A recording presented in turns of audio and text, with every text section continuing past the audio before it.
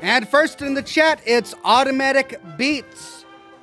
Good evening, everyone, says Automatic Beats. Hey there, my friend. Good to see you. Welcome all to Scotch and Smoke Rings, episode 772, I think.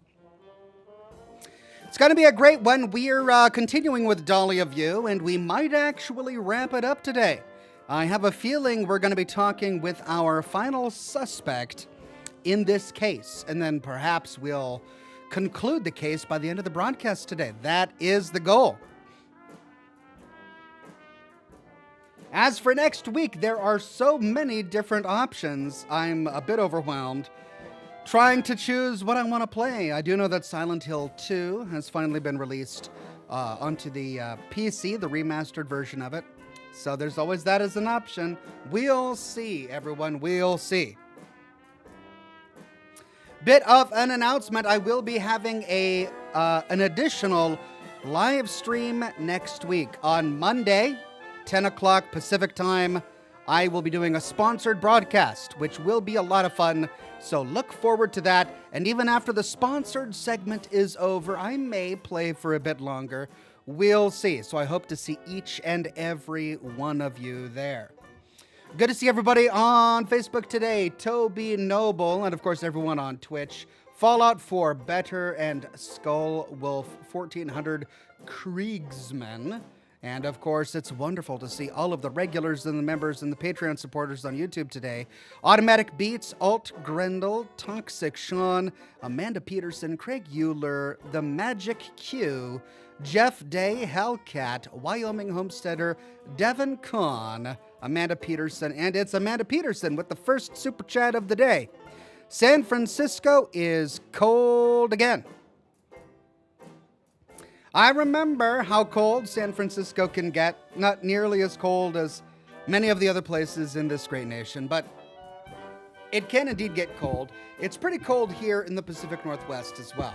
I mean, it's not really cold. It's compared to as cold as it gets in winter, no, but this close after summer, I wouldn't expect it to be getting this cold just yet, but it is. Uh-oh. Is my boom arm about to break on me? Oh, no.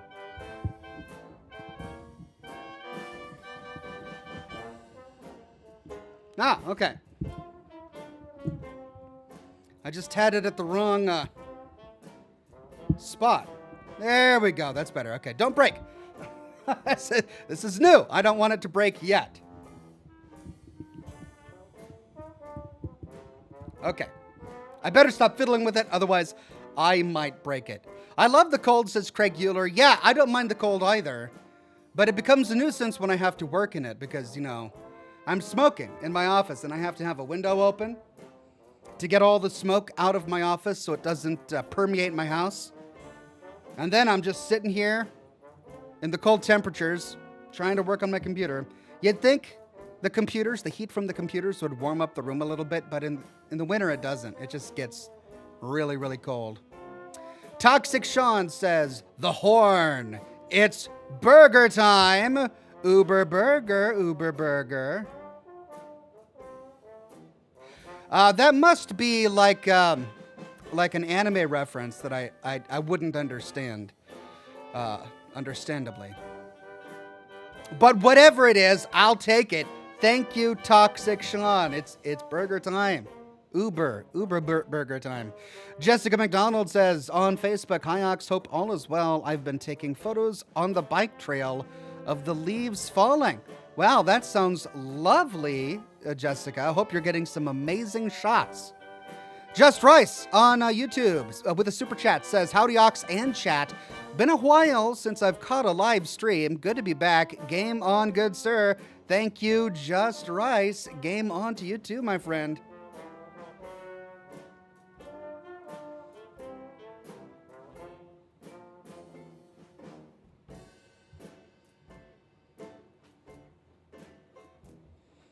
Skull Wolf says, happy gas mask noises. Thank you, Skull Wolf, whatever that means. Just so glad you're here.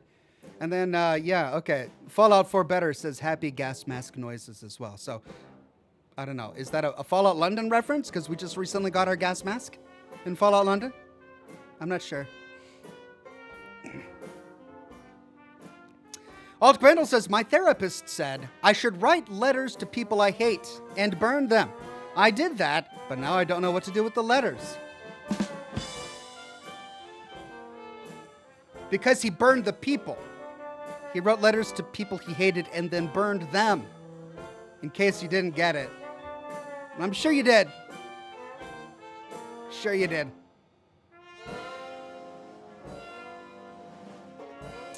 Merdin Philippe says, and once more, YouTube tells me 5 minutes after the show starts. Yeah, it's really frustrating. I'm not sure why YouTube has this sort of staggered notification for going live, which is why I manually updated Twitter when I went live. So if you want to have up-to-date information, following me on Twitter is your best bet. Toxic Sean says, Uber will bring my burger, Ox. Someone, ha ha ha ha ha. Uber burger, okay. I see. Okay, so you were just really excited about having a burger for dinner, and you're going to be getting it with Uber, and you just put all of those awesome words that are part of your current experience into one jumbled sentence because you were so excited. You know what? I'm excited for you. If I was getting an Uber burger, a burger from Uber, a burger of my own choosing, late at night in my own home, I mean, that is exciting. That is something to be excited about. So, congratulations, Toxic Sean. Enjoy your Uber burger. Cheyenne Williamson says, I can't wait for Red Dead Redemption 1 on PC. Have a good night.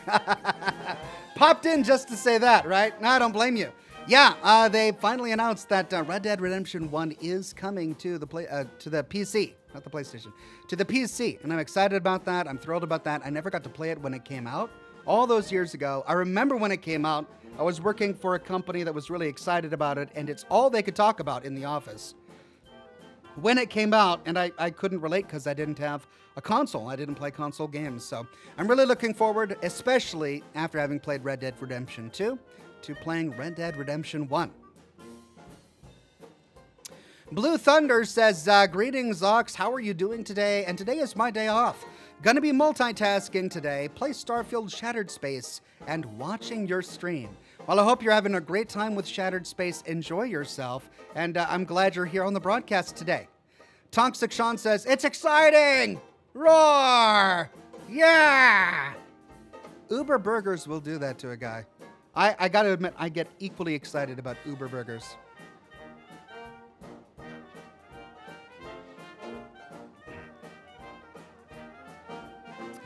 Jessica on Facebook says, I've been watching your Hogwarts Legacy videos on Xbox. So far, no crashes. That's good. What do you mean? What do you mean? No crashes of the YouTube app on your Xbox while you watch me? Or no crashes of Hogwarts Legacy that you're playing on your Xbox? Or you haven't witnessed on YouTube me playing Hogwarts and crashing? I'm not sure. But either way, no crashing is a good thing. So... definitely kudos there. Kenny Allen on Facebook says, I got recertified to sell liquor here in Texas. Now I can go back to work. Congratulations, Kenny. I'm so glad you can get back to work. If I was in Texas, I would definitely buy a bottle from you. Toby Noble says, I was just watching your Fallout 4 videos and noticed Liberty Prime said he died so democracy can live.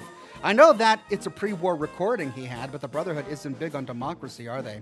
No, I mean, the lore of Liberty Prime is that they were able to reprogram its communist settings to see the Enclave as communists and to see the Institute as communists.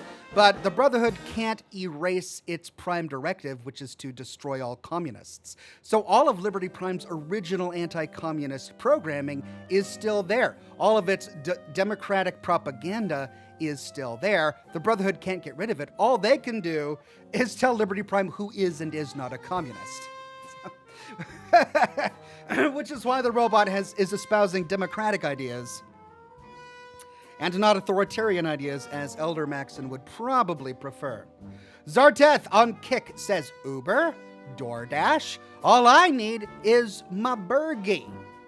It's the meat and the bun of the burger that I enjoy.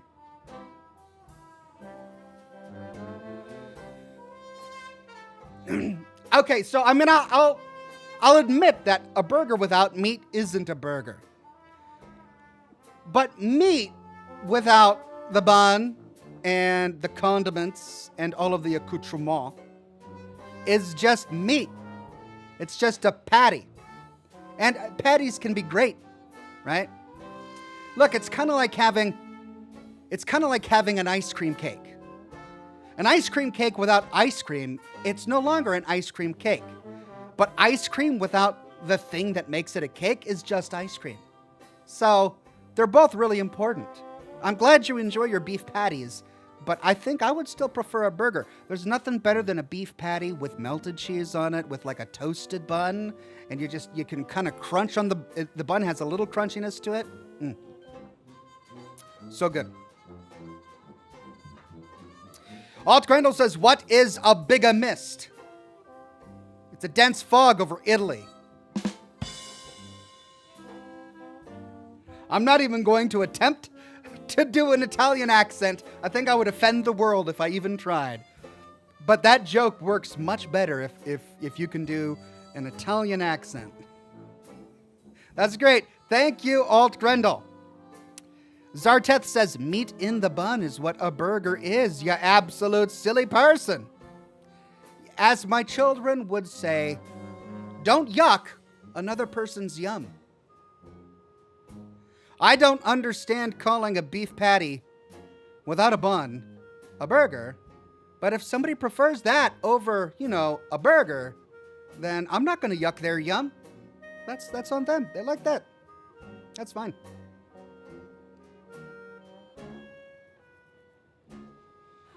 Jessica on Facebook says, I've been watching your old Hogwarts videos on YouTube.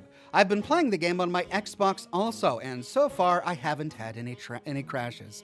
Okay, that's what I thought. You're playing it while watching me play it, and you haven't had any crashes. That's great. Yeah, I think I have to admit the games probably have more crashes on the PC, as modern games these days are handmade for consoles. It's the console market they make games for, not the PC market. Which is why practically everything is a PC port these days. It's frustrating.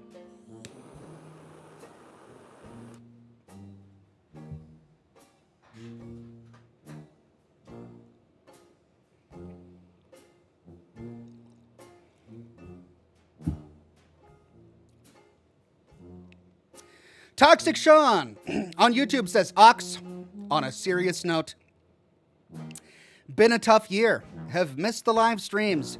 Working hard and schedule changed back to Fridays. Off thanks for all the content. You have seriously helped me through stuffs. Well, Toxic Sean, in all seriousness, I'm glad you're here. I am grateful that my content can help in any way. And I'm just thrilled that you're here today. And I hope you enjoy your Uber burger. Making me hungry. Blue Thunder says, I do love burgers, but do you even love sliders?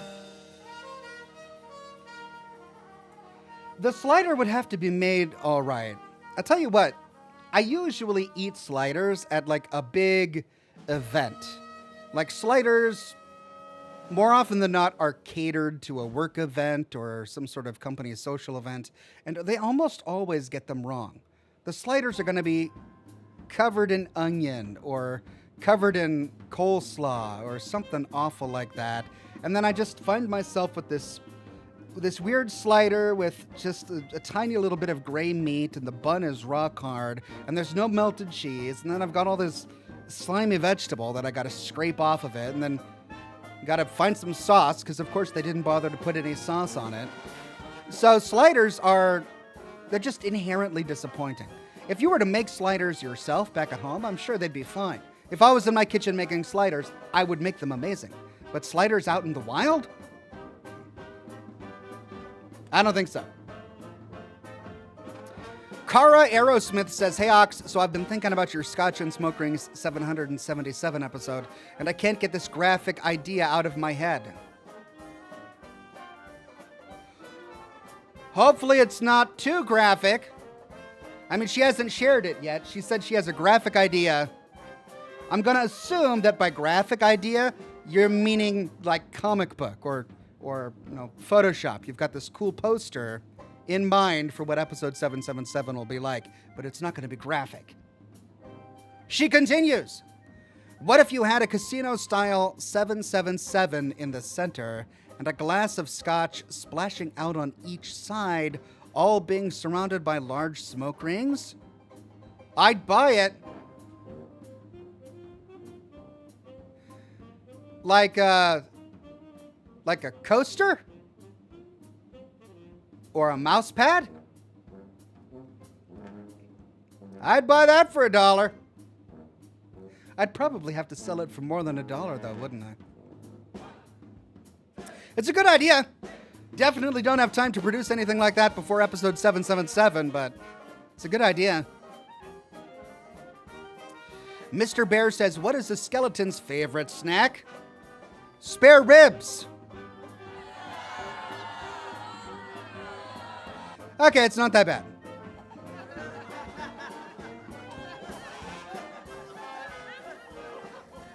The timing is good as we're close to Halloween.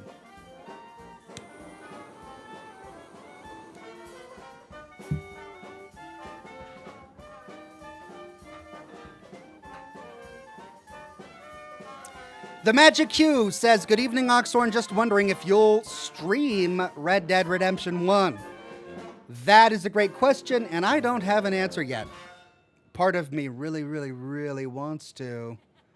Really wants to. But part of me has other work to do. So, I don't know. It'll depend on where I'm at when it's finally released. But I'd love to. Chuck Wynn says, good evening, Ox. Are you interested in books or audiobooks? If so, what genres do you prefer? Favorite book?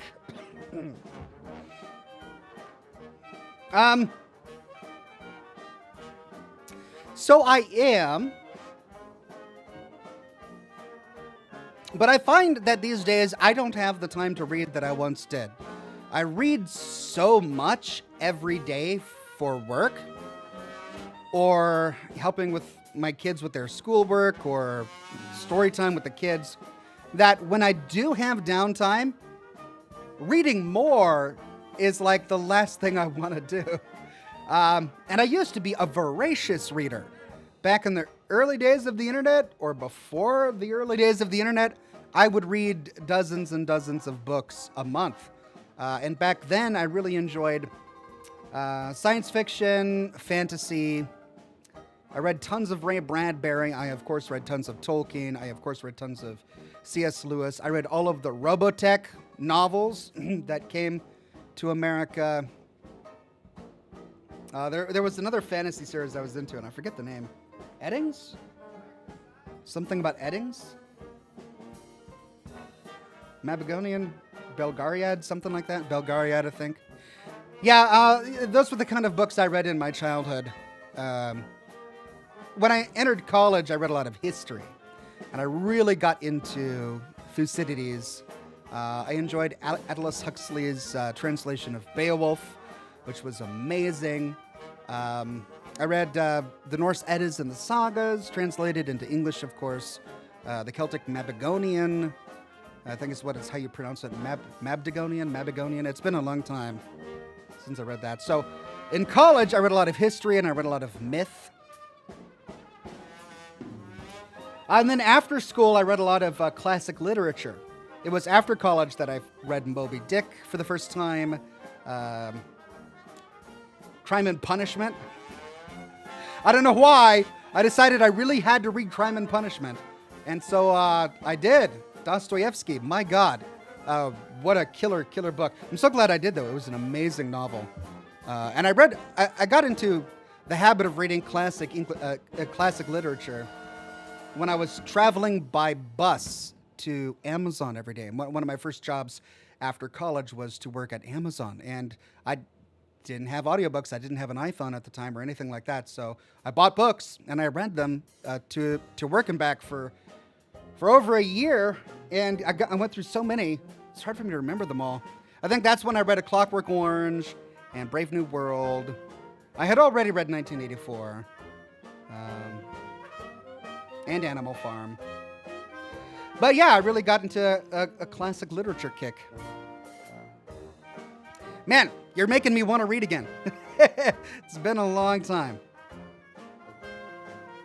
Toxic Sean says, yeah, we're due for some devilish fun, wink, wink. But in episode 777, the devil can't arise. It's got to be an angelic episode, right? The devil's going to be busy on episode 777.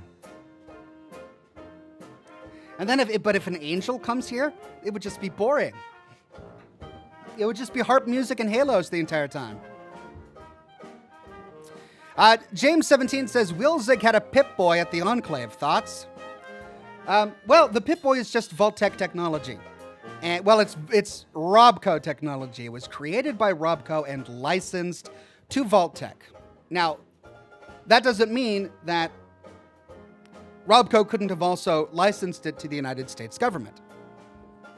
Because the Enclave, as we know, sees themselves as the remnants of the United States government. But additionally, this is after the apocalypse. Over 200 years after the apocalypse. That's plenty of time for anyone and everyone to have gotten their hands on a Pip-Boy. Once the Enclave or any other organization understood the value of a Pip-Boy, they could have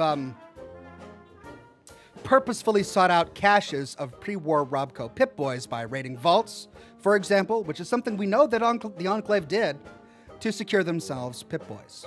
So, of all of the factions to have Pip-Boys, the Enclave doesn't surprise me. What does surprise me is that Wilzig would take his off. If you watch the show, Wilzig took his Pip-Boy off before fleeing. Now, maybe he took it off because he was afraid of being tracked by the Enclave. Maybe there was some sort of tracking chip inside it.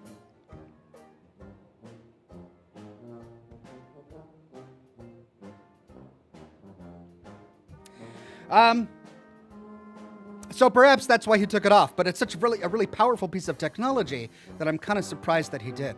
The Raging Krogan says, Yom Kippur starts tomorrow night, the holiest of days for the Jewish people. Being Jewish myself, I will be praying and fasting. Awesome. The Raging Krogan, I hope you have a wonderful Yom Kippur and that you're able to come back when you're ready and rejoin us. Have a wonderful celebration. Caro Aerosmith says, T-shirt, sorry, I should have thought of it sooner, lol. Yeah, it's a bit too fast for me to turn around a T-shirt design like that, but it is a wonderful design. Idea, I love it. Amanda Peterson gifted 5 Oxhorn memberships to the community. Thank you so much, Amanda Peterson. And congratulations to Tony J. Denzian, Clyde Kelly, Samurai Ravon, and Ars.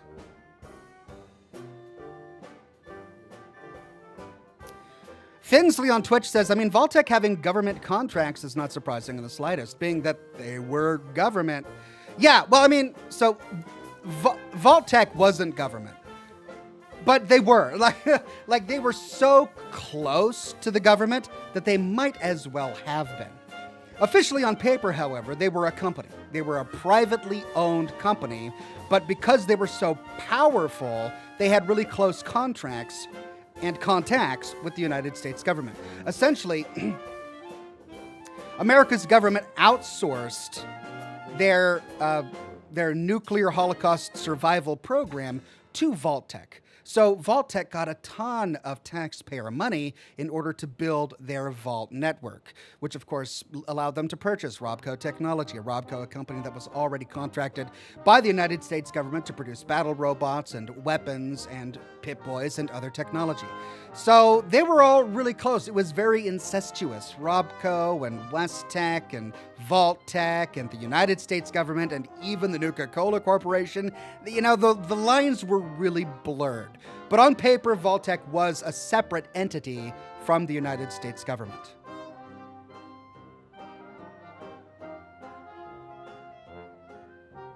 Fallout for Better says, Oxhorn stream requirements. Scotch, check. Cigar, check. Bowler hat, check. NCR flag, check. And an iconic voice. Thank you, Fallout for Better. You're not wrong. Not wrong. Fallout for Better says you should try out America Rising 2, A Tale of the Enclave on Fallout 4. Yeah, the mod? I should definitely try it out. Thank you for that.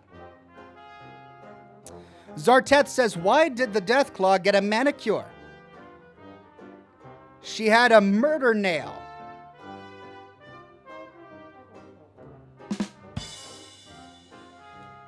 As opposed to a hangnail. It would be more punny if murder had anything to do with hang. I mean, I suppose you could hang someone to murder them. I get where you're going. All right, I see that. Thank you, Zarteth. Clueless and Callie says, finished Cloron Hastings. I figured most of what was coming, but now I need to know if there's a sequel with more about the ladies on the island. I mean, I've got it all planned out in my head. That's the thing. Not all planned out. I've got much of it planned out. I want to do a sequel. I've always wanted to do a sequel. But the novel took so much. It took so much time and creativity, and it was a rewarding process, and I'm so glad I did it. But I wrote that novel while I was a single man, a young man, without children. And much of that novel I wrote when I was in college. Well, I actually started writing it. I wrote the first version when I was in high school, and then I rewrote it when I was in college. And then I finished it up after I joined the workforce after college. So I wrote it a very long time ago, and initially I wasn't going to write a sequel. But the thing is, my mom read it, and she was... When she got to the ending, not to spoil anything, but when she got to the ending, she said, this has to have a sequel. And so it was at that point that I started thinking of ideas for a sequel, and one thing led to another, and I ended up coming up with some pretty good ideas.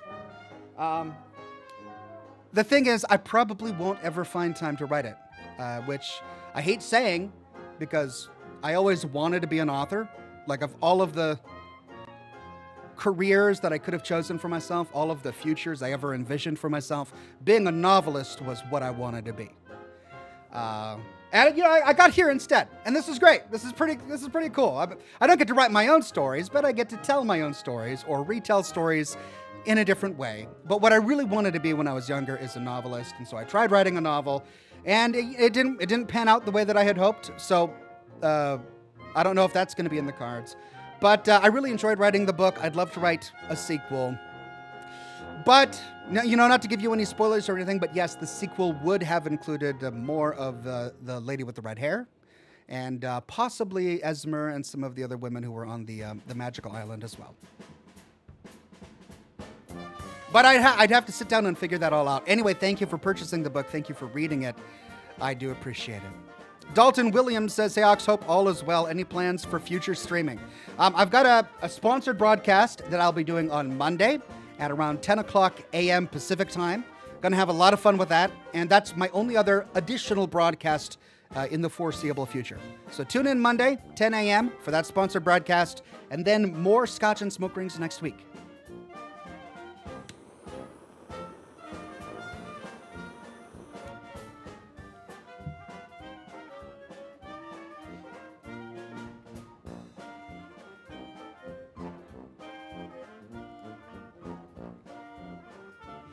Lumen says, well, of course your mom says it needs a sequel. I know. I know, right? Look, when I was writing the book, I only had my family who could give me feedback. And the novel went through many different versions based on their feedback. I gave it to my aunt. She read the entire thing and provided me with like a notepad full of notes. I let my brother read it. He provided feedback. I let my mom read it. She provided feedback. And that was basically the only people in my entire life who had heard my stories up until that point. And I made changes based on their feedback. In particular, whenever I came up with a plot idea that was just unrealistic or, you know, jump the shark or something like that, they would rein me back in and let me know that's a bit outlandish. And so I would make changes. But the thing about my mom is that she's honest to a fault, my mom. She's the sweetest person. But when she gets into a conversation with you and she's really expressing her thoughts, she doesn't hold back. She'll tell you exactly how she feels, even if she doesn't like your book.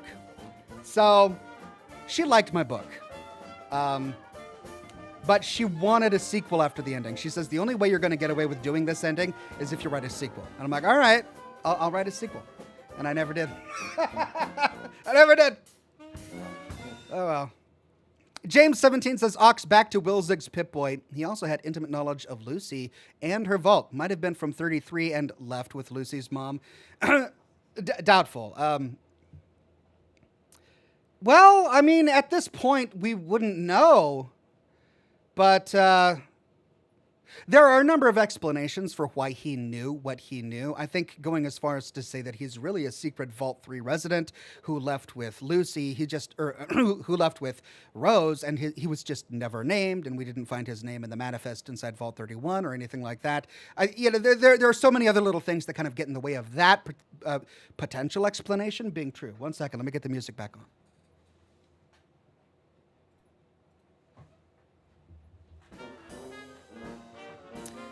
That part of the story actually really frustrates me because it's become a nothing burger.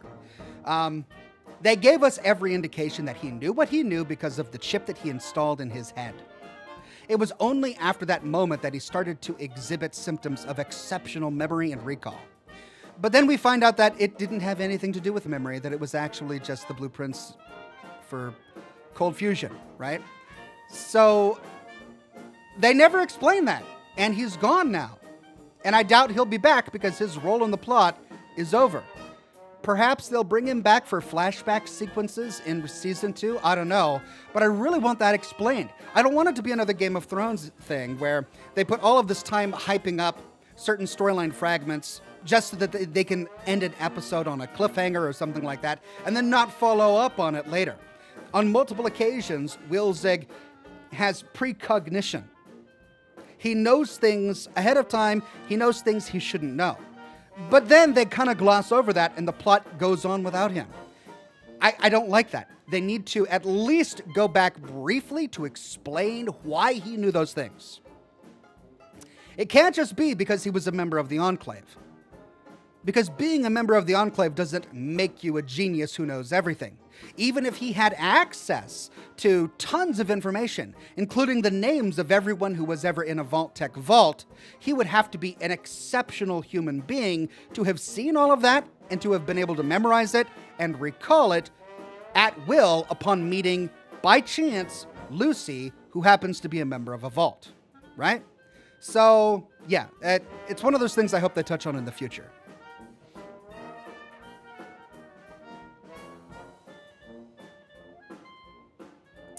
Metavorb says, was up watching the Seahawks lose and was trying to get to catch a glimpse of MSS off the aura. Failures on both. Aurora, are you talking about Aurora Avenue? Catch a glimpse of the Aurora. Okay, sorry. I just had to read that a couple of times. Had to catch a glimpse of the Aurora. Failure on both. Well, I'm sorry, Manavorb, but I hope you'll be able to catch both in the future. Deuteronomus says, Ox, maybe he coordinated with Moldaver. The passkey from Hank is worthless without that device, and she told him about Vault 33. He clearly did coordinate with Moldaver because he left for a very specific reason. He believed in what Moldaver was doing. It was his dying wish that that information went to Moldaver. But that's actually a really good point.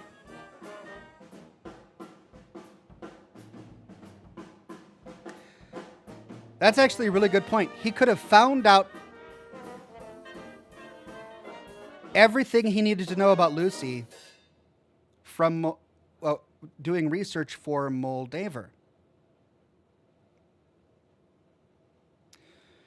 Moldaver needs somebody who can get her access to a Vault-Tec vault. Well, the thing is, she didn't actually need the Enclave to get into Vault 33. She had Rose. Rose was her key. Using Rose's Pip-Boy, she got into Vault 32, which allowed her to create a plan to get into Vault 33 so that she could get Hank. She just needed a Vault Tech executive. It didn't have to be Hank. It could have been any Vault Tech executive, anyone who happened to know the code phrase. Of course, she needed Cold Fusion, so she was working with Wilzig in order to get Cold Fusion. Wilzig believed in her cause, which is why he chose to work with her. But did Wilzig know that she was going to Vault 33? We don't know, but it's entirely possible. That would explain it. That's a really good idea. Greg Williams says, hey, Ox, my boss told me to dress for the job I want the other day, so I dressed as Batman. Also, I just can't go evil in Fallout games, lol. I hear you. What I do is I play the entire game the way that I want to, with the ending that I want, and then out of curiosity, I'll go back and play again on a new character doing the evil options just to see what would happen. But that's really an exception. I don't typically play lots of games multiple times, but for Fallout games, since the experience is so unique each time, I tend to do that. Ubrubber says, Ox the Invisible Man had to go to the doctor's office. I hear he's still waiting to be seen. Ahem. He included that ahem.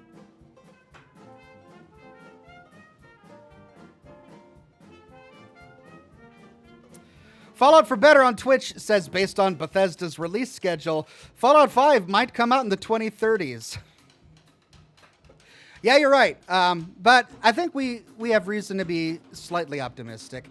Yes, they dragged their feet with Elder Scrolls 6. It's their priority now. They're working hard on it. But it took them forever to come out with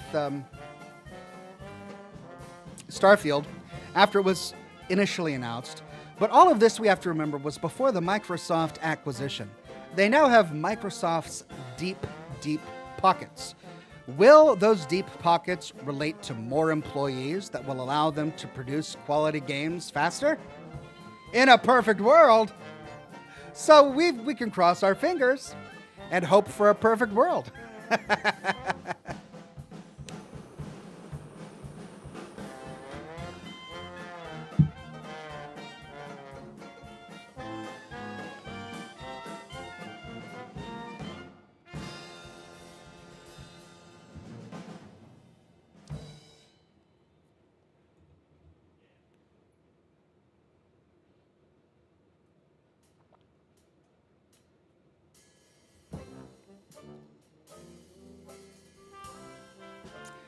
Kunk says, how amazing would it be if games start getting spit out at twice or 3 times the rate with AI assistance? No. It wouldn't be amazing, and I'll tell you why. First of all, people who use AI tend to lean on AI and use it as a crutch. This is seen even in college professors who will sometimes use AI to draft emails that they send to their students or to draft syllabi for their courses, and they're oftentimes riddled with errors. AI is used by people who are looking for jobs to help them build resumes, and then they don't bother to go through and proofread their resumes, and the resumes are littered with errors, right?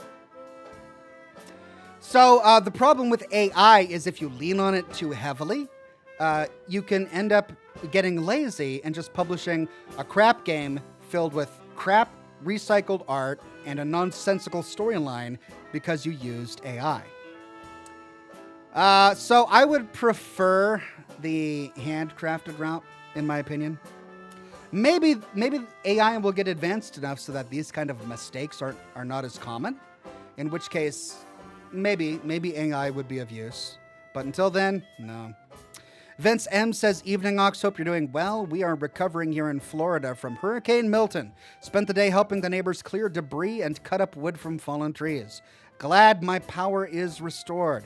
Thank you for the update, Vince M. We were all watching the news with bated breath, hoping that Milton wouldn't reach landfall and be the monster that the news was saying. From everything that I've seen, it was a really, really bad storm, but it could have been a whole lot worse. So I suppose we can be grateful for that.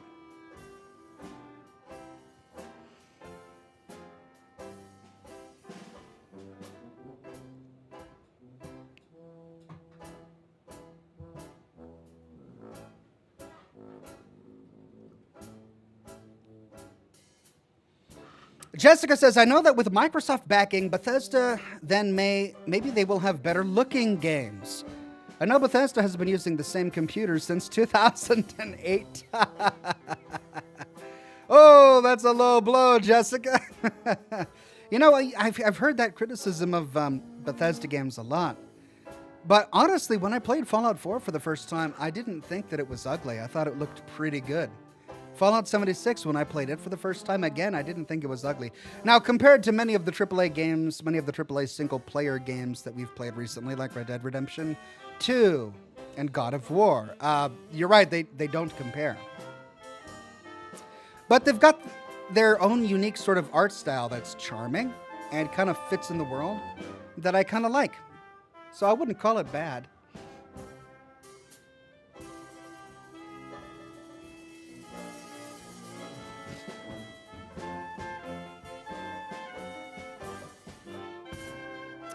Finsley on Twitch says, as for AI, I think there are good applications for video games, maybe the nuts and bolts stuff, like writing code for physics or creating skeleton models for 3D assets, which then are refined by artists. Stuff like that could definitely ramp up dev times.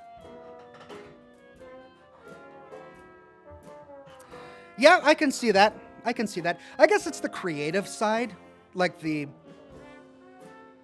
artistic side of game design that I don't ever see AI being able to help with. At least if people rely on it too much, it's going to produce worse art.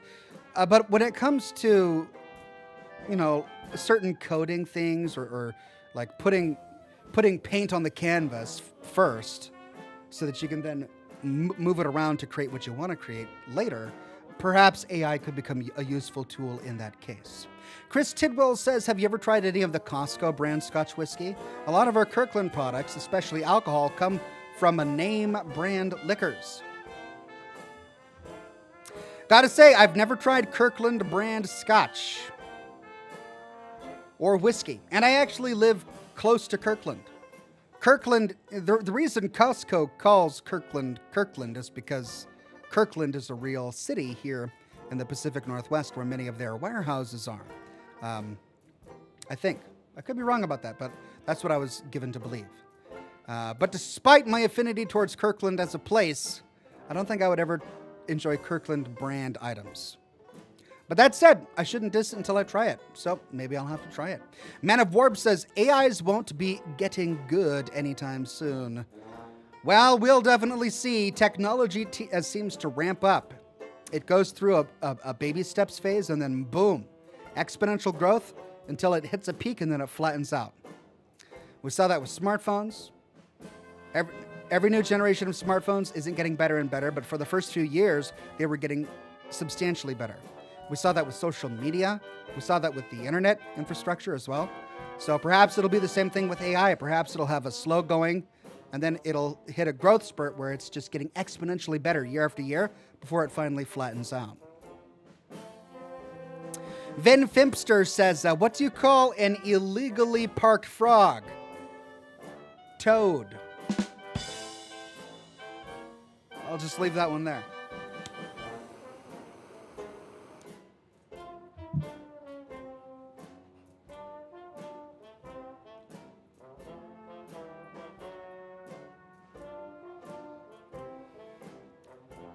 Jessica says, I'll try to catch you Monday in the AM. It's late here. Good night, Oxhorn. Good night, Jessica. Have a wonderful night's sleep, and I hope to see you Monday. Toby Noble says on Facebook, I saw an interview with a Pixar director, and they said if they ever used AI, it would only be for the tedious labor kind of work and not for anything else. Yeah, that makes more sense. Vince M says, I've heard that procrastination is a dish best served eventually. Cheers. Thank you, Vince. That one deserves,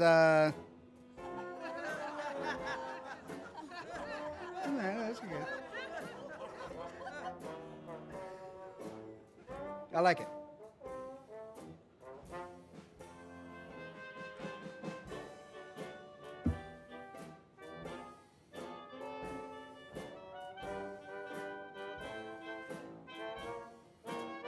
All right, 15 minutes until we dive back into the game. Got a question? Let me know. Send them in now before the gameplay starts. You can send them in afterwards as well, but I might be distracted. Aries Man became a Silver Ox. Thank you so much, Aries Man.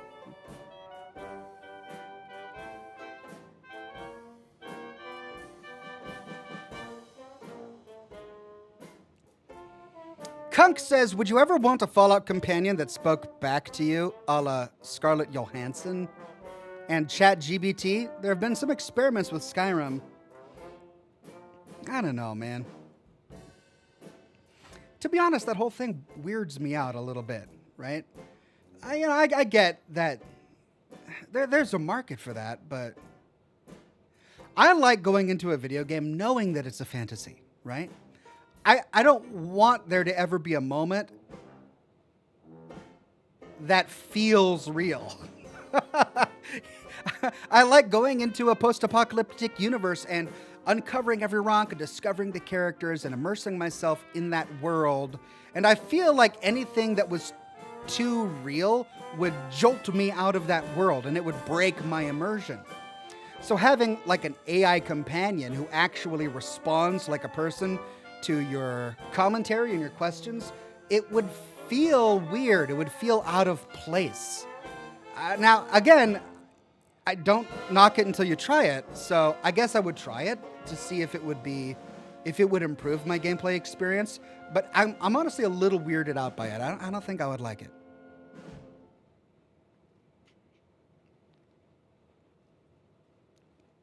Cheng Yang says, Starfield has too many planets. It's so hard to keep track of them compared to Fallout and Elder Scrolls. It is, until you realize that each planet has the same procedurally generated locations as every other planet. There are only a handful of planets that have handcrafted, unique to that planet locations. And those are like a dozen. And you can explore all of those in one playthrough, gather all the lore, understand all of the stories, get all of the side quests. It suddenly becomes much less intimidating. And then you can just fly to any random empty planet, knowing that the computer is just going to generate content to fill up that space. In fact, you wouldn't even need to fly to any other planet. Just keep walking in any direction forever and you'll generate randomly generated location after randomly generated location until you get them all. I can't tell you how many empty planets I visited only to have the computer generate the exact same identical location that I just left on a previous planet. We're talking the exact same exterior layout, the exact same interior layout, the exact same holotapes and notes inside the building with the exact same enemies light years apart. Light years apart, right? That was one of the frustrating things about exploration in Starfield. It, on the surface, looks a lot bigger than it really is. You scratch the veneer off that surface, you find a handful of locations with any real content. Toxic Sean says, oh no! After the burger, me sleepy. Ha ha ha. Dude, I want to eat burgers and drink beers with you all night. That's I think you'd be a hoot. If you gotta sleep, I'm not gonna be offended. You just had an Uber burger. Go get yourself some sleep if you need it, Toxic Sean. Thomas McCormick says, had a chance to try Shattered Space, yet it's not awful. Oh man, that's a glowing recommendation. That's a glowing recommendation when you play a Bethesda game and you're like, it wasn't awful. It's not awful, but Bethesda, again, made so many puzzling decisions with the writing and questing. It's baffling how undercooked the DLC's main story is. Curious for your thoughts. Cheers. Thanks, Thomas McCormick. I mean, part of me really wants to play it because I did get invested in the world and the story of Starfield. It's just that when I finally uncovered as much of it as I did, I walked away underwhelmed. And perhaps Shattered Space will re-whelm me? I don't know. Maybe someday.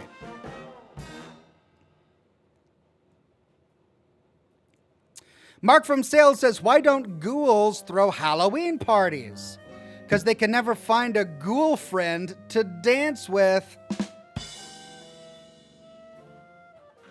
I like it. I like it pretty good. Vince M says, so out of all of the enemies you've encountered in Fallout London, which is the one that you absolutely dislike the most and why? I mean, the Womble was terrifying. Those famished or whatever they were, those were awful. The post-boxers are just hideous. I think the worst is going to be the walking bomb on legs. Because it's not like a super mutant suicider. They start very far, and you can hear them coming a mile away, and you can try to pick them off to stop them because they are made of flesh, and they're just carrying a mini nuke, and they tend to walk, you know, at the speed of a super mutant. But the bombs on legs, they don't make a loud beeping noise. They tend to be sneaking around every corner. They're made of metal, so they're essentially a walking tank, and they run like a really fast robot. It's nightmare fuel. Nightmare fuel.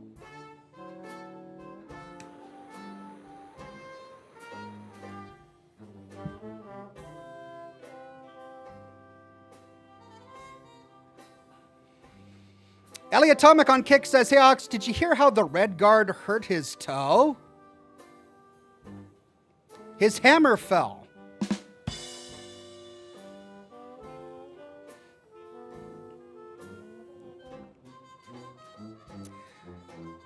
Skyrim? Skyrim reference, maybe?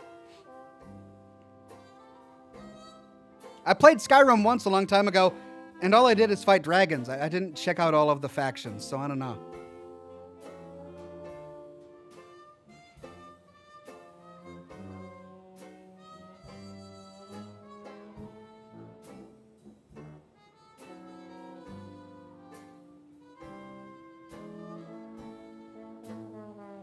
Vince M says, missed a super chat from Mark from Sales and myself. Thanks, Vince. I think I went and got them.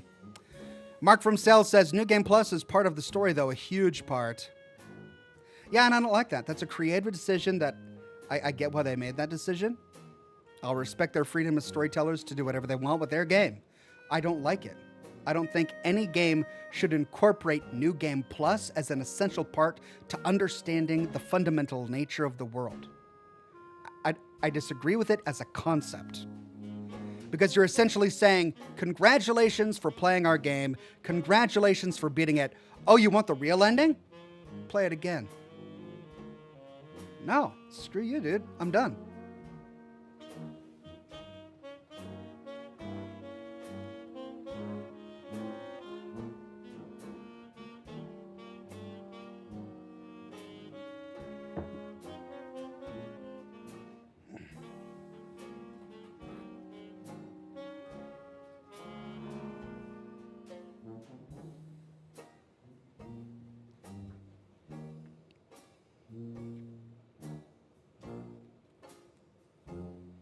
Deuteronomous says, why hoard your tickets?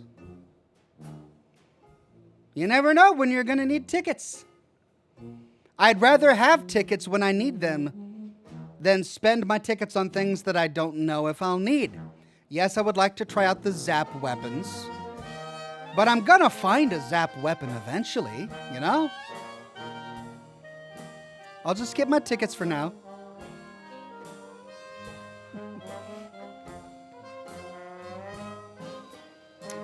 Mark from Sales says, would New Game Plus make more sense if the new universe finally got us our Chinese power armor? No, it wouldn't. No need to bring that up ever again. Thomas McCormick says, Far Harbor made it obvious that Nick was an essential part of the DLC's story. Shattered Space made it clear that Andrea was an afterthought. which is odd because this is her hometown for her super secret faction. Really? Really? Wow. Far Harbor did a really good job with Nick Valentine. Nick Valentine, I remember when I played Fallout 4 for the first time, in Acts 1 and Acts 2, working with Nick Valentine was incredibly rewarding. He was such a fascinating character. The voice acting was on point. The detective work that we had to do for the primary plot was great. And then after Acts 1 and 2, we just kind of don't get much more of him. So when Far Harbor incorporated Nick Valentine as the beginning point for that DLC, I was so thrilled because it meant that I could actually spend time with one of the most fascinating companions in the entire game. And then it was more than just bringing him to Mount Desert Island. We find family there. We find his entire story there. Not only that, but there's an entire side quest that is a detective story that he's got unique dialogue for. They did such a great job incorporating Nick Valentine into the Far Harbor DLC. And I haven't played it, but you're saying they didn't do that with Andrea for Shattered Space? That seems like a huge missed opportunity. I would expect that if I'm going to be learning more about House Varun, that I would take Andrea as a companion with me, and she would have tons of interaction with all of the different people and places that we would be going. Are you saying that she doesn't? If so, that's a great, great shame. Daniel Holmes says, I came in late. Did I hear you're streaming Monday? You did. I have a sponsored stream on Monday morning at 10 a.m. Pacific time. It'll be at least 2 hours long, maybe longer, depending on how I'm feeling at the time, but at least 2 hours long.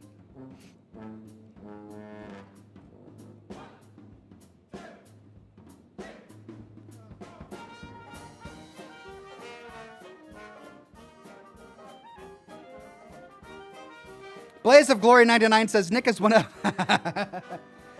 of my favorite characters, but I feel judged heavily when I act like a gamer by him, lol. No, you really can't act like it's a game. You have to act like it's a real world around Nick Valentine because he's principled. He really does believe in private property and ownership of private property. He really does believe in a person's ability to defend themselves. He doesn't like murder. If he were a real person in a real world, he'd be a great companion. But in a gaming world, when you kind of want to steal a suit of power armor or you kind of want to steal a footlocker every now and then, he's not exactly the best companion to take with you.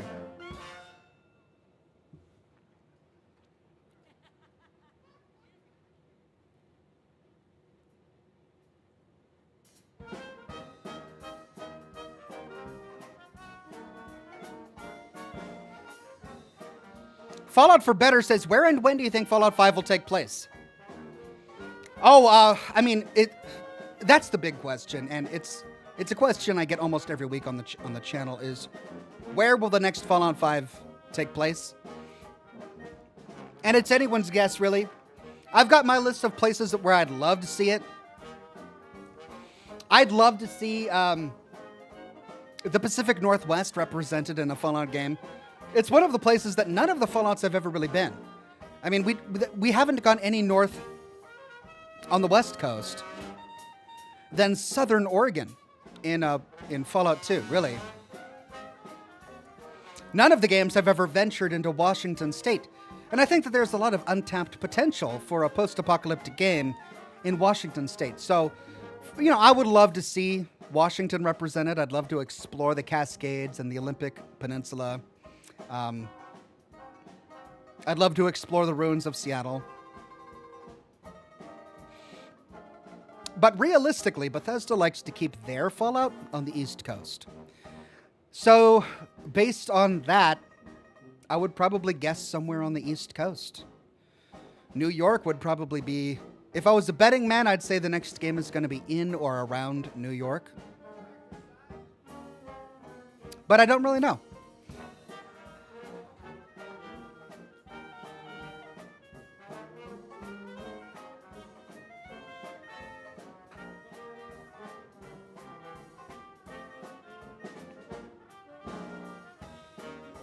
Jeff Lone Wolf says, does anyone know how long you have to be an Ox member to be in the credits? I'm currently a gold Ox and I plan on remaining as one. Thank you, Jeff Lone Wolf. I need to update my credits. It's a manual process. I wish I had automated tools. YouTube used to have an automated tool that I could use to push a button, and it would automatically download all of my subscribers into my editing software.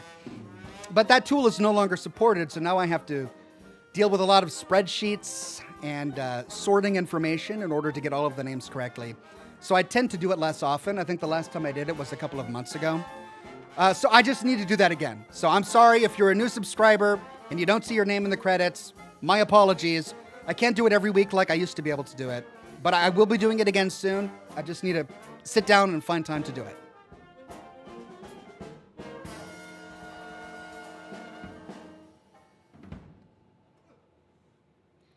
Alt Grendel says, check his next video. It won't be in the next video. I've already rendered that video. It's already uploading right now to YouTube. But I'll try to get it done for maybe the next video after that. All right, I'll try to do it then. I hope I don't forget. I hope I don't forget.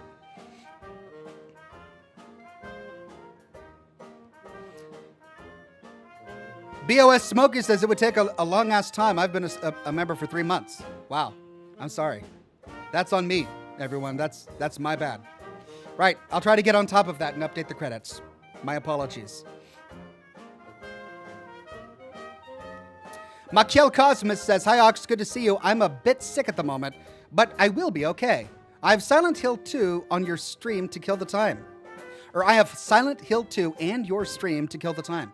Awesome, Makiel. Hope you enjoy Silent Hill 2. If the chat wants me to, I may be tackling that one as a Scotch and Smoke Rings game in the future. We'll see.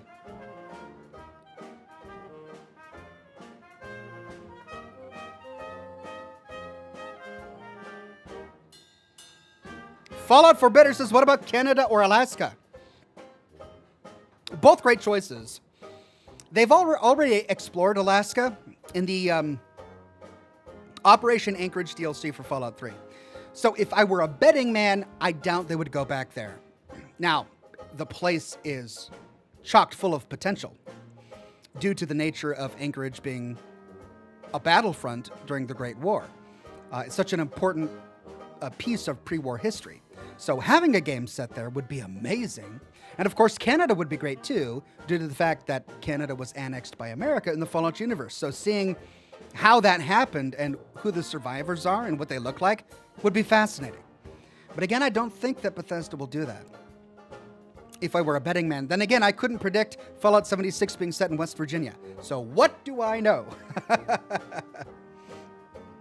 Alt Grendel says, I thought it was still automated. Oh, and time.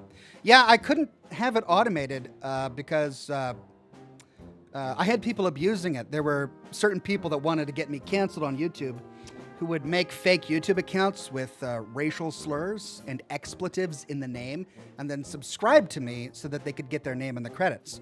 Thankfully, it never was an automated process because I had full review over every single name before it appeared in my video, and I caught that.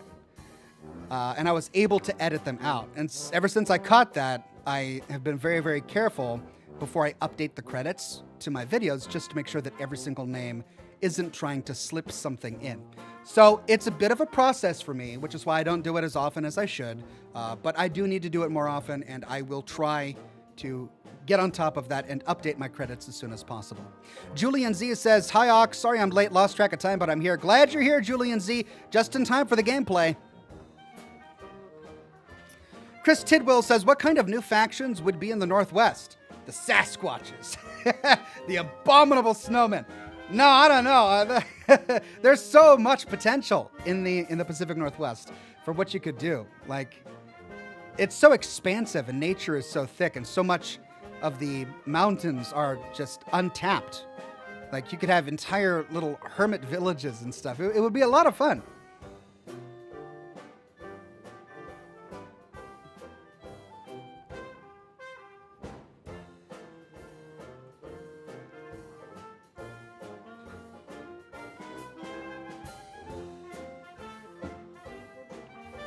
Sorrows with a super tip. Thank you so much, Sorrows. Oh, it's time. Oh, God. I was just getting into chat and I forgot about the time. Junie Be Good says, not sure if you've gotten this suggestion yet, but Until Dawn got an update and is now on PC. So you could play it in time for spooky season. Until Dawn on PC. I've had it recommended before. Ah, yes. There it is. As of October 4th, it is live and available on PC. So I just have so many wonderful options. It's hard for me to pick. We've got Silent Hill 2. We've got Until Dawn. We've got the casting of Frank Stone.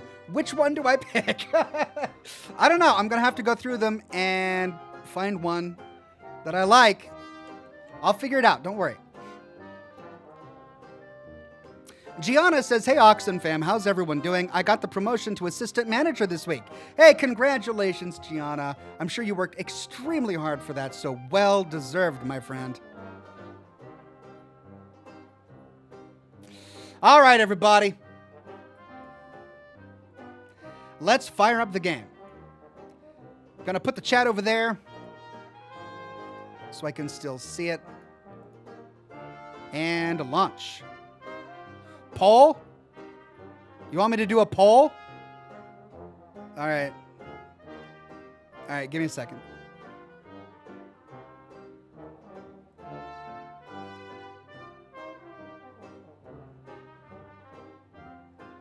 Sorrow says, maybe you've spoken of it, but Fallout New York, of course. Yeah, I mean, we even know that they had, at one point, thought about setting a game in New York. So I think it's only a matter of time before we get to New York as a Fallout game.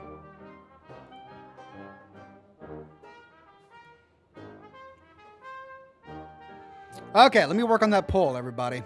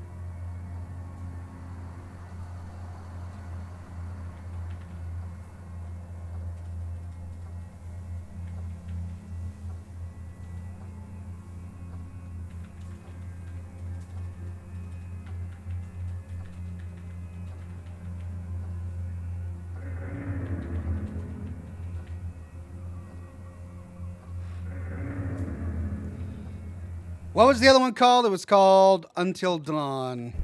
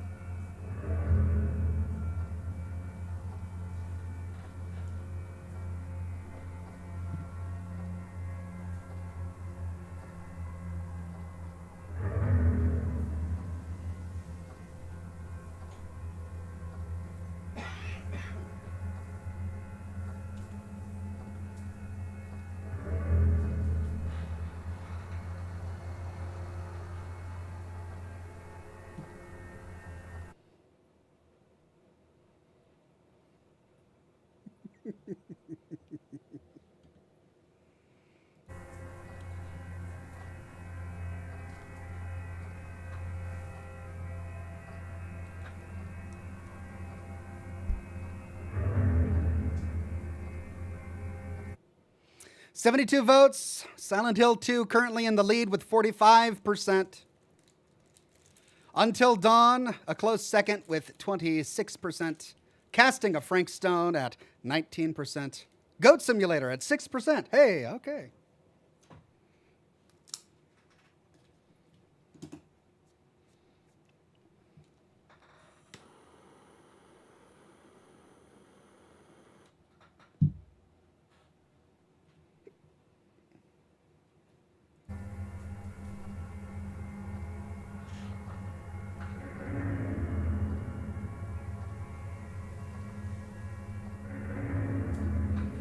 Okay, let's see. Where were we?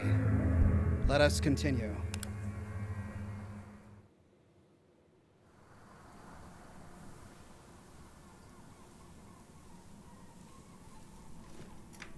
Whoa-wee. Now, who attacked us? And what did they leave behind? Blue Thunder says, recommend playing Silent Hill 2 on Halloween events. I mean, if I do start Silent Hill 2 next week, or even the week after, I'll still be playing it during Halloween, so won't be missing much there.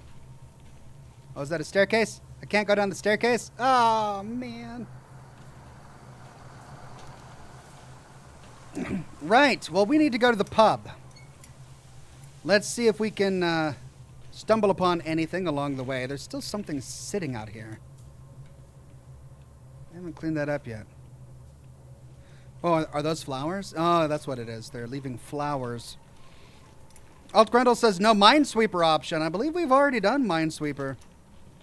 Yeah, we played an epic game of Minesweeper during a charity broadcast a couple of years ago. A lot of lore in Minesweeper, though. Probably a good idea to hit it again just to make sure that we didn't miss anything. Arthur Morgan says Red Dead 1 is coming out on PC. Will you be playing? I don't know. I really want to. We talked about it earlier. Hello. This belongs to Shirley. It must have fallen off during the attack.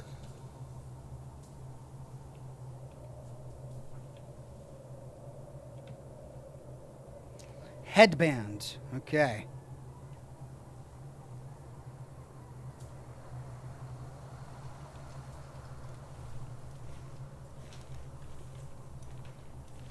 Get uphill before I check my notepad entries.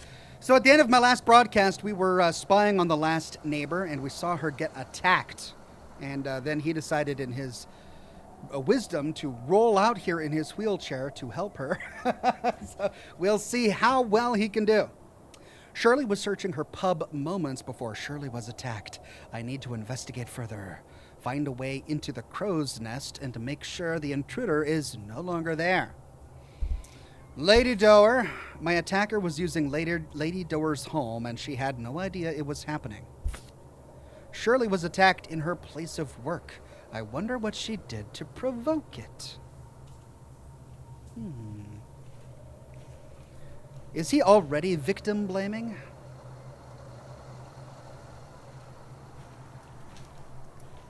Chris Macabre says, Ox, I'm pretty sure you said during that charity stream that you would never play Minesweeper again. Oh, I mean, if I said that, there's no way. Ooh, what do we got here? This must be the smash I heard. What Possible kind of a evidence coward found. attacks someone from behind? Well, what is it? A glass? A bottle? It looks kind of like a broken milk bottle.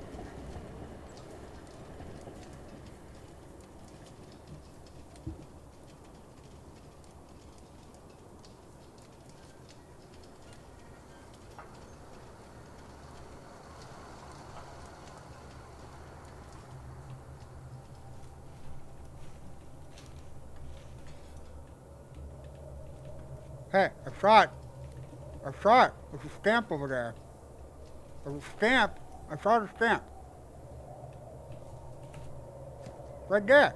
Where's the stamp? No, come on, give me a stamp, please. I guess it's not a stamp. Okay. Ooh.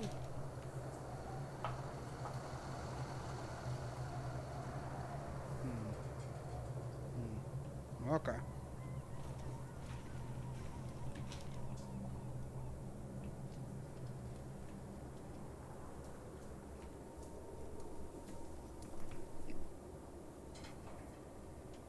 The crow's nest. Are you still here?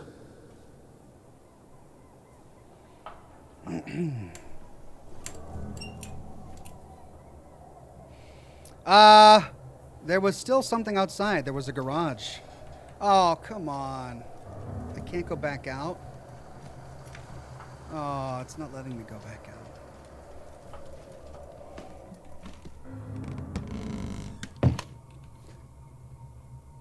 Search meet point. Daily searches from this point every 2 hours. Today's search, Doer Docks. This is where Mr. Morgan and Theo joined the search. Search meeting point. Charlotte May Morgan has been abducted from her home in Dalia View. Register here to join the search. Pick up a pile of posters to hand out on the route to the search location. Search party briefing will take place in the main bar area.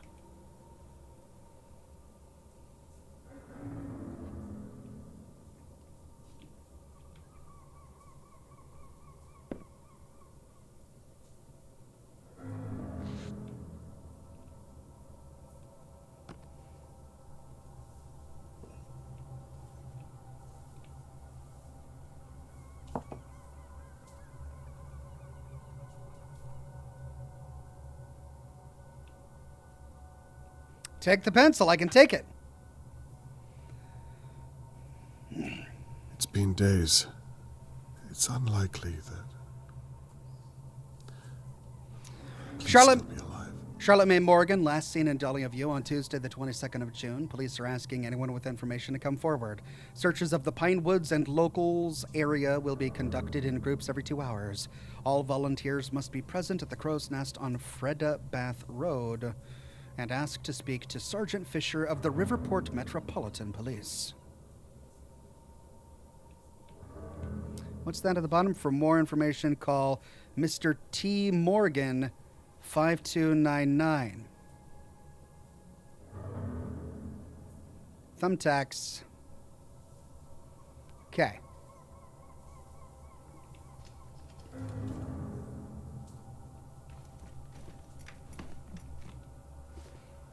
Bad means bad. I'm glad I'm not on Shirley's bad side. Last orders will be at 10 p.m. If you break a dart or lose a snooker ball, you'll be charged for its replacement or barred.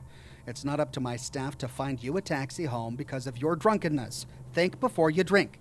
Glasses left on the last order's bell will fall off when it rings. You'll be charged for a broken glass pint. The toilet is for men and women. Please be respectful. Also, clean up after yourselves. Remember, barred means barred. Landlady S. Downs.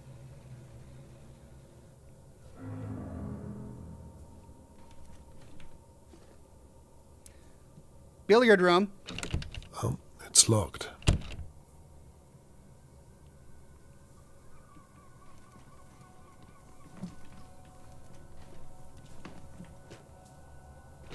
Locked. Kitchen. No, that's the bar.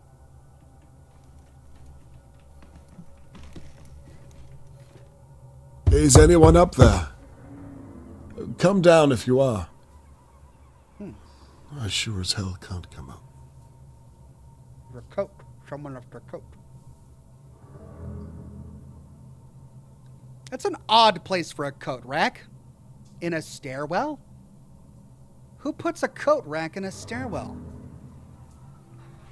Well, it is her private residence. Maybe better to have it in the stairwell than out in the middle of the bar, I guess.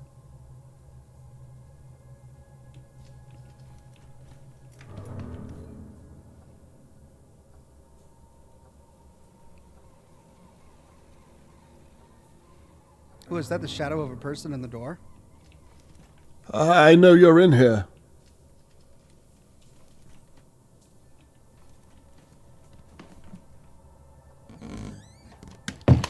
Ooh, thought I saw a shadow of a silhouette of a person.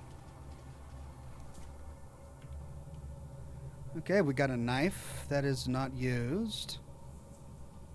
An easily reachable murder weapon that was not reached for murder.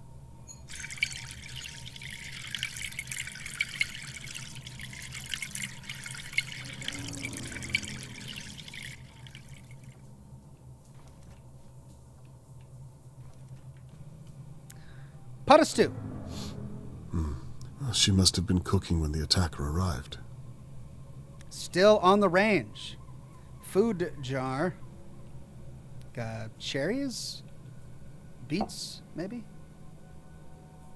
Recipe book. Wow. Downs Family Recipes. Read. Downs Family Recipes. To my darling daughters, Annabelle and Shirley, love Mum. Oh, that's the recipe book we read about in Annabelle's house. The recipes were for both of them, and Shirley's got it. Condensed milk. And a milk bottle. Okay. Food tin. Can't get that, whatever it is. Looks like a bottle cap. Can I turn the range off? Yeah. I don't want the place burning down while I'm in it. There you go. Which is off. Which is off. All right, I'm guessing that's off because it matches the others. Yeah. That's going to be off. We'll turn it off. Onion. Regular old onion. Green beans. Yuck, that looks disgusting. Broccoli. Never know when you're going to need a sprig of broccoli. Maybe says, way late to the stream. Just noticed you were live. Can I get some smoke rings again? Ha ha, love you, Ox. Thank you, maybe.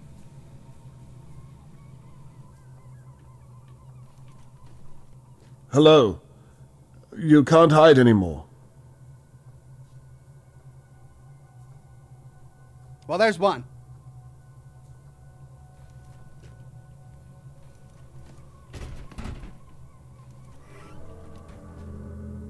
Is anyone here? No. Well, at least I can look around without keeping an eye over my shoulder.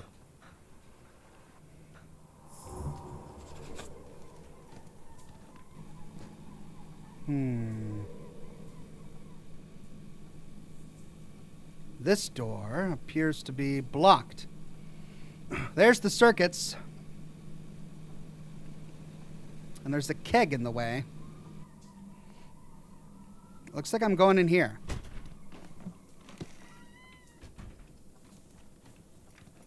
Start to the right. Bulletin board. Hey, Boris, the dog is missing.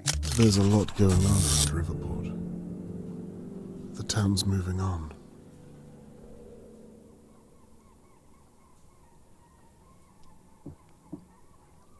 Brown hair, large dog, very friendly family. Miss him very much. Brown collar with silver buckle. Answers to Boris. Call. Blah, blah, blah. Last seen on the 23rd near Dalia View. Crow Catering Company for functions and delivery. Call William Crow, head chef. Hopewood Rope Repairs. Money for old rope. Why buy a new twine when your old one can work just fine?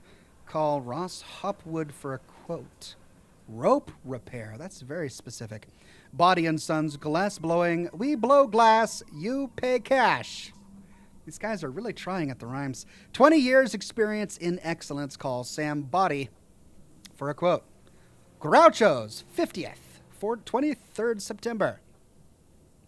We welcome you to celebrate the 50th anniversary of Groucho's Restaurant, the jewel in the heart of Riverport. There will be music, excellent food, and plenty of wine. Book your table. Call blah, blah, blah. Terrence Trilby, Riverport Antiquities, Silver Specialist. I will sell your antiquities for a small commission. Best prices in Riverport. Buying or selling, need cash fast. Discretion guaranteed. Just pop in for a quote. He's literally saying, he's screaming, please sell me your stolen silver goods. And then Riverport Radio Weekly.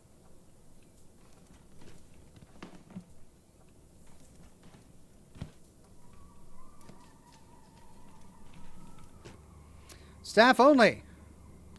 I need a code.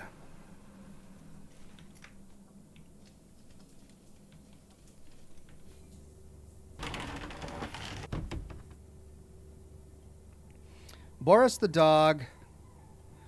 Riverport Pavilion Jazz Festival, Wednesday, November 15th. C.J. Chapman, Billy Baggage, The Underbelly, The Spooks, Lenny and the Troops, Tulsa Brothers, and Charlie Ray.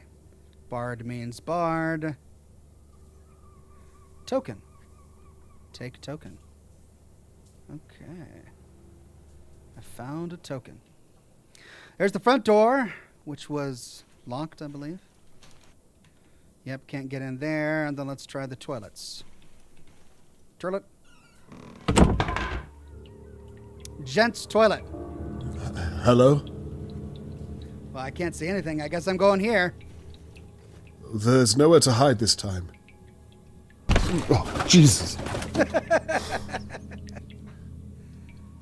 suppose you think that was funny. I did. Jumping out at me like that. You have no idea how close I was to talking to a bloody pigeon.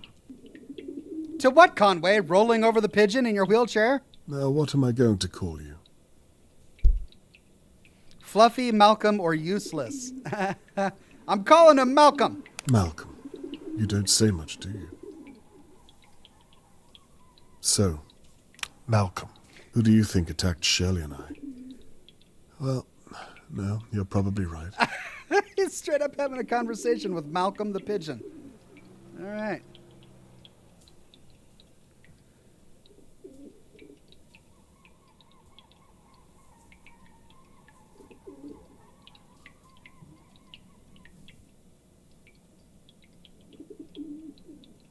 Guess that's it. There's another stall.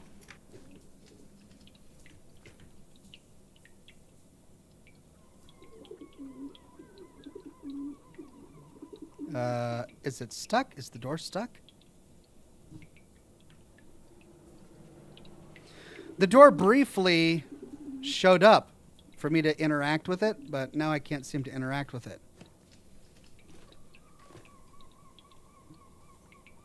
Yeah, I can't do anything. Uh-oh, is that a glitch? Check the sinks. Nope, that's that again. Bard means bard. Jesus, what happened here? Ooh. Shot at me. Not with all the police present, surely. Someone cut themselves shaving.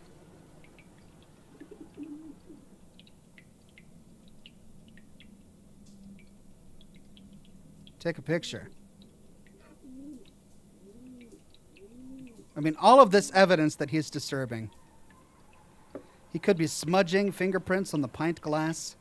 Though I'm surprised that the police wouldn't have seen this and cleaned up. I mean, they're organizing search parties from within this very pub.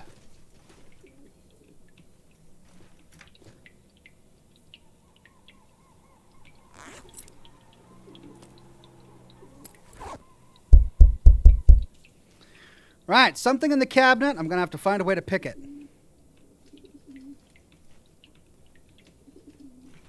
Nothing here. I'm not sure what I was expecting. A stamp. I want a urinal stamp so I can lick it. Yeah.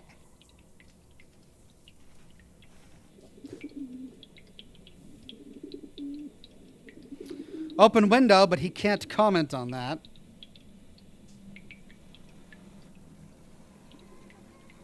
Is that it?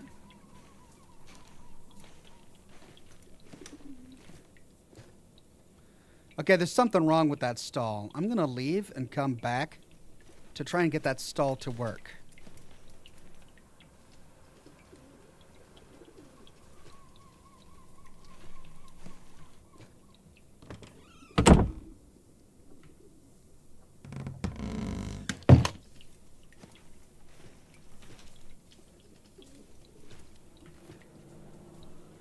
No. Okay. Well.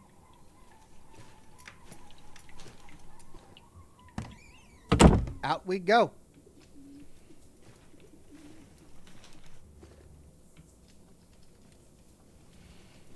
Okay, that's it for this nook.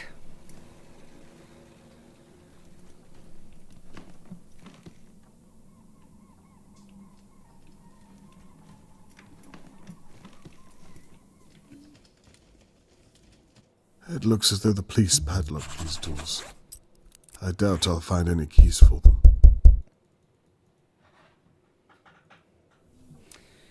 Active police investigation taking place inside booths. Stay out. Any trespassers will be arrested. Very interesting.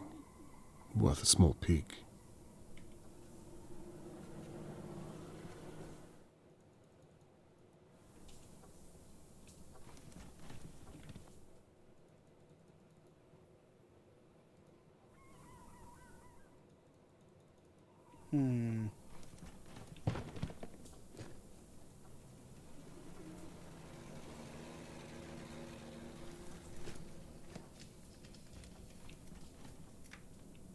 Stamp.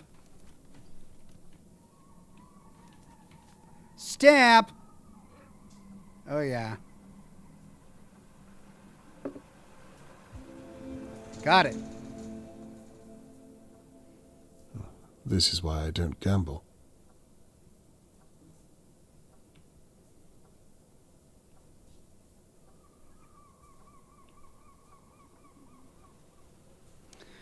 Okay, you know they've got to have a clue on one of these, so they're going to make me look at every single one just to make sure. Maybe? No?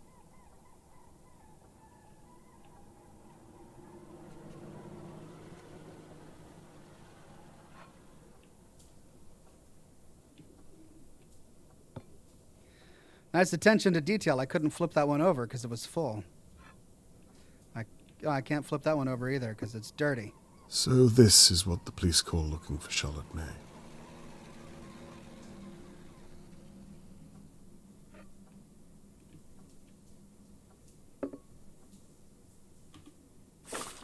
Unread notes. Now that I'm in the pub, I should use this chance to find any evidence for my board. The police have set up 2 booths for their investigation. I need to find out what they know.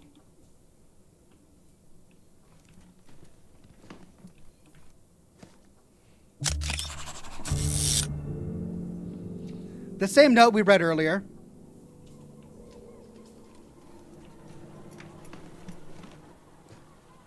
Locked. Locked. I don't think I can pick this type of lock. I might need to find a key. Dart. Hey, I can take the dart. And another token. Nice.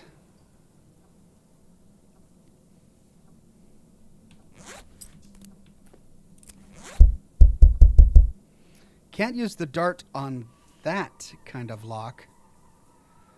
But there was a cabinet in the bathroom, if I recall correctly, that perhaps I can pick with the dart. So let's try that.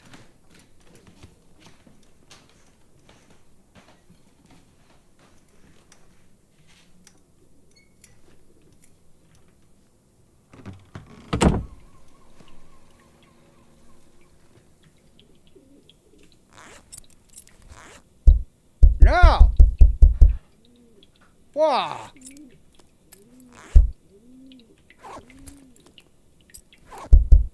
Oh, fine.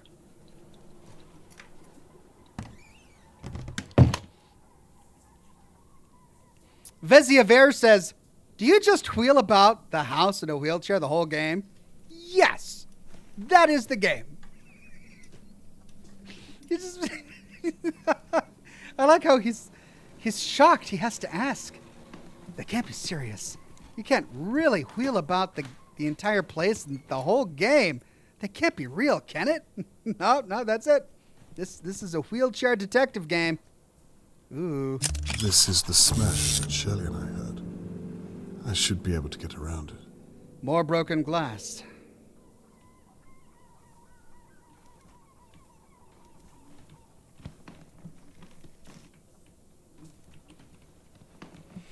Okay. Well, no getting behind the bar from here.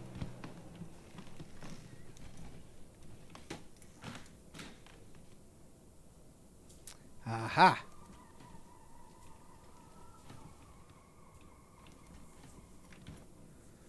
Jukebox.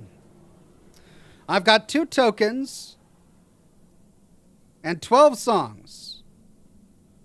Which ones do I choose? 4 of them are out of order. So 8 songs.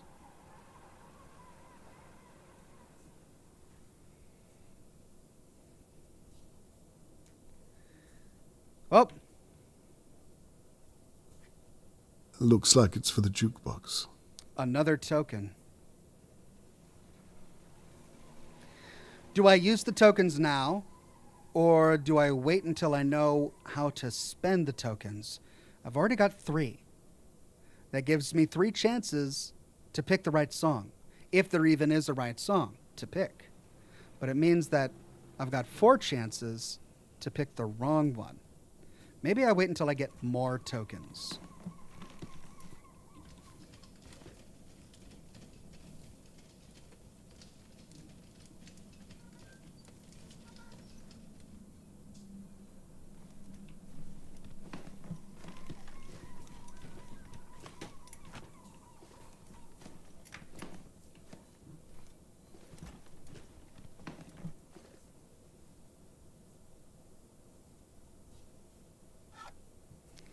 Oh, really?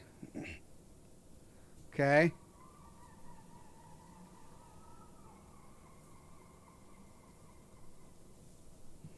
He just broke into a pub so that he can play music and play pool.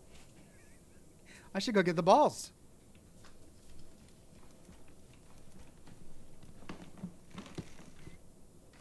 Candlestick. But I don't have my light. Oh. Shirley was holding this when the attacker was here. It's the one from Lady Doer's house. That's right. She mustn't have got a good enough price from Terence Trilby. So she has been stealing. We've got hard evidence.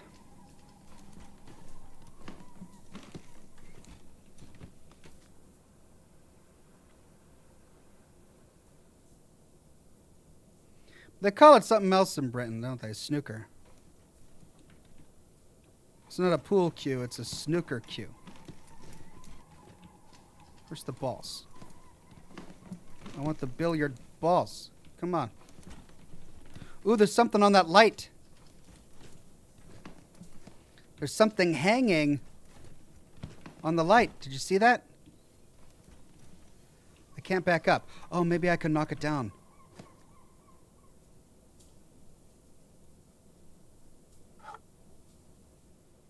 Aha, look at that.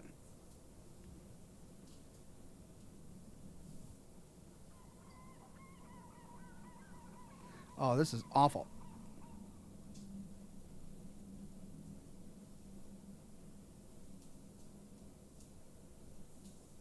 Oh, come on.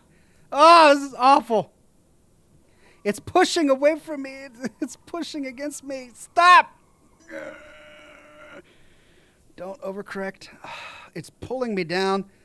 Oh, this is just the worst minigame ever. This is the worst minigame! Why would you do this to me? Come on. Why? This is awful! Come on, stop. Almost, come on. Yeah. It gradually pulls down so that if you don't do anything, it goes down. But you got to push up, but then it wobbles to the left and then goes down.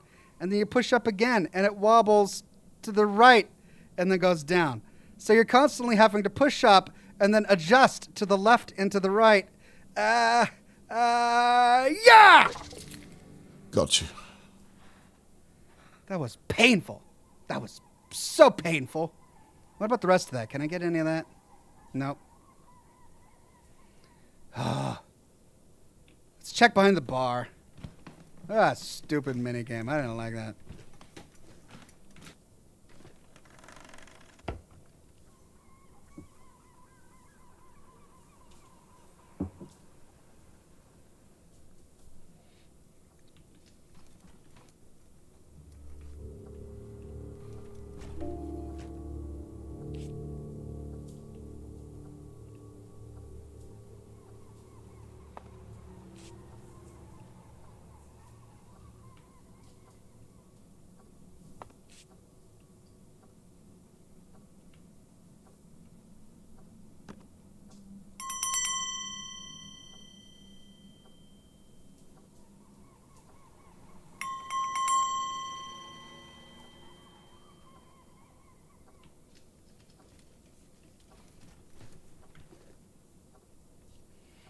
The Crow's Nest specials: Peat Hill whiskey, £10 60. Riverport Ruby Port bottle, $4.30. Beer Pinwheel Brew, $1.10. J.D. Taylor's, $1.30. Braystone Bitter, $1 or £1 sold out. Farlesworth's, $1.10. Ciders: Field Cider, 80p. Riverport Cider, 75p. Hot drinks: Seymour's Tea and Coffee, 50p. Farrell's Hot Chocolate, 50p. Farrell's Meat. Meat? Prices are steep. It's a wonder she has any customers at all. Farrell's Meat Drink. No, I didn't misread that. For a minute there, I thought I was misreading the word mead, but no, it's a meat drink. Dear God.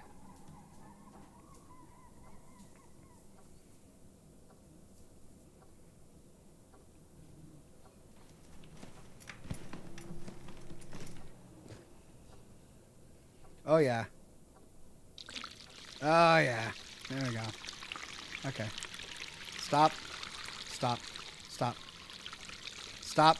No, stop. Can I put it back? Dear God. Do I? Oh, it goes into the drain.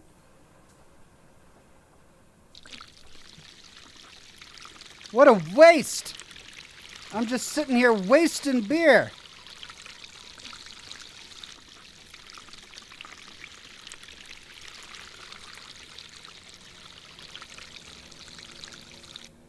It's empty now. All three of them are empty now. Oh, I just wasted all that beer.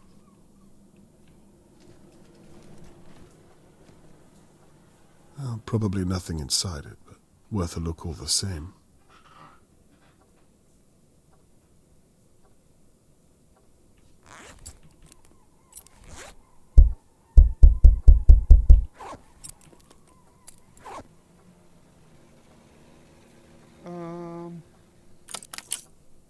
Okay. That was right. Nothing special. Tokens. I can try all of them. 4. No, that's 5. 6. 7. 8. That's all the songs with one left over. Well, looks like a staff note. Shirley, leaving in a rush today, but I can't remember where the hell I put the staff keys. Sorry about that. The last thing I did was clean the jukebox and put all the chairs back around the pool table. Then I had to sweep around. Sorry to dump this on you. Also, I will get around to hooking that Braystone Bitter barrel later on tonight before the punters show up. Sorry again, Will. They haven't hooked up all the beer taps by the sound of it.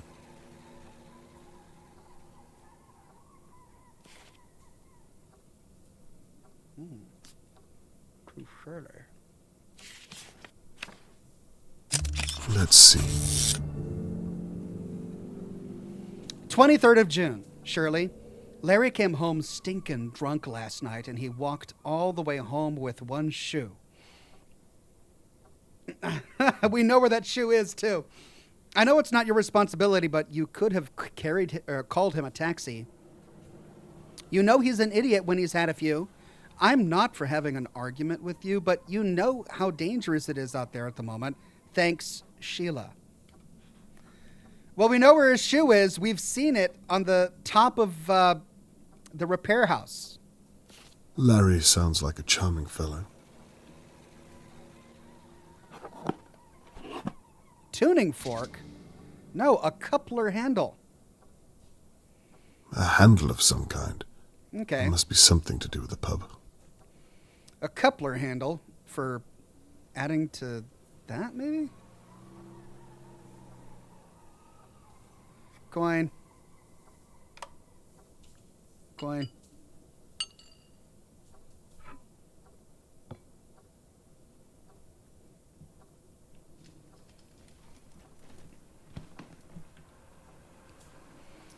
Right.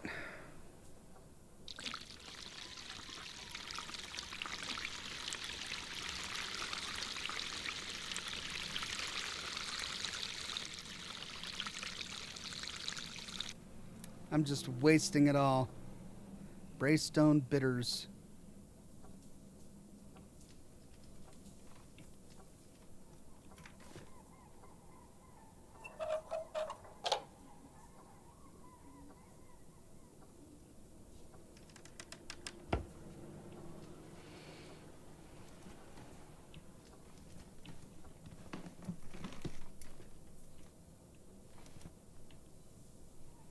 Okay, let's put some music on the jukebox.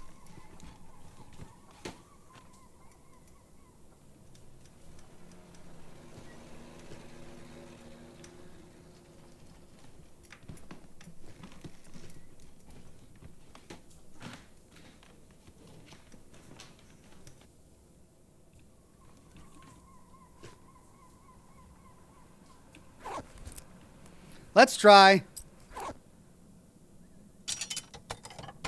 1,000 Little Lies.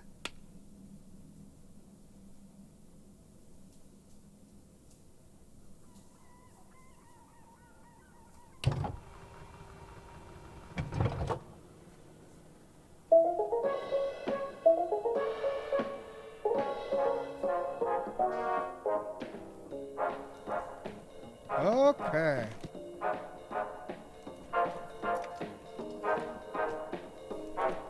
Well, this is going to get me demonetized, I can tell you that already.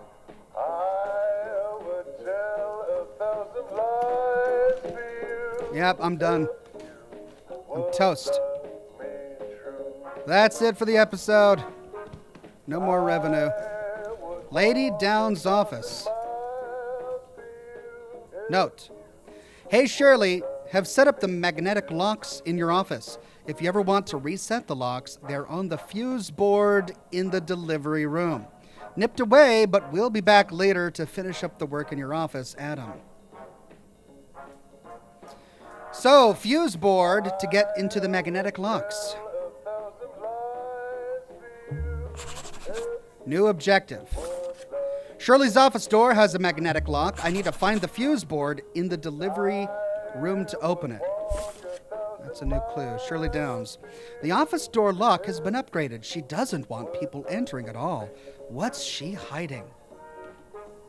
I'll be your guy anytime, anywhere that Okay, well, I can't find any balls. I wanted to shoot some pool. Of course, I don't think I have steady enough aim for it. the sky is the limit. And I can't get in there, I believe. Yeah, I can't get in there. Let's see, was there another room in here? I do have some keys. There's a door right there. Ah, here we go.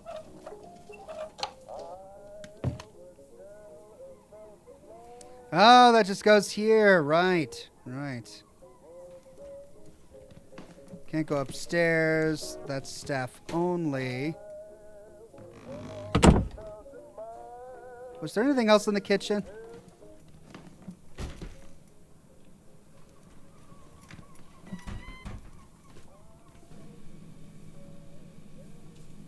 There's the fuse box. No, it's on the other side of this door. How do I open the door? Kerrigan says, hey, Oxhorn, are you going to play Silent Hill 2, remake/remastered? Hope all is well. Maybe. It seems to be the winner of the poll so far. We've got Silent Hill 2 with 53% of the vote. Until Dawn coming with a distant second. And shortly behind it, with 13 of the vote, is Casting of Frank Stone.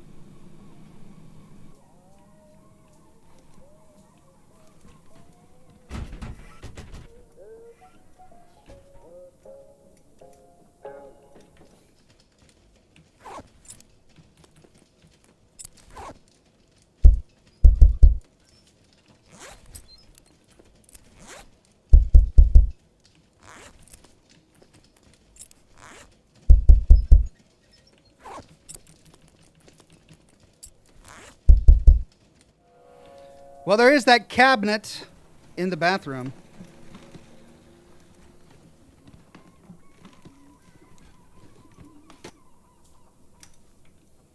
We now have a ring of keys for it.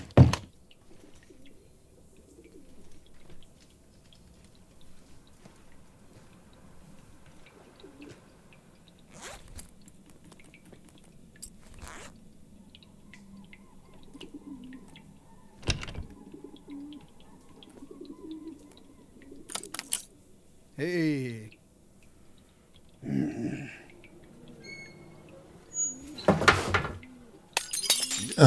Whoops. Happy mistake. Hairpin, yeah. I'll have a use for you.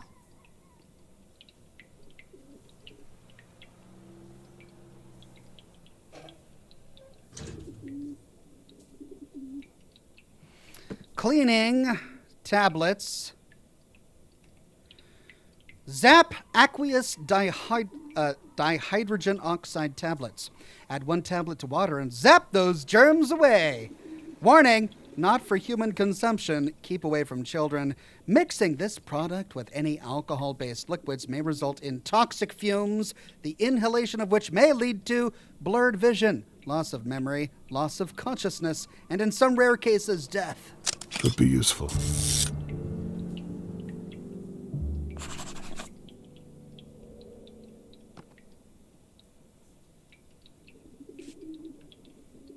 It's a lot of cigarettes.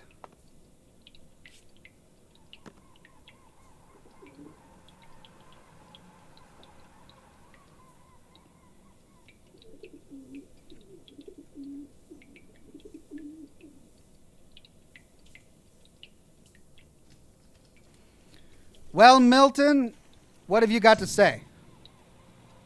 Malcolm, Malcolm, sorry. didn't you help me to open this locker? Sometimes I wonder whose side you're on. It was fun while it lasted. Whose side are you on, Malcolm? Tell me the truth.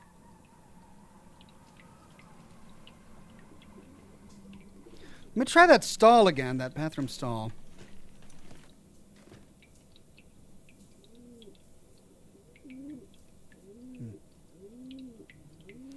Okay.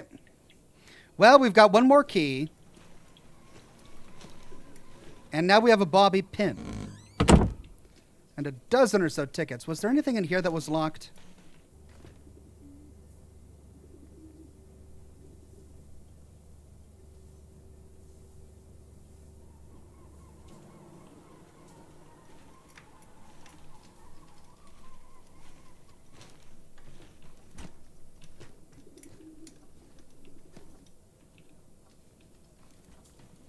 I tried that padlock, but I didn't try the other one.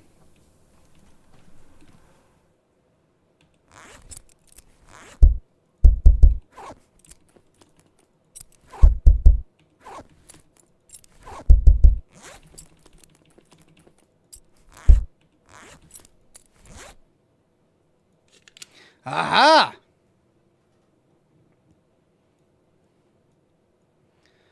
Everyone's favorite little mini game.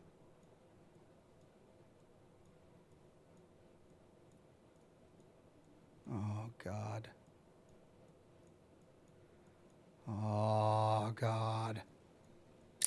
Finally!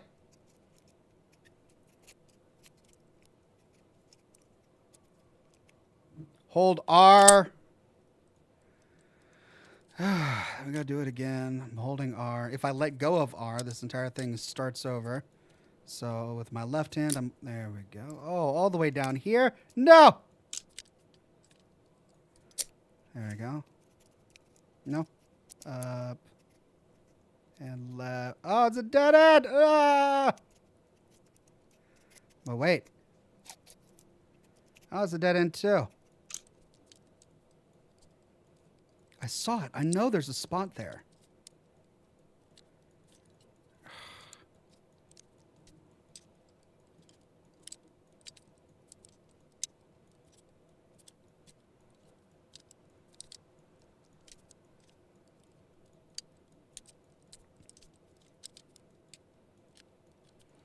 Come on, I'm clicking in the same places that I was last time.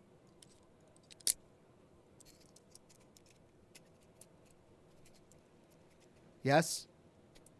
Yes. Yes. No!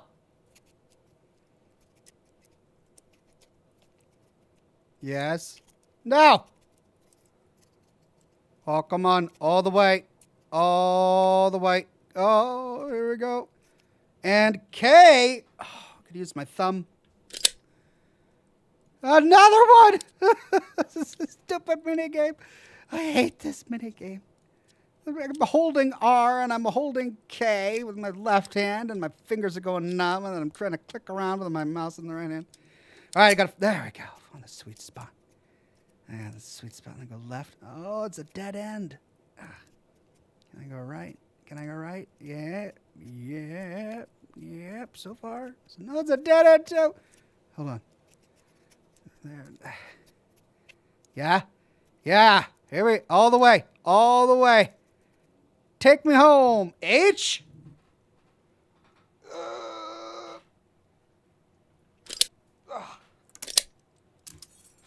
My fingers were doing that on the keyboard. Oh, they're busier than I thought. Catherine's been working hard. Looks like this note's been flagged by an officer.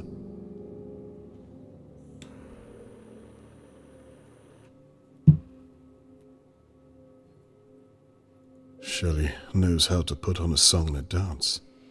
I already know she's a liar and a thief. William, I know Jennifer Margaret is a friend of yours, but there's no way I'm letting her back in the pub. The things she accused me of, and in front of the punters, no less, she is lucky I didn't do something I would have ended up regretting. I'm not above showing someone the back of my hand if they deserve it.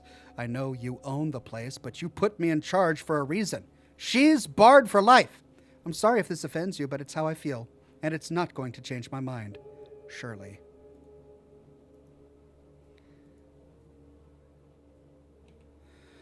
Evidence.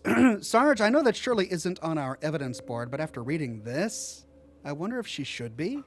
A. Foster. She gets more and more interesting every time.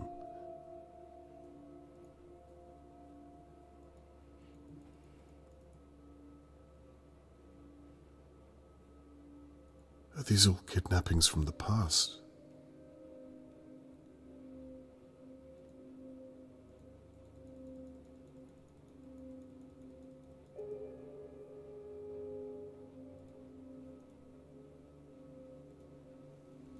No.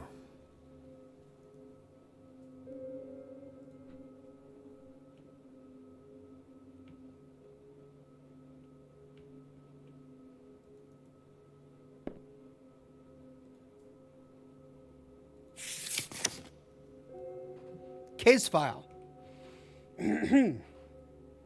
Gotta wet my whistle for this one. Date the 22nd of June. Incident: assault on Tony Morgan with a weapon and abduction of Charlotte May Morgan. On the evening of the 22nd of June, 1954, at 11:06, I was dispatched to number 3, Dalia View. On arriving at the scene, I observed that the gate to the courtyard of the premises was locked, indicating that it had either been locked back up or unused in the attack/abduction. In the courtyard, I observed Dahlia View resident Mr. Tony Morgan sat up being treated by Riverport General paramedics for a head injury he sustained during the altercation. Mr. Morgan's neighbors were also at the scene and were watching on. I moved them back to a safe space and marked out the evidence that was apparent to the crime. As soon as Mr. Morgan was finished with the paramedics, I took his statement. Mr. Morgan: I was putting my rubbish out when I heard footsteps approach me. I didn't manage to turn around in time to see who it was. They hit me over the head, and the last thing I remember is stumbling a little, and then everything went black.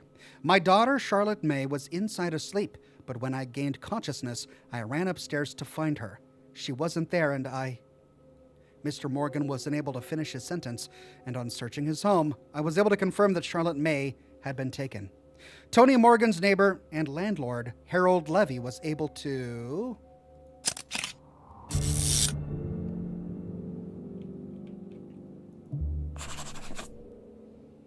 Is there another page? Can I lift it? I guess I can only read page 1. Was able to... That's it. Basically what the newspaper said.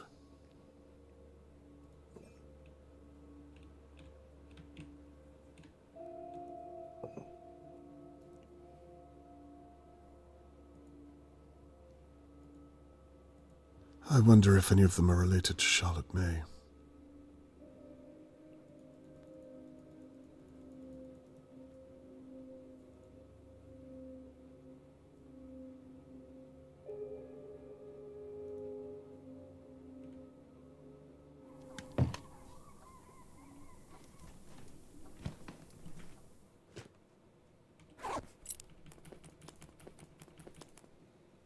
Oh, crap, I could only open one. The bobby pin has been used. Let's go play another song. I have a feeling that tonight's gonna be a good night. No, that I should use the jukebox. I have a feeling something's gonna happen.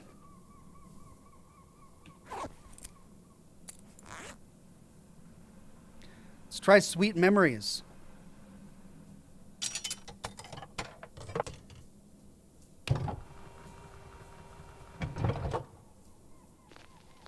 I never want to love again. I love your children I won't be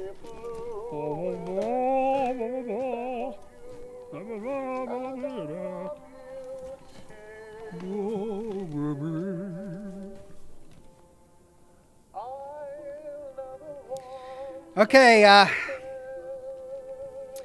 on the fuse board in the delivery room. Okay, that's where we need to go. We can't open this door. We need to go to the delivery room.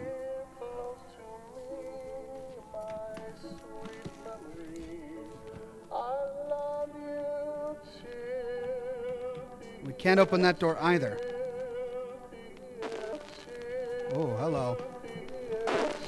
Hello. Hello. Whoa. I'll love you till the end. Okay, that was Sweet Memories.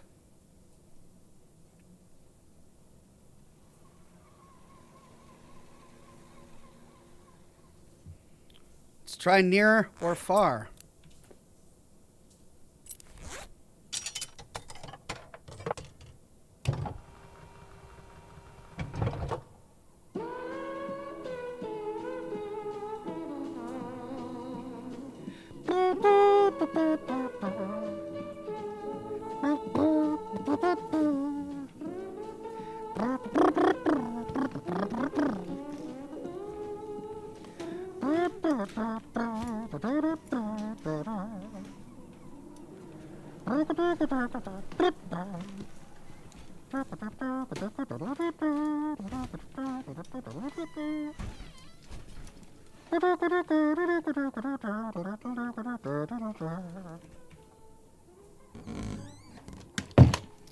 Well, okay, we've got a key. We know it goes somewhere. I think it doesn't go in there. We already opened that one. We've been through there.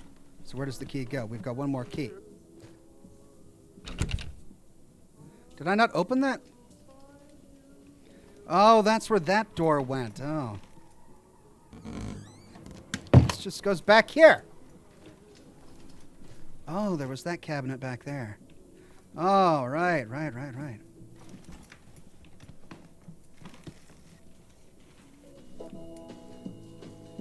It's still playing?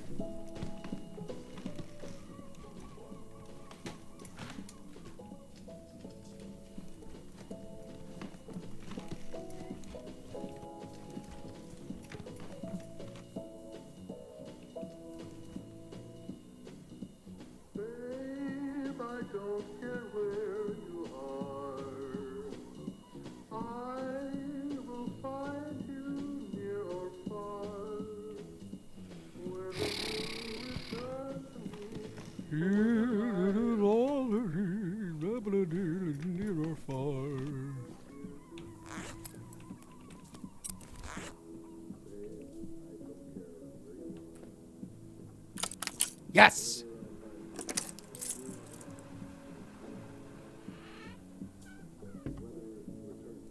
Hey!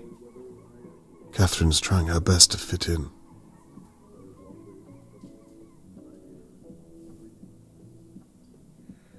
Sarkaville, 32. Wolsterholm, 48. Foster, 108. Iger, 53. Conway, 87. So his daughter played darts with the other police officers and actually did surprisingly well. She got an 87. She got second place. Loser buys next round.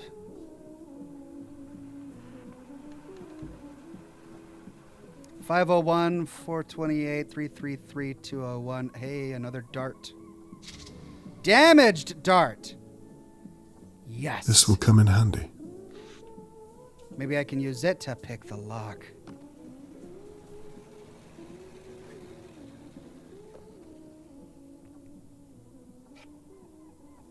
Take the dart. Take the dart. Okay. The Raging Krogan says, need some more of that sweet singing Mario track. Blam, bam, ba-dum. Blam, ba-dum, ba-dum, ba-dum, ba-dum, bam, bam, ba-la-la-la-la. Blam, ba-dum, ba-dum, ba-dum, ba-dum, ba-dum, ba-dum, ba-dum, ba-la-la-la. Ba-ba-ba-ba-ba. All right, we did 1,000 Lies, Sweet Memories, which glitched. It skipped. Near or Far, which was awful. Next is Always Blue.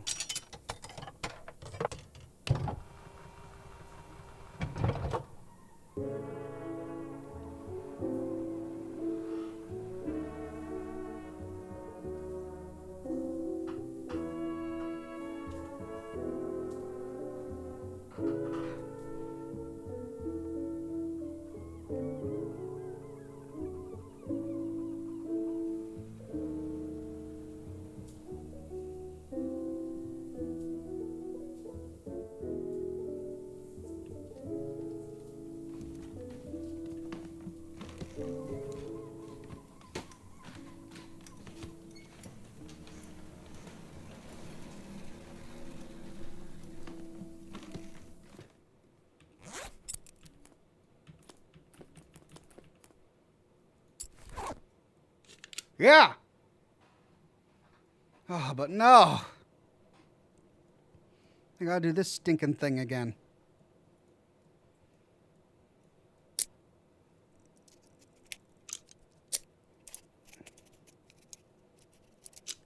Oh, come on. I did it. Don't touch the sides. Don't touch the sides. R again. Okay.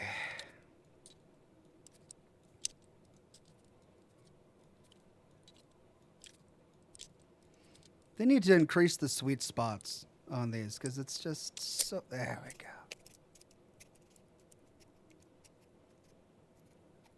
I love this game so much. The best minigame in the world. I love to pick locks on a summer's eve. Yes, it's what I do in my spare time. K on the other side of the keyboard. K. Go.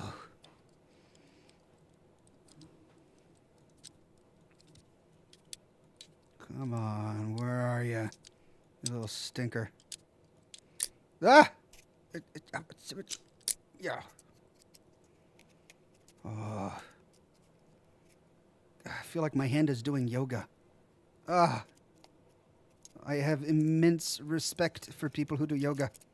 My hand is already in pain. Oh, hand yoga is no joke. Oh, please don't be like, H again. H? Oh, for Pete's sake.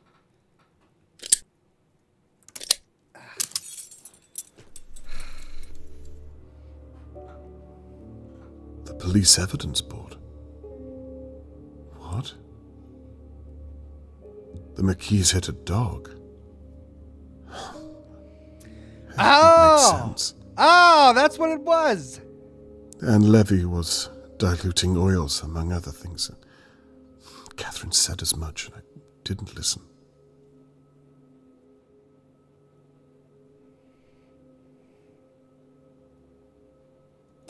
I should look a little closer at this. All right, so the McKees have killed a dog. Fine incoming. That explains the horrified expression on Annabelle's face when she went into the pantry. The dead dog was lying there. That explains the bleach that they used to clean up the blood. That explains what Theodore wrapped up in a rug and put in the van. It explains why it was so tiny. It wasn't a child, it was a dog. It looks like they have a fine coming that way. Poor dog. No wonder they tried to hide it.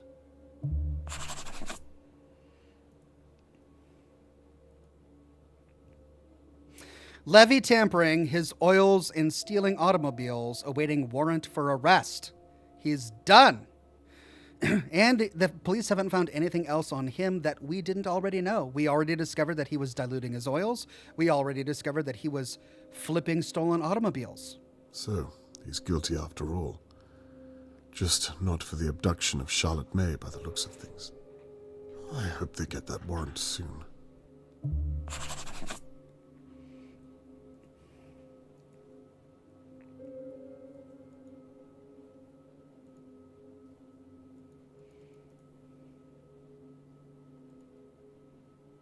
All evidence of Charlotte May is circumstantial evidence. Scene is contaminated because of yours truly. Circumstantial? Damn the law. They know full well what they found. They're just not allowed to act on it without more evidence. Also, you contaminated the crime scene. And then... Sarge, I know I said a lot of things about my father, but I think having him on the suspects board is a mistake. He's a good man at heart, and he thinks he's trying to do the right thing. Let me talk to him first and see if I can convince him to drop what he's doing. He'll listen to me, I promise. Just give me a day or two. See Conway. I wonder what she told them about me. That must be an embarrassment to her. All the more reason to find that little girl and prove myself. Well, I can't say I'm surprised. And they're just as clueless to who took her as I am. But there's another name on this board. Larry Matthews. Oh. Who was Larry Matthews?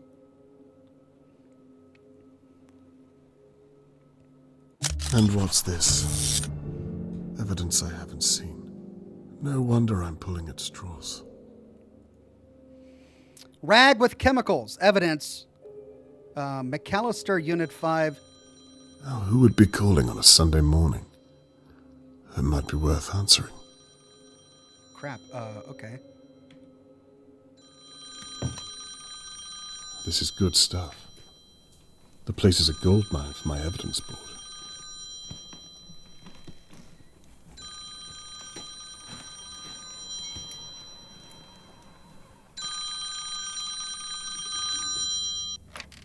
Hello, the Crow's Nest. Oh, thank God. I was worried Shirley might answer. My name's William Crow. Yes, Mr. Crow. The owner. What is it I can do for you? I'm sorry, officer. I wanted to speak to one of you yesterday, but I lost my nerve.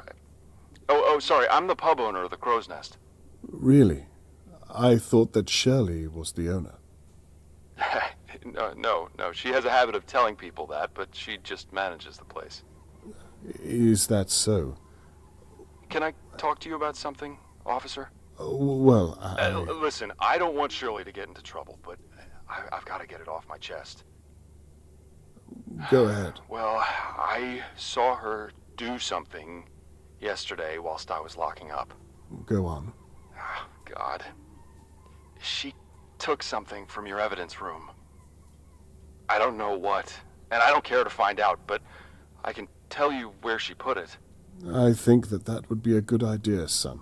You promise me she won't get into any trouble? I'll have a word with her and leave it at that.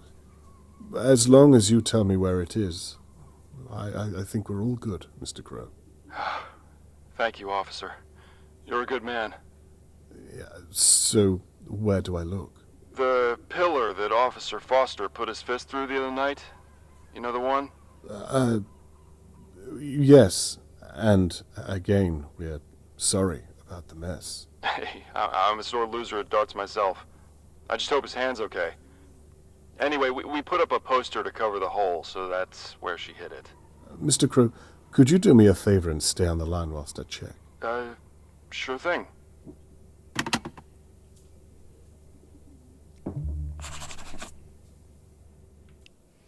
Well, so there's well, a well. poster covering a hole in a pillar.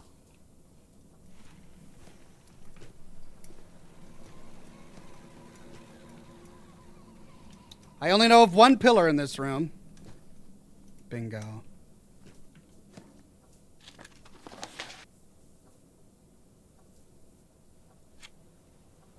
So Mr. Crow was right. Shirley stole this from the police evidence room. What on earth was she thinking? This does not look like the behavior of an innocent woman. I'd better tell him that I found it.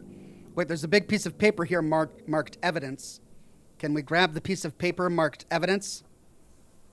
Can we grab the bag that it was in?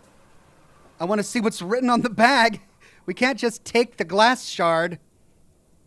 And we're contaminating evidence now, too. Now our fingerprints are all over it. Now the police aren't getting the tip from the pub owner. Now, if this is important at all, it's going to be in my possession. And there's not going to be any trail.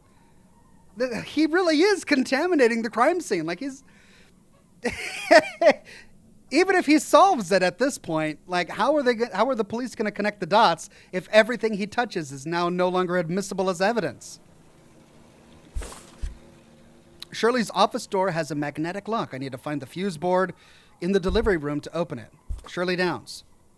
Mr. Crow was right. Shirley hid the police evidence. Is she involved? No, I saw her get attacked. It doesn't make sense. What on earth is she up to? Harold Levy. Catherine was right. Levy did everything illegal but kidnapped Charlotte May. Still, he's an awful man who deserves his comeuppance. Annabelle convinced Theo to kill a dog he'd run over and injured. Oh, yeah. She obviously didn't want to get her own hands dirty, so she gave Theo a choice, a sharp knife or a blunt mallet, and he chose the mallet. Theo hit a dog with a car. He must have been too afraid to go to the police. I can only assume the car was borrowed from Levy's garage. And for stamps, I'm missing 4. The Raging Krogan says, did he say he put his fist in it? Yeah. The guy on the phone says that the officer put his fist through this pillar.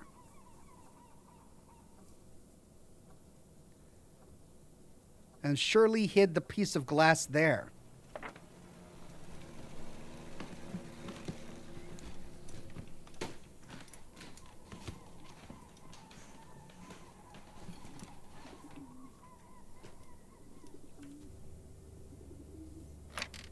Mr. Crow? You found it? Yes. Thank you very much for coming to us with this. You're welcome. And between you and me, I think Shirley's up to something. I don't want the pub's good name dragging through the mud if I'm right.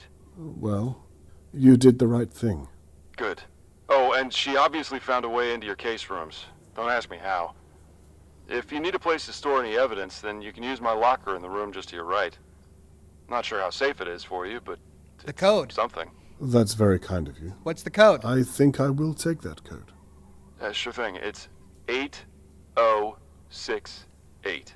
You've been a great help to us, 8068. Mr. Crow. Thank you again. My pleasure, officer. And please, go easy on her. Good day, Mr. Crow. Good day. Impersonating a police officer. This guy is just committing a lot of felonies right now. Impersonating an officer. I'm going to burn in hell for that one. Yeah. Not good, Mr. Conway. Not good. 80... What was... 80... Crap. 8068. 8068. The chef has given me the code for the staff room. The chef? He said he was the owner. Ooh, that's a glitch. In a previous version of the game, he was the chef. And then they turned him into the owner, but they forgot to update the data on the board. All right, let's finish exploring this.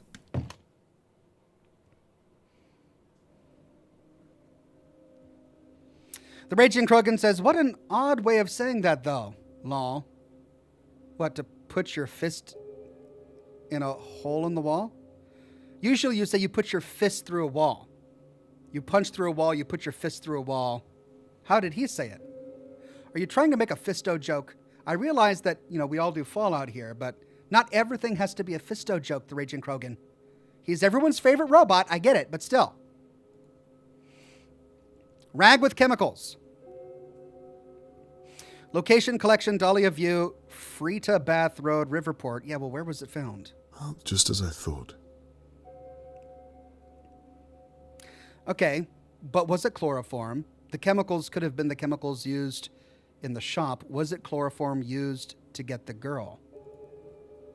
Rope found at scene. Okay, this is all stuff found outside.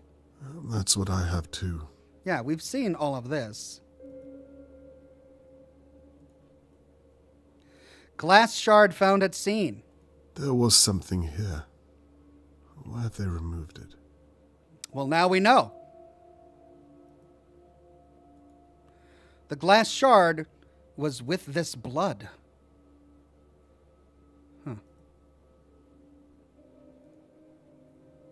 Plant pot shard. This was smashed during the attack. Some of my neighbors claim to have heard it. Again, we saw that ourselves earlier. And here's the barred list. Shirley thinks that this Larry fellow could have been involved.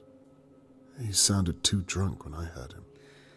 Harold Levy, lifetime lifetime on the barred list. Jennifer Margate, lifetime accused staff of stealing. Henry J. Burton, 2 weeks, spilling drink on snooker table. 30th of May, we actually saw that stain. What a nice touch. We actually see the stain that Henry dropped onto the snooker table. Jim Thompson, 1 month, vandalism, the 8th of June. Larry Matthews, 1 month for starting a fight, the 22nd of June. Landlady Downs suggested Larry was behaving very odd this evening. Larry was the drunk guy who lost a shoe, right? He was the guy whose wife sent the note. Really interesting that she would give a lifetime ban to Jennifer Margate. She accused her of stealing. We know she's a thief.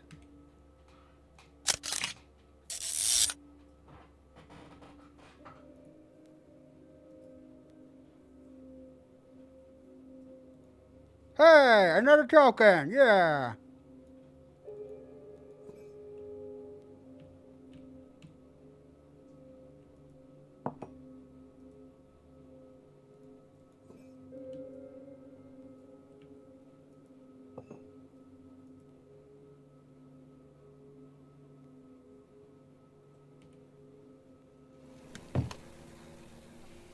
Well, we've got more songs to play. I don't know if it's going to be important for the case, but we've got the tokens.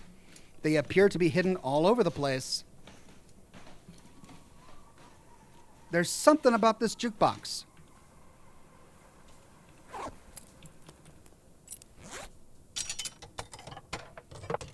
We did Always Blue last. Let's try Darling. I'm here.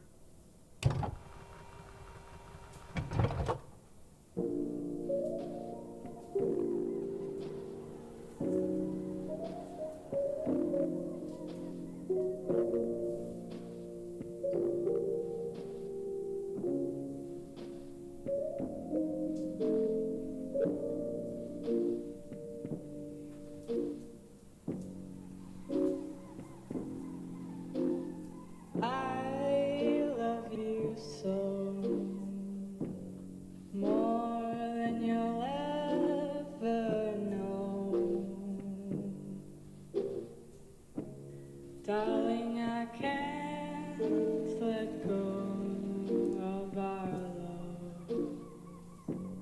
Darling, I'm here to stay.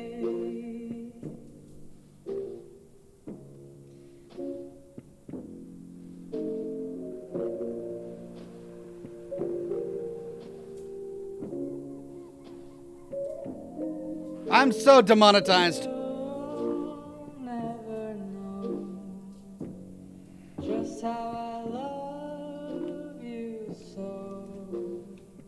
There's the stain I was talking about.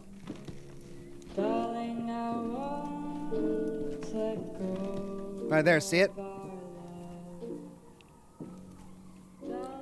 His shadow is on it. It's very faint, but there it is.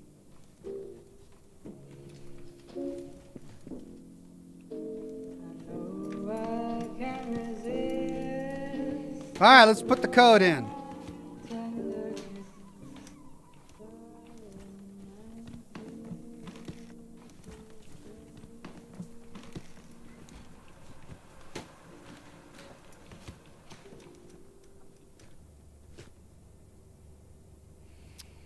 Eight.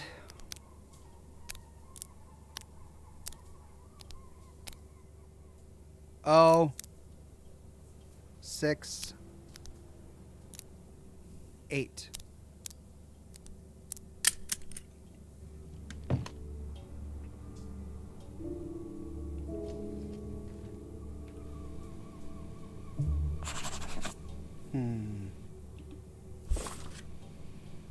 Okay, there's a full barrel of beer in the delivery doorway blocking my path. All right, I'll move it, but let me finish exploring. Pressure valve. Staff training. How to change a barrel. Step 1, turn off gas lever on pressure valve. Step 2, connect beer pipe from blue mains valve to blue coupler valve. Step 3, place gas coupler handle onto new barrel. Step 4, turn coupler handle anti-clockwise until it clicks. Step 5, turn gas back on using lever on pressure valve. Step 6, test beer flow at tap before serving to customers. Congratulations! You now know how to change a barrel. Congratulations. Now I know how to change a beer barrel.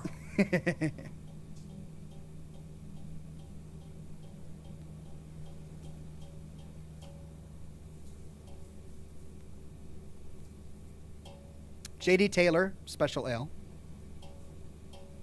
Cider.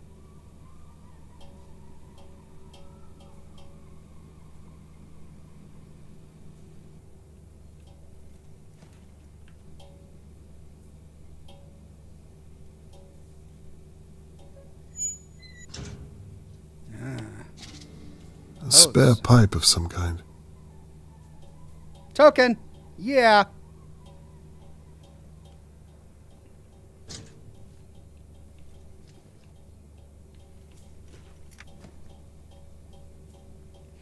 Staff notice, lock all hazardous cleaning products in the cabinet in the gents' toilet after use.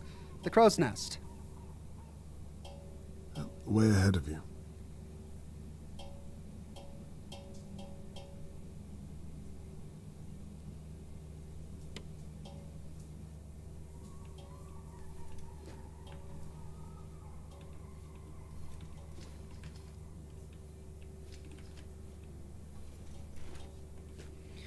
All right, let's switch songs. I keep finding tokens. I now think I might have enough to do everything on the jukebox, including the out-of-order ones.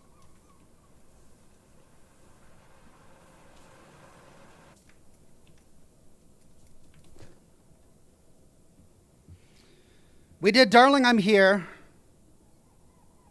We've got Have You Seen My Love? More I Say, Goodbye, Here to Stay. I wonder what happens if we do an out-of-order one. We've got 1, 2, 3, 4, 5 tokens left. 1, 2, 3, 4, 5. So we need 2 more to do everything. Let's try one out of order.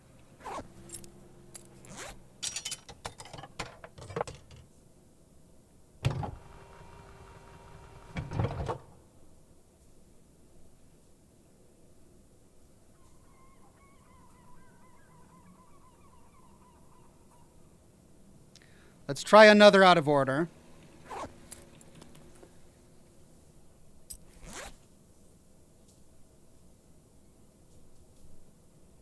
Oh, I can't use it yet. The out of order is still playing.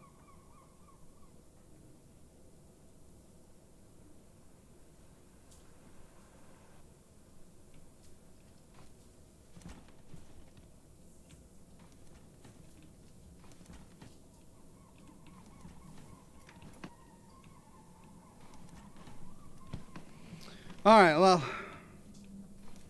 I wonder if I press the power button.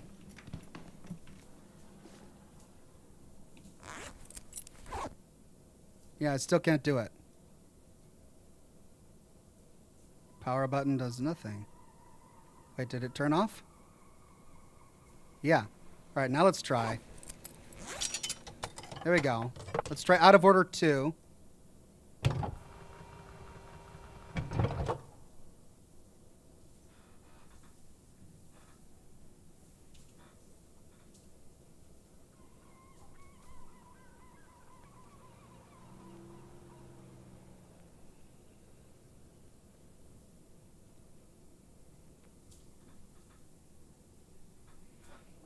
Nothing. Power. Power. We've got 3 left. Let's do Have You Seen My Love?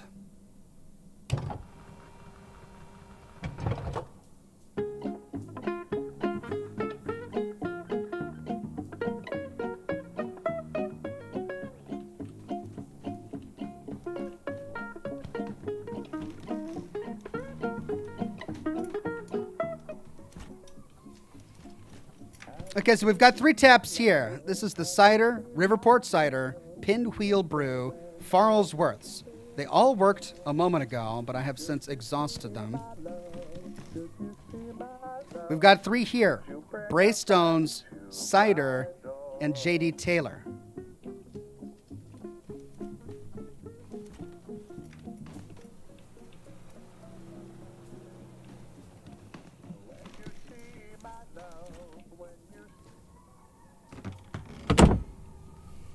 This one is cider, J.D. Taylor.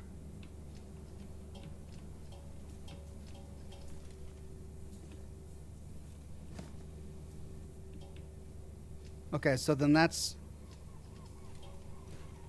All right. Well,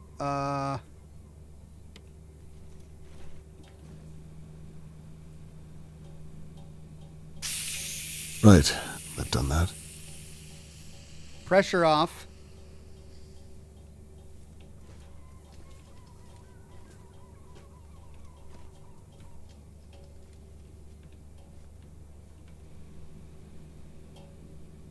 Beer pipe from blue mains valve to blue coupler valve.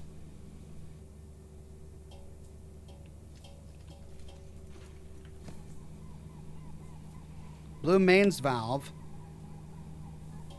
Blue beer coupler.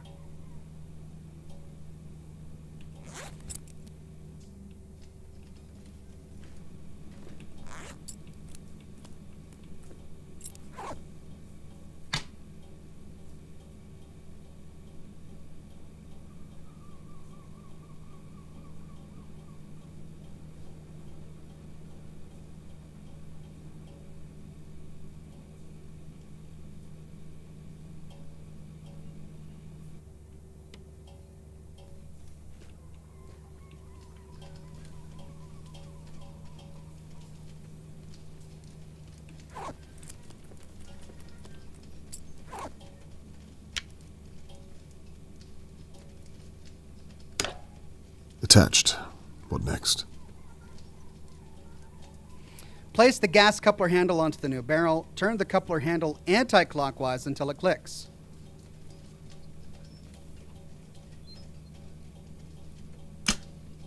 That sounded like a good strong click to me. Turn the gas back on. Test beer flow at tap before serving. All right, that's Braystones. Turned and on. I'm a natural.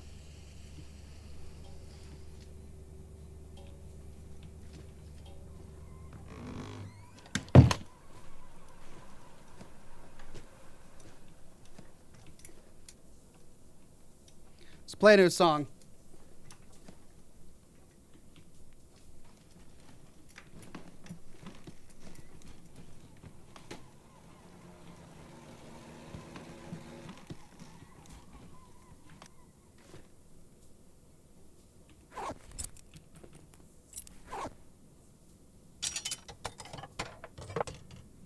Okay, so we've got more I Say Goodbye.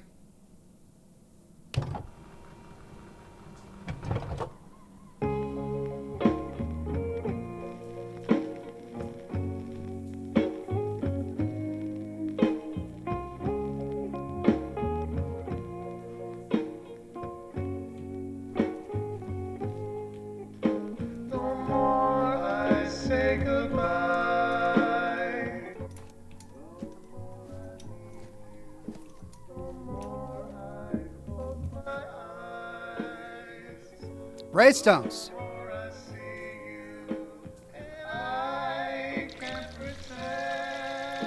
There we go. Drain the keg and then we can move it.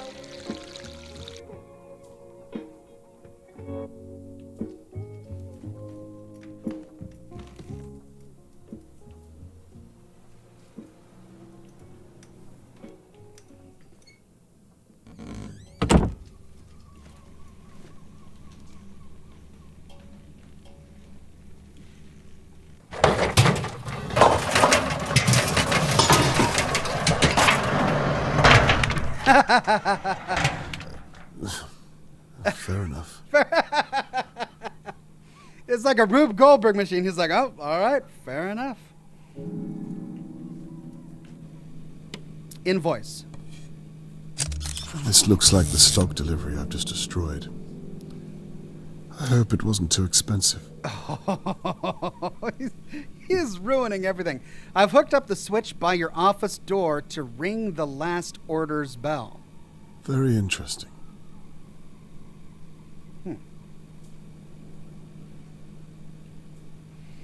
J.D. Taylor's crate of 6 only had 4 crates. The other 2 will be carried over onto the next order. Pinwheel brew cask, green binding rope, 55-inch, 65 feet. I couldn't get any of that 2-tone rope you normally use, so I got you a mixture to keep the order on time. Black binding rope. Huh. She got an order of green and black rope. What color was the rope that we found inside the old lady's basement? Riverport Ruby Port Barrel times 8. Fields Cider crate of 4. Farrell's Meat Drink Paste. 16-ounce tub.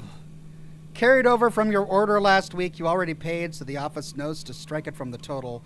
Pork Scratchings packs times 52. Clawtooth hammer. Aqueous dihydrogen oxide tablets. Order placed on the 6th. Today's date, the 6th. Delivered the same time it was ordered.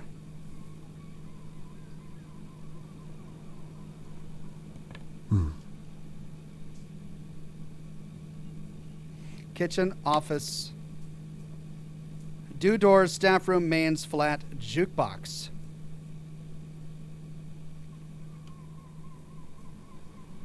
Before I power everything down, I should listen to the last songs, shouldn't I?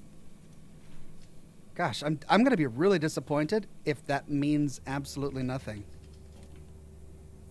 If it was just a waste of everyone's time.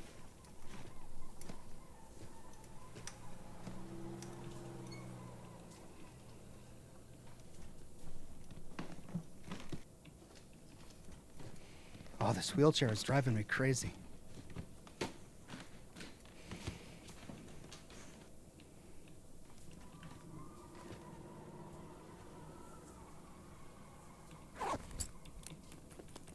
One left. There's one song left. Here to stay.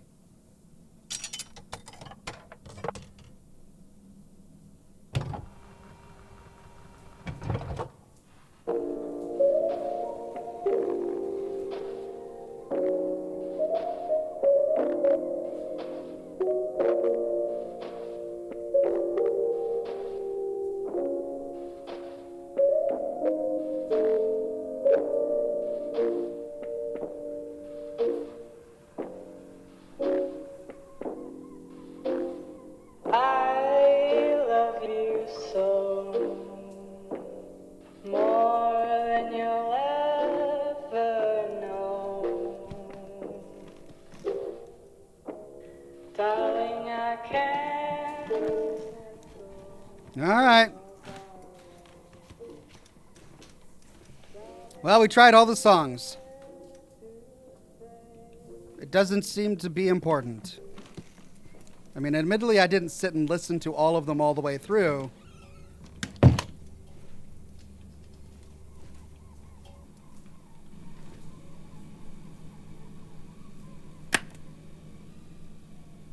Now, Okay. let's see if those office doors have opened.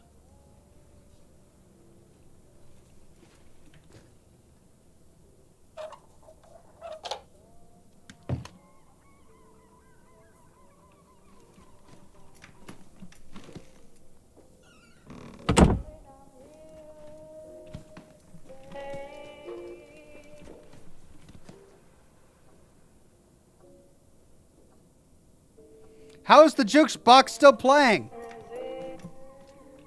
I turned off the power. Wait a minute.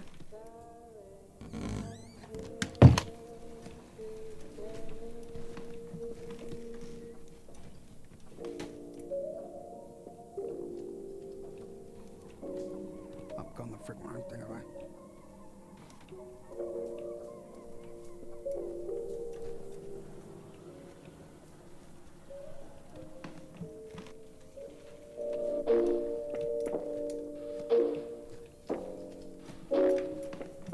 Continuity error! I love you so Continuity error! more than you'll ever I turned the jukebox off! And it's still playing. Darling, I can't let go of our Just to verify.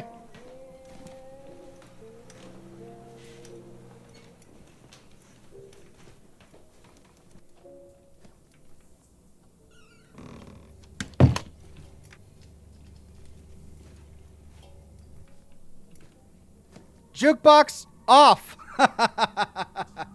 Continuity error. Blue Thunder says, classic music. Kind of miss the old century years, and we're prepared into the future. Sip some Earl Grey milk tea. Well, Blue Thunder, I suppose I can empathize. Okay. Now, where was I? Office.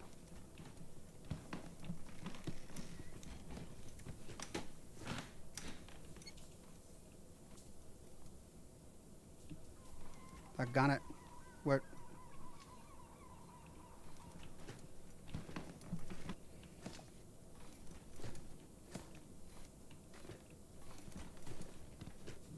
That goes outside.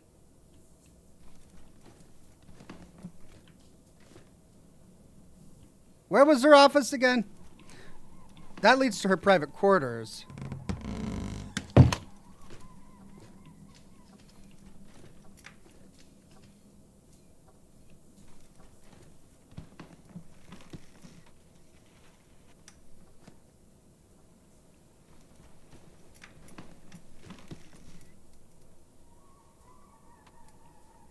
Ah! Ah! Oh! Ah, here we go. Here we go. Found it. Found it. Shirley Downs' office.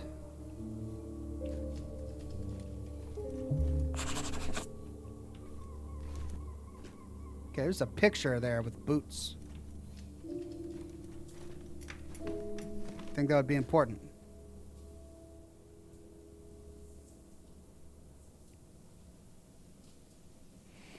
Wait, that's the marriage of Annabelle and what's his name?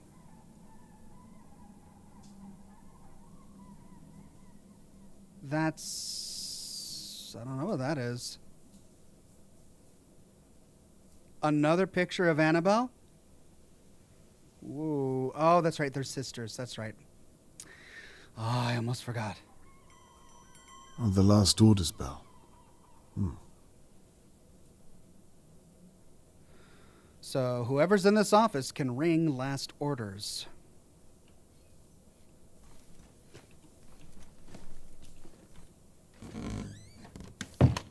How to spot a genuine fake. Never get ripped off again. Antiquities specialist. She's really doing her research. Purse. I already know Shelley's a thief. I don't feel bad about this at all. Stamp. Yeah. He's like, I see a stamp, I take a stamp. I don't care. I don't feel bad. That's it? I can't open the purse? I guess not. All right.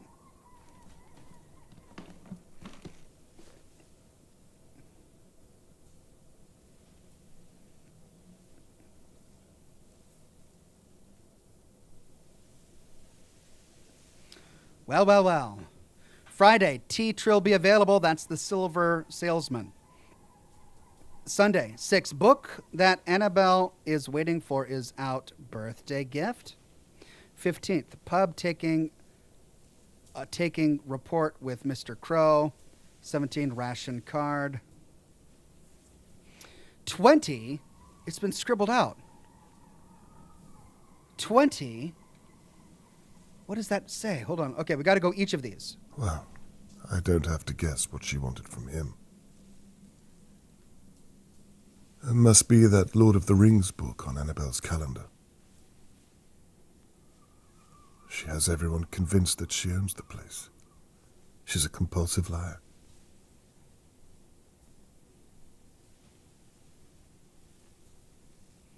Coupon me? Cousin, oh, I see. Cousin Allie's christening. Find out where and what time. She accidentally almost wrote it on the wrong date. She's far less organized than her sister. Okay, that explains it. Annabelle's 30th birthday. Annabelle, 30 this year.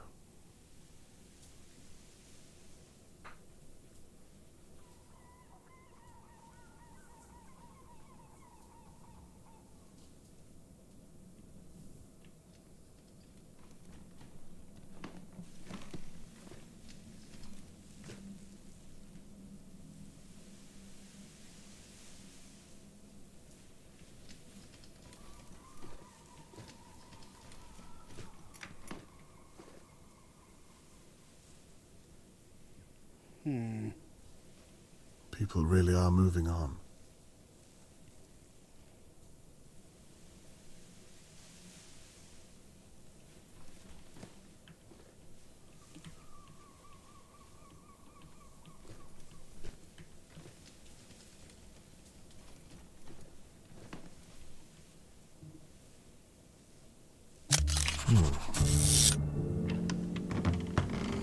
I thought I saw you come in here. Mr. Morgan, What on earth are you doing, Mr. Conway?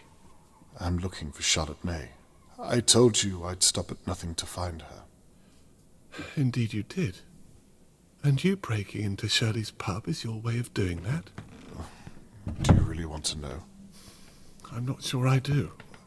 Though I could ask you the same thing. What are you doing here, Mr. Morgan? Well, when I saw you come over here, I couldn't do it any longer. Do what? Let other people act for me. Sit on my bottom whilst my daughter...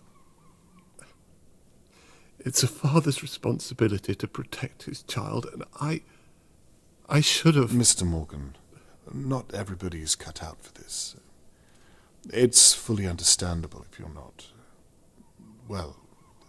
You see what I mean? You can't bring yourself to say it.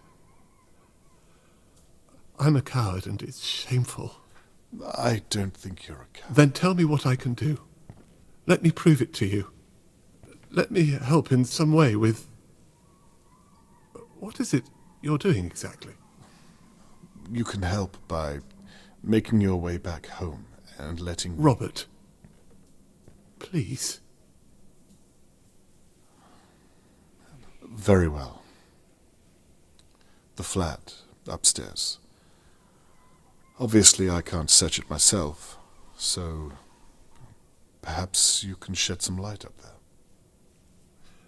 Thank you. And please, You only have to say if I'm putting you out. We will need to hurry, Mr. Morgan. Understood. And if you see any stamps, I'm a collector. Okay, well, I mean, I got interrupted. Oh, by the way, how is Shirley Downs? Has she been treated? Yes, the doctor said she was fine. She'll be released later today. Did she say who attacked her? No, she didn't say. Damn. Well, thank you for that, anyway. That's fine, Mr. Conway. So what am I looking for up here? Anything that looks interesting or out of the ordinary, I suppose. I'm not sure if this counts, but there's a locked door up here. What's so strange about that? Well, it's locked, but there's no keyhole. That is strange. Anything else? There's a panel on the side, if that helps. It looks like it might open somehow. Perhaps. Leave it with me. I'll find a way in. Got to turn the electricity back on. Or, well. Upstairs safe, pub door. I think that's it. Something opened in this room.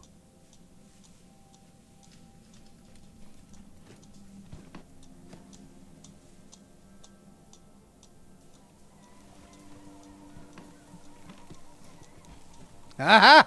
Aha! It's on a timer. Oh, it's on a timer.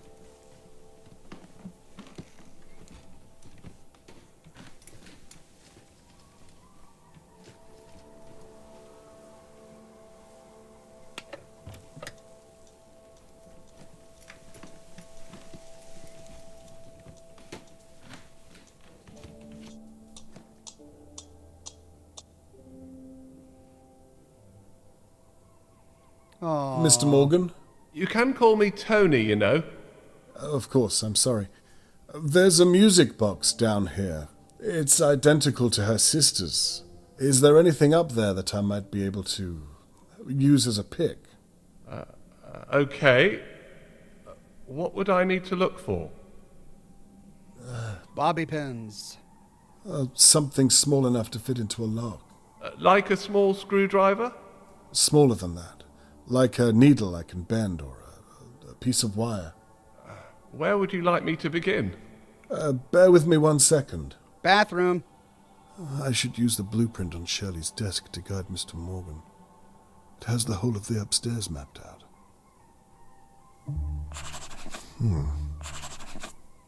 A sister's love is forever, a shoulder to lean on when or wherever, a love built to last, strong and steadfast. A sister's love is forever. This is the one with the rubies. This is from Lady Doa's home. She was right to hide her belongings under the floorboards. Shirley has light fingers.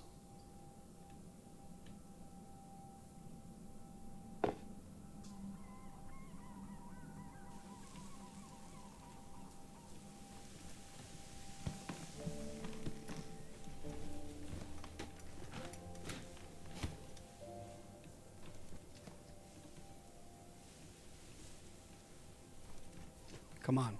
No. Upstairs safe. The wire looks frayed. Pub door. This soldering iron might come in handy.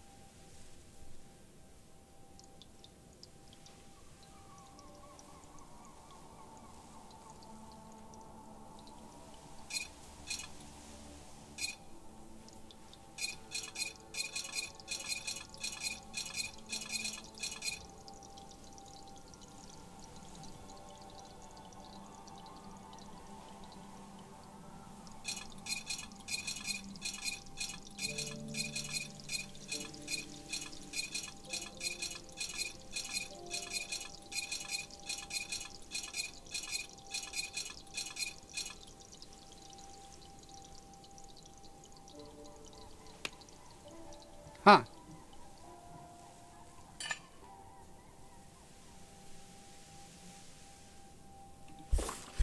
I've gained entry into Shirley's office. I need to find some evidence worth breaking in for. Can I use the electrician's diagram to help Tony search Shirley's flat? Lady Doer accused Shirley of stealing from her. Seeing the things around her pub leaves no doubt. Shirley has an identical music box as her sister Annabelle. The two seem to be far closer than I thought.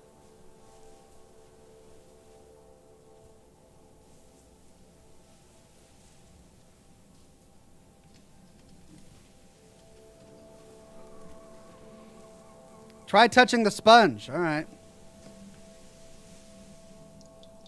I can't go down there. I can't go any further down. I mean, I don't have solder, so it would be a fruitless endeavor at this point. Switches. I've already found those. Almost finished soldering the switches behind your desk. Feel free to use them for now.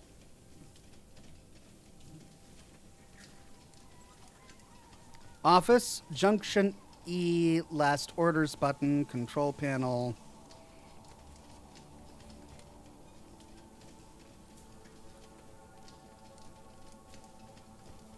Bar kitchen, bar delivery room. This is the upstairs.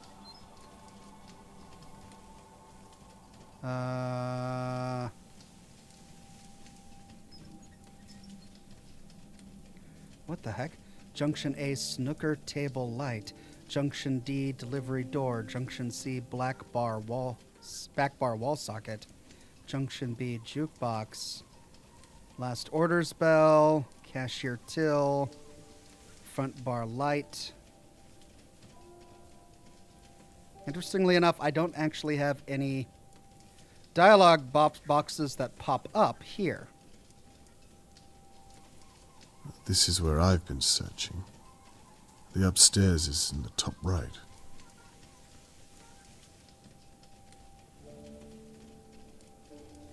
I'm ready to guide you. Are you ready to look? Okay, I'm ready. Toilet, cupboard, shower. Let's do cupboard. What's in her bathroom cupboard? Headache tablets, toothpaste, ladies' things, not a great deal. That's fair enough, Mr. Morgan. Bobby pins. We also need solder.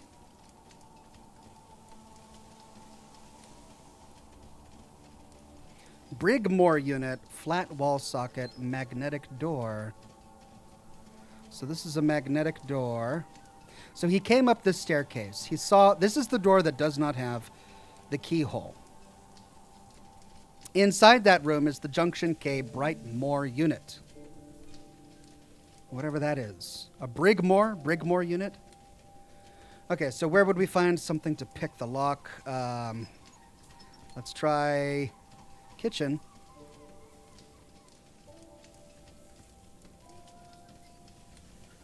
Cupboard. Look in the cupboards. There might be something pick-like in there. Fast. Are you okay? Yes, I'm fine. Found anything? There's a corkscrew? Far too big, I'm afraid. We're looking for something small. Okay, well, let's try the bedroom. Bed, wardrobe, shelves.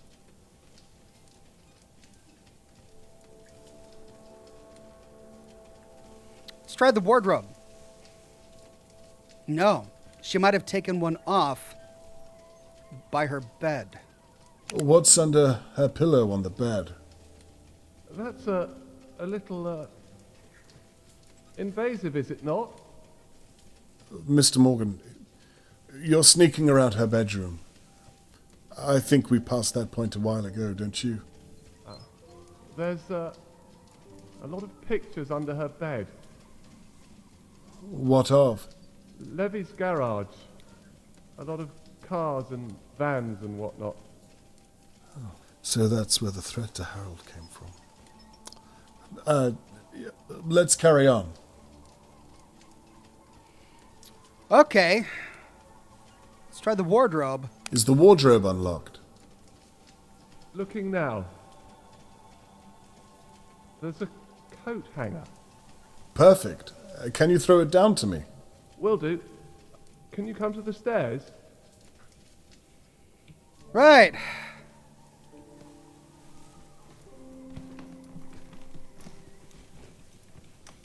I'm ready.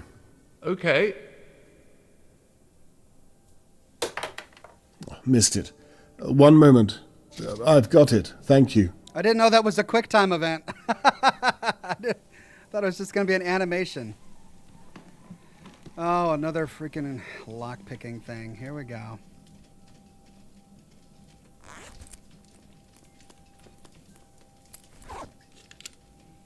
All right, everyone's favorite minigame. Let's get juiced up for this. Fire!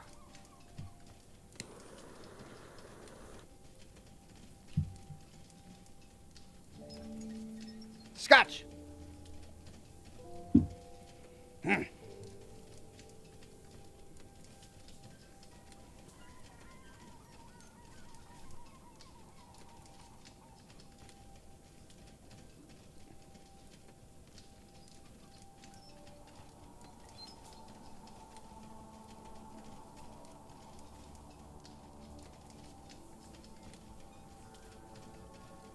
Lame. Lame. Yeah. Oh. Don't touch the sides. Oh, it's so narrow. Oh, it's so narrow. Oh my God, it's narrow. Ah. Okay. No.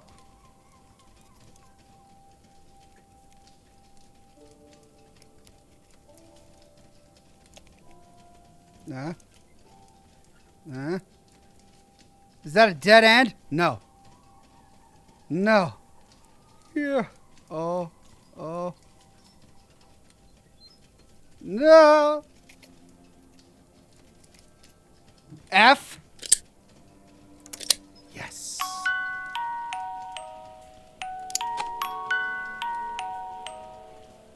Key. Good. That worked. Oh, good. Anything useful? I'll let you know. Anything on your end? No, not yet. By the way, I saw you last night with the police. What was all that about? You mean the police haven't told you? Told me what? For God's sake, Catherine. It's probably nothing, but I thought that Charlotte may have been in Lady Doa's home. What? You saw my Charlotte? No, and I may very well have been mistaken. I don't understand. Why didn't the police tell me? They mustn't have found enough evidence. Oh, they didn't believe me. Do you think she was there? Perhaps. But I have no proof. I'm sorry. That's why I'm continuing my search. Is everything all right? Let's carry on, Mr. Conway. His voice got quieter as I moved away from that safe, which is why I moved back to it.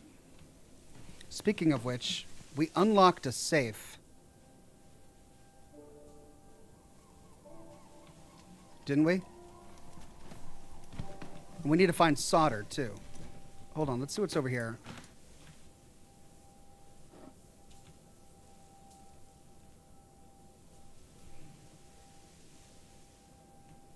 Guess I can't take the roll out. Would be interesting to see what's on this. Oh. Take the screwdriver.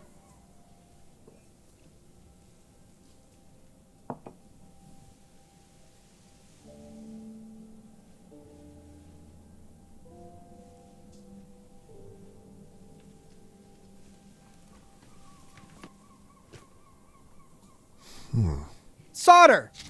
Now, what's this then?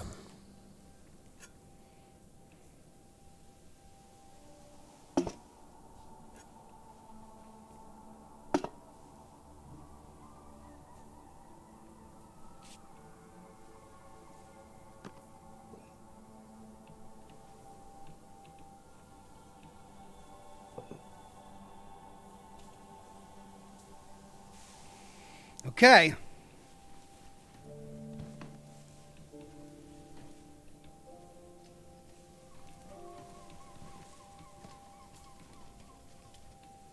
Oh my god. This wheelchair is driving me crazy. Yes.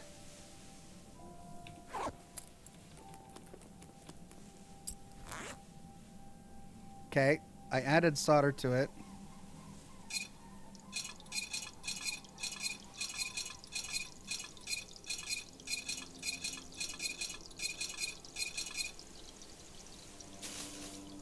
That should work. Let's see if the switches are connected. Mr. Morgan? Yes? Try that door again. I think I might have cracked it. It's open. How did you do that?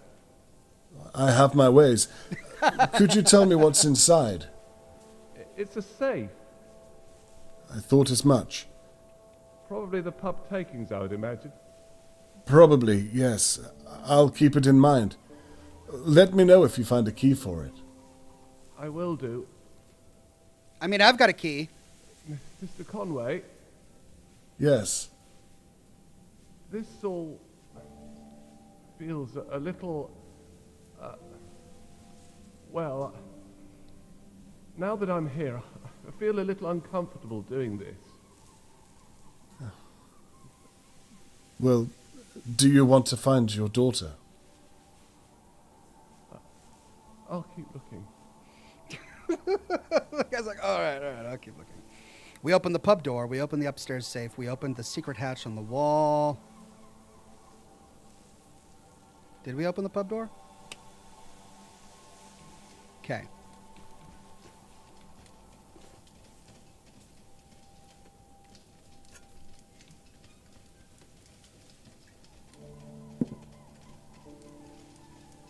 That's a locked drawer. Well, well, well.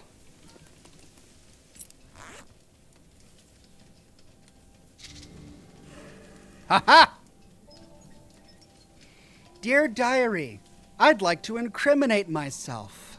I think that safe might be important after all. Really?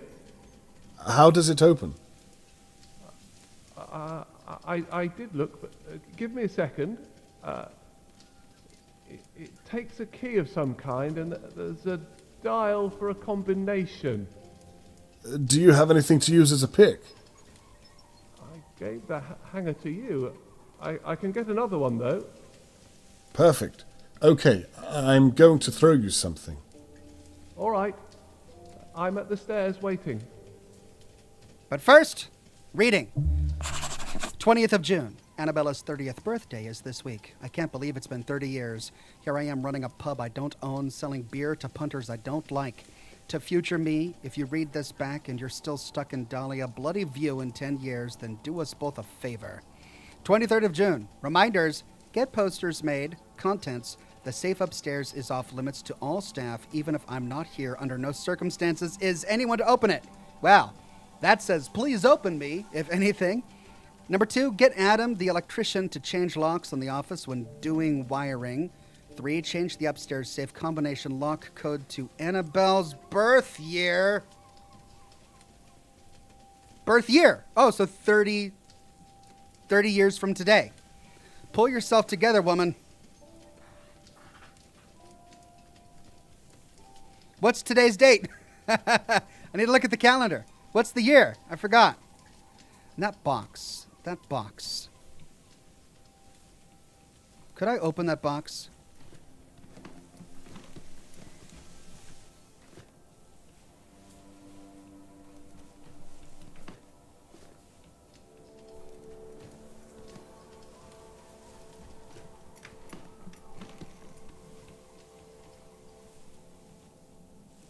Okay.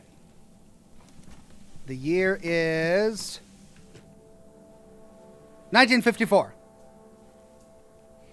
So 1924.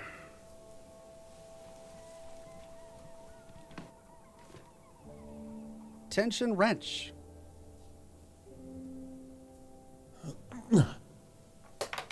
Oh, blast. Apologies. I don't know my own strength. Not to worry. I can see it. Thank you. Right. Failed again. I'll try and find a code. I've got a code. Give this a go.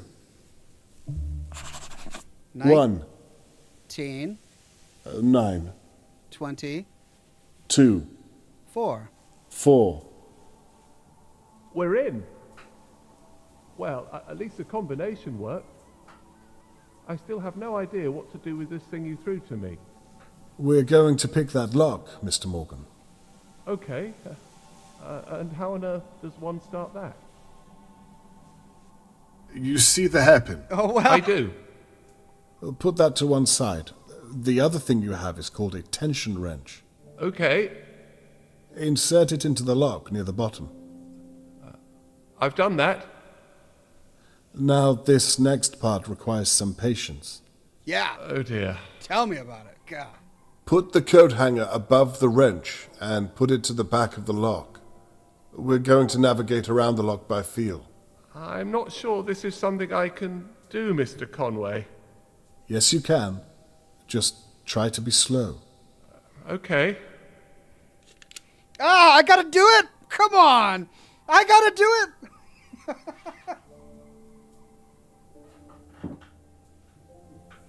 Oh, cry it out loud. Yeah! Radio Blade says, finally made a stream. It's 8 a.m. here in Scotland, just on my commute to uni. Also, why did the tomato blush? It saw the salad dressing. Have a good day at uni, my friend. Thank you. Blast! I'm sorry it slipped out. Not to worry. Just start again. Mr. Conway, I really don't think I can do this.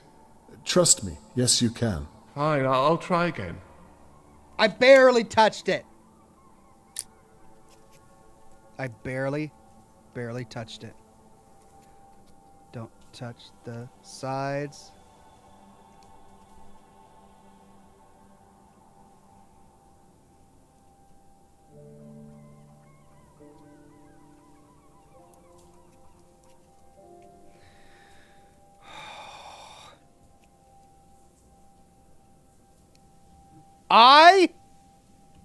First one down.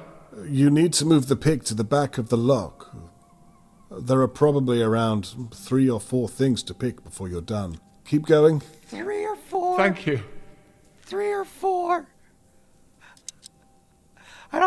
3 or 4. I don't have that many fingers. I mean, I do, but I don't want to use them.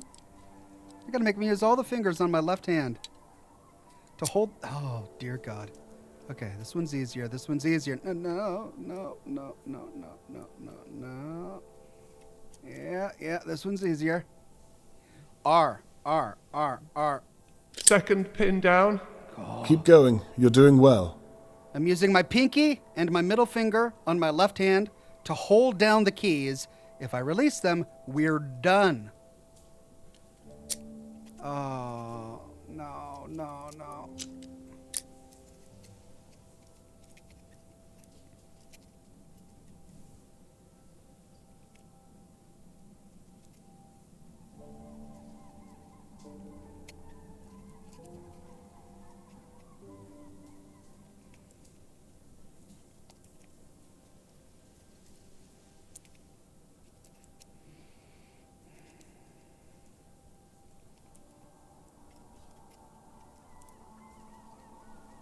N? That's 3 down. 4? You're almost there. Thank you for your patience, Robert. It's my thumb. My thumb is on the N. I don't know how I'm going to do this. It's got to be L.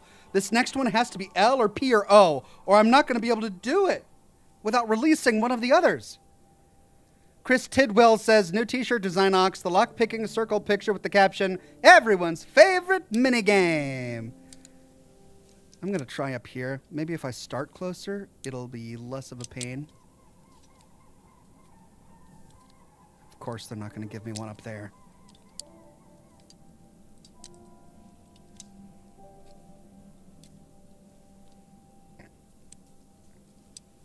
All the way down here? Gonna make me go all the way down here. Oh. Oh, come on. But that's... Let's try again. All right.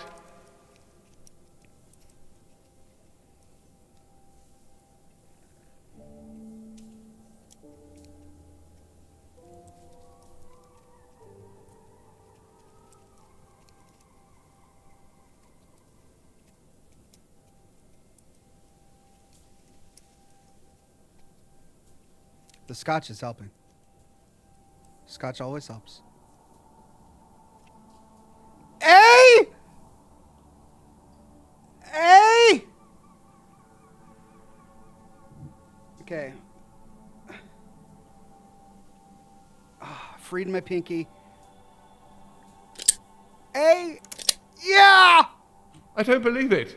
You did it. It's open. Well done. Right. Let's take a look inside. That sucked. That really sucked. My dear God.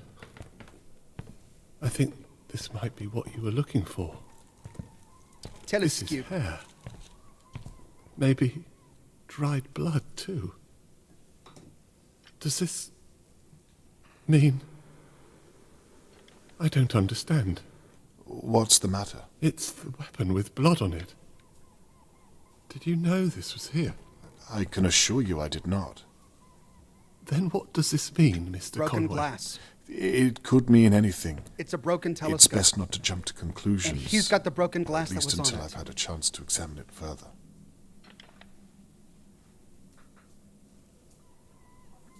Let me take a look.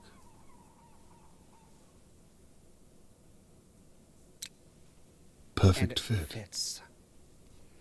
The broken glass piece was on the crime scene. It's the only piece of evidence that she stole and hid. It fits a spyglass that's covered with blood. I don't know if it could be any more incriminating. Where is my daughter, Mr. Conway? You promised you'd find her. Mr. Morgan, let's find out together.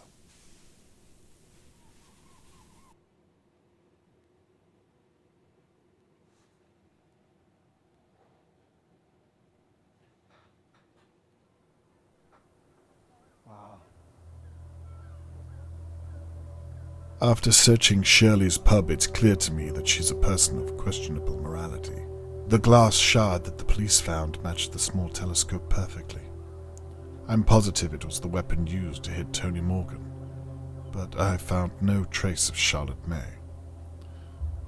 This is my last chance.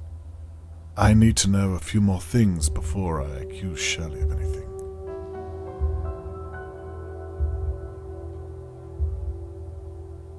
What's her motive, though? It's not like he got a ransom. Could Charlotte May have observed her stealing? And she kidnapped Charlotte May to quiet her? That wouldn't explain the intruder who was in her apartment. I have a feeling this one is going to be tricky. Shirley used Lady Doer's telescope to spy on the Morgans. Is there any evidence that places her in Lady Doer's home on the night that Charlotte May was taken? Yes. She was searching for a clue to the safe, and she was recording herself while doing it when she saw something happen and she gasped. That's what we uncovered in our last episode. Can I place Shirley Downs at the telescope on the night Charlotte May was taken? I can. Shirley used Lady Doer's telescope to spy on the Morgans. Is there any evidence that places her in Lady Doer's home on the night that Charlotte May was taken. Right. Let's go through the evidence. Injury trauma would imply assault occurred with a heavy blunt object. Deposits found on victim's clothing imply weapon was likely made of metal. Multiple sets of footprints at scene. Male and female attacker may have worked medium-sized boots. Fiber from multicolored black and green rope found, possibly for bindings. And we know she got a delivery of black and green rope.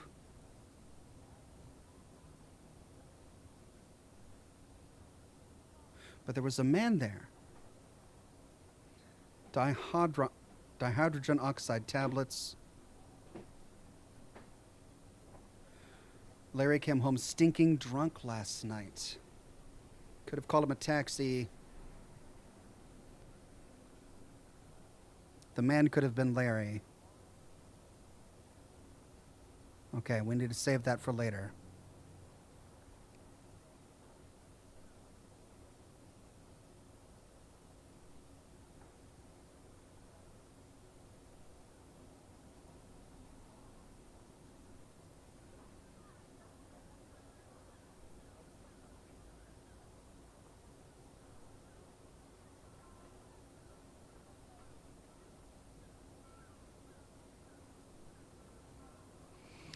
Traces of motor oil mixed in with blood sample. Angle of wound implies that the attacker was shorter than the victim. Courtyard was too dark to see. The attacker had to know the victim and where they would be. All neighbors were present in Dahlia View on the night of the attack. Stumbling around outside the gate with one shoe. Saw her in the kitchen.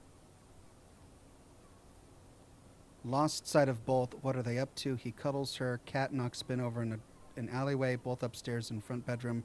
Front door hugging. I don't remember that.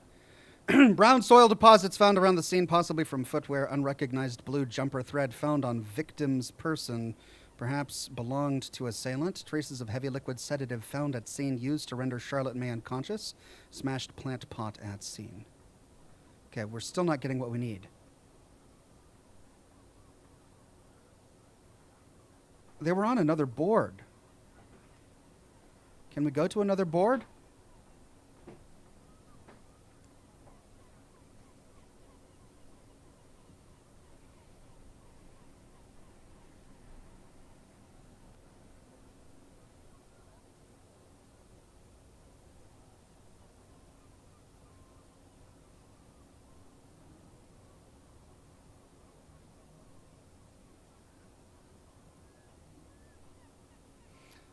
So the evidence I was expecting isn't here for that one. Because this took place in the Doer house, and the evidence we need to connect was in the Doer house. We know she was stealing.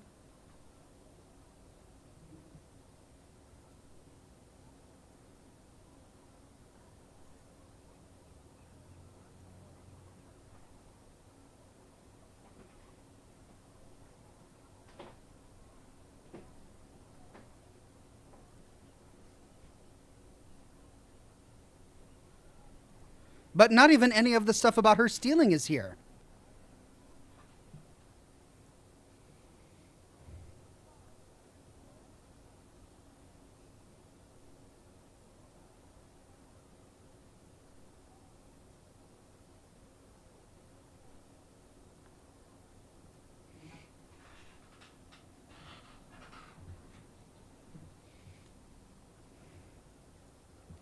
Let's move on to a different one. The only proof of an intruder at Shirley Downs' pub was a glass they may have smashed during the attack. Is it possible that there was no intruder? Is it possible the glass could have smashed in some other way?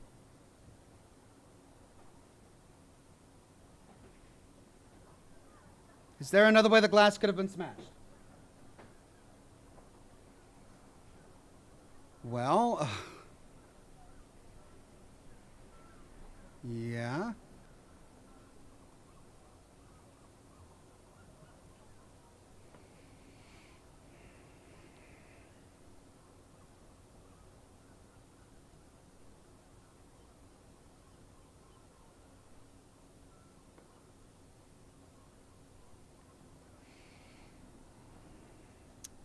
Could have caused blurred vision. Let's try this one. I've taken some excerpts from the police report I found. Can I use them to connect Shirley to the kidnapping? Does any of the evidence here match the police report excerpts?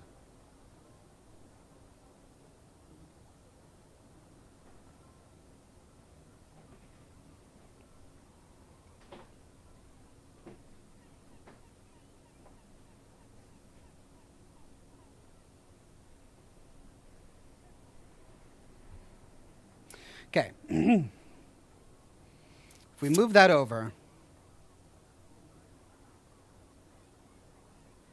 Sedative.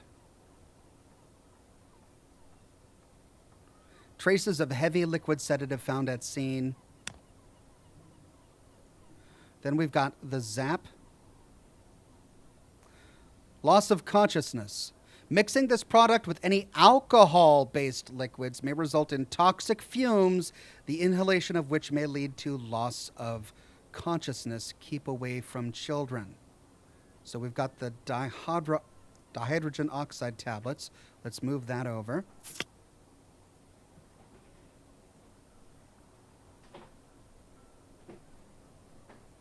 That's going to be loss of consciousness.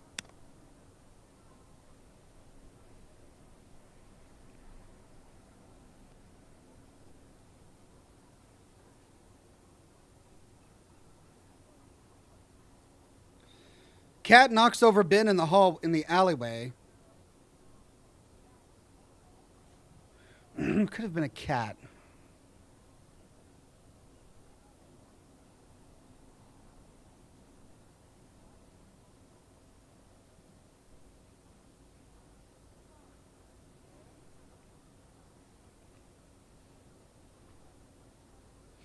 Glasses left on the last order's bell will fall off when it rings.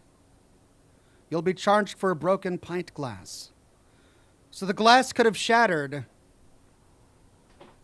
when the last order's bell was broken.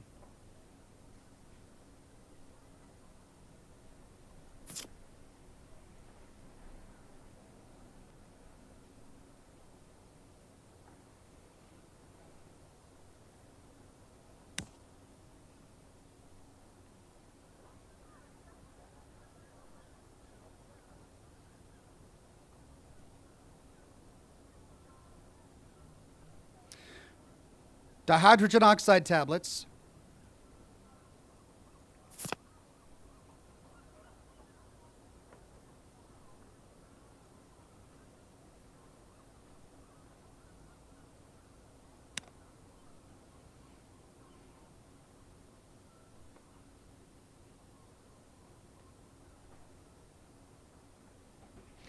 I mean, we have all of this information about the telescope.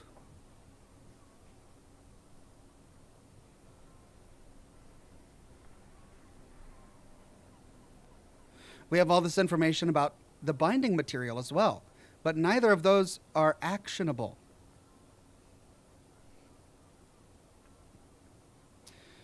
So we've got multiple sets of footprints at the scene, male and female.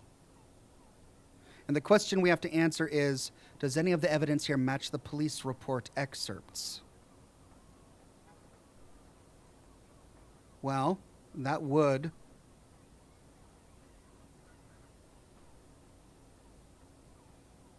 But so would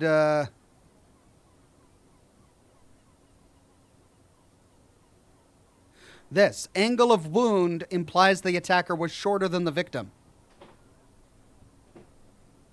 And she was shorter than he was.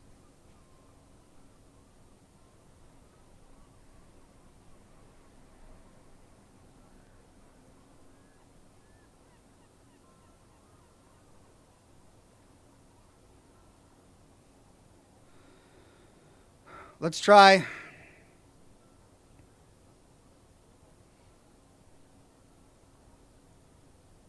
Let's try this one.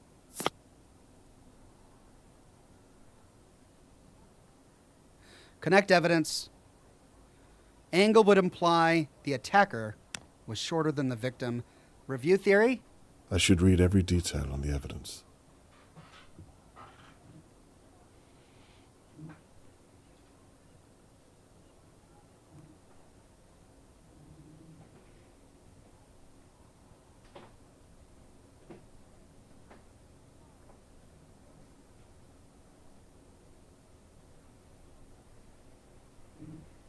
F context, what's that?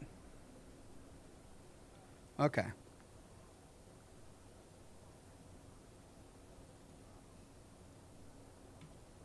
A transcript I made of some of the observations Shirley Downs had recorded whilst at Lady Doer's telescope. Okay, so this is a recording that she was at when she was at the telescope. All right, so that connects her over here. Here. Can I place Shirley Downs at the telescope? Yes. We can connect.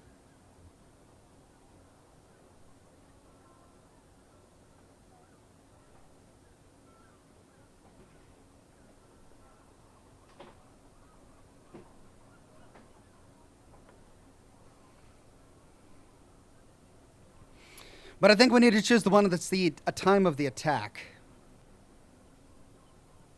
The context of this was some notes I made from the police report I found in the temporary operations base set up in Shirley's pub.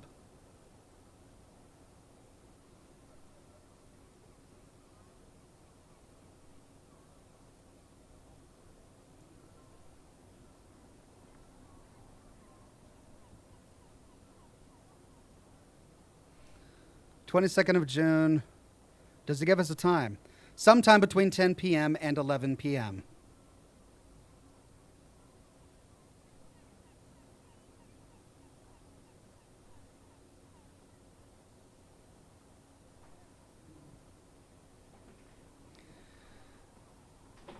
Okay. We'll move that over because this gives us a date, 22nd of June. And then we should be able to choose any of these because these are at 10:15 to 10:55, which means that she was in the room at the telescope during the hour that she was abducted. So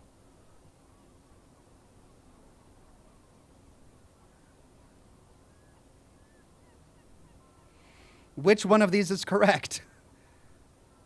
Let's try lost sight of both.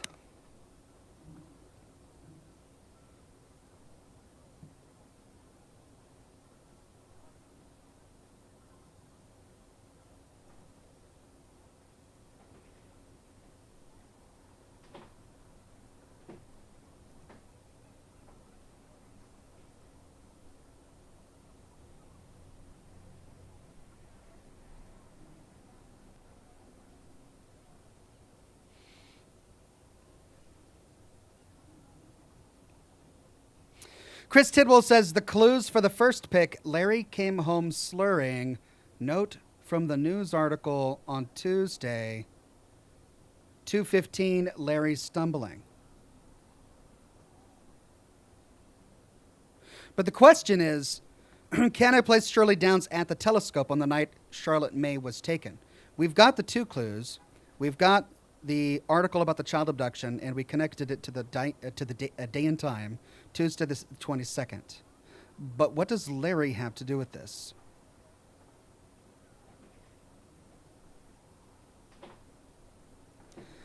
Larry stumbling outside the gate with one shoe.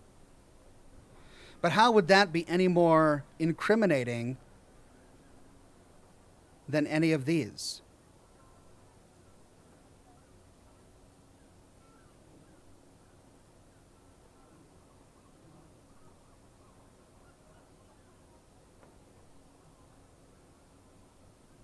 Okay, so if we go over here, Larry came home slurring. Okay, so let's change this.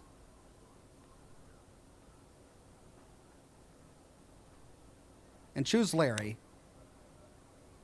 Then let's connect this to Larry. She's in the house. She's at the telescope. She's there on the right day. She looks through the telescope and sees Larry. And then she got a letter the next day about Larry coming home stinking drunk. All of the times work, says Chris Tidwell. Okay, as I thought. Good. Now to sort out everything else. Okay. So, is there any way the glass could have been smashed? Well, we've got the weird setup that she has about glasses breaking after a certain time. Glasses left on the last order's bell will fall off when it rings. Last orders will be at 10 p.m. So at 10 p.m., the last order bell rang. By then, she was already here in the house. She was in the house at the telescope by 10:15. So...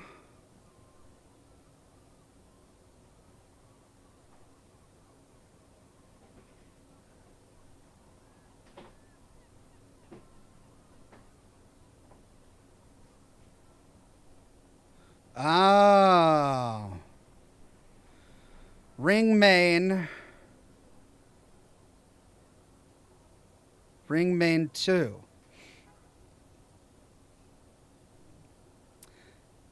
Last orders button is on ring main 2.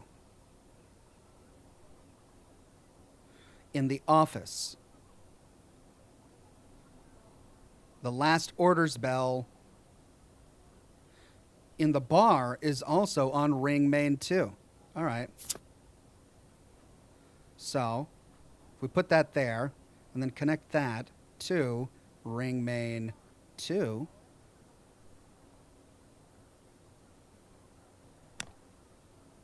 Good, I was right. Now, Okay. on to the next.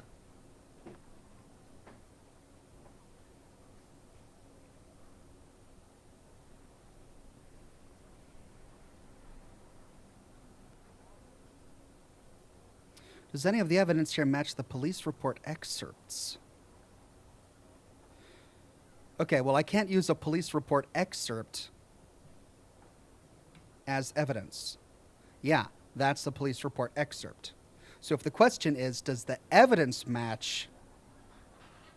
Well, no, I should be able to use a police report excerpt. I need to have the excerpts and then match evidence to them. So this is another police report excerpt. So I need to make another connection to this, which means I don't need that, which means that's also a police report excerpt. So I've got 4 tags here, but 3 police report excerpts. Well, maybe I don't need to use all of them. But the evidence that we have that matches any of these reports is the effects of this drug, dihydrogen oxide, which causes loss of consciousness, and the report, and the evidence that she purchased the dihydrogen oxide on the 24th. Whoops. This happened on the 22nd. Oh, my God.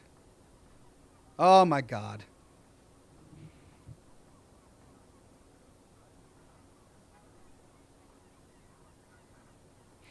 Oh, but that's June. That's June, too. Okay, so she didn't even get the drug until after this event happened, which means she didn't have it in her possession, which means she couldn't have been responsible for that. So that's why it didn't work. So the drug has nothing to do with it. Well, barking up the wrong tree there. Okay. So, if the drug has nothing to do with it,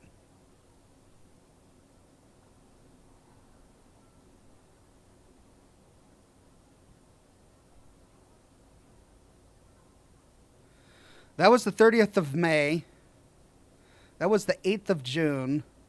That was the 22nd of June. 1 month for starting a fight, Larry Matthews, the 22nd of June. That was the day that Charlotte May went missing.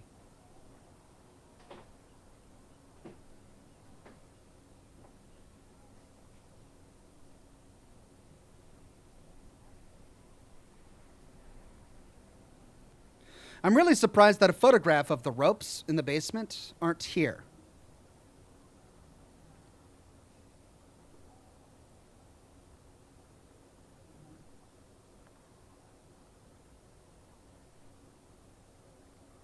So we can't connect it to the sedative. So we'll disconnect that. We've got brown soil deposits. We've got smashed plant. Sedative, which we can't connect to because she didn't even have the drugs until a few days afterwards. Blue jumper thread found on victim's person. A blue jumper thread. Well, does she wear a blue jumper? She wears those blue pants. Could that be it? Blue jumper thread. Then for this one, motor oil, no. Angle of wound implies the attacker was shorter, yes. So that works. And then here, multiple sets of footprints, male and female, yes. That works.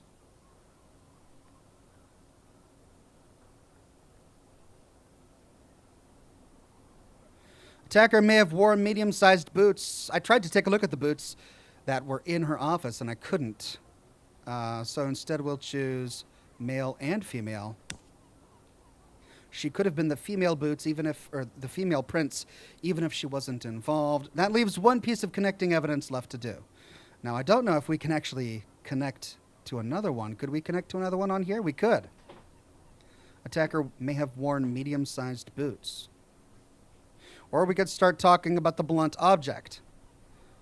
But let's see. Is there anything else left here? Stock delivery. This is going to be useless to us because of the date. So nothing on there. We've got the barred list. Oh! She may have...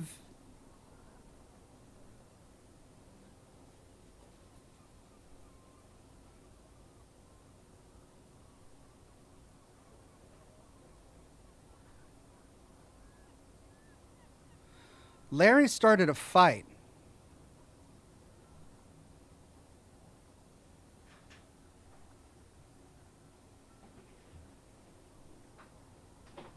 Because he was drunk. He lost his shoe.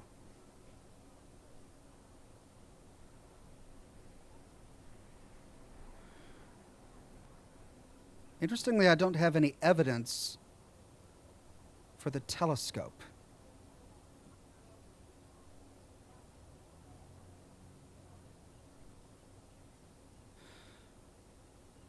Her footprints could have been outside because she escorted Larry Matthews out. She kicked him out. That would explain the male and female footprints. Let's try it.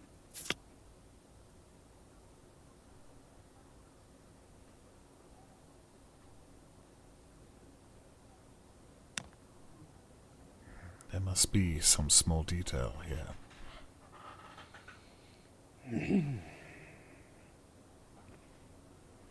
Well, then it can't be that.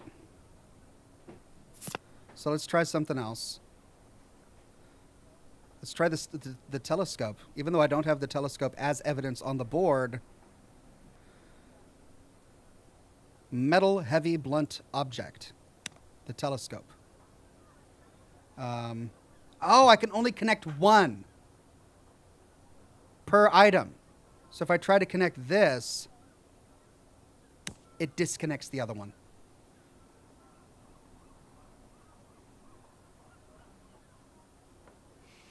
So for each one, I can only have one, which means I have to use one of these.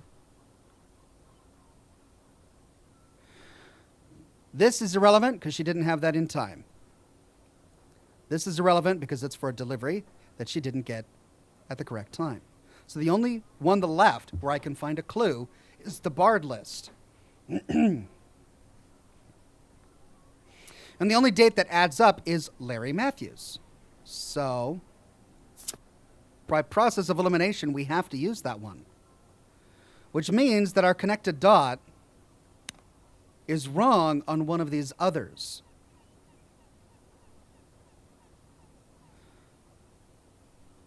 All of these point to her.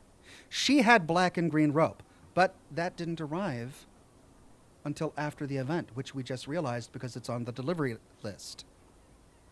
She may have had medium-sized boots. We didn't find any boots there. She was female. She had a heavy blunt object, and it was made of metal. So all three of those would potentially work. The attacker was shorter than the victim. She is shorter than he is.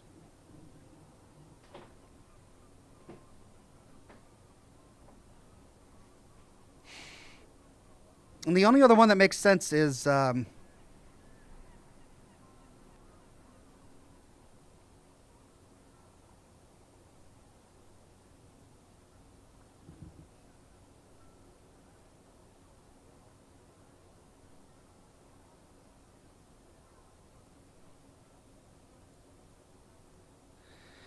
if we disconnect that and place it on. I mean, it could have been any of these. I mean, I think this one is the most incriminating because the angle would imply that the attacker was shorter than the victim, implies the attacker was a woman because the victim was a man.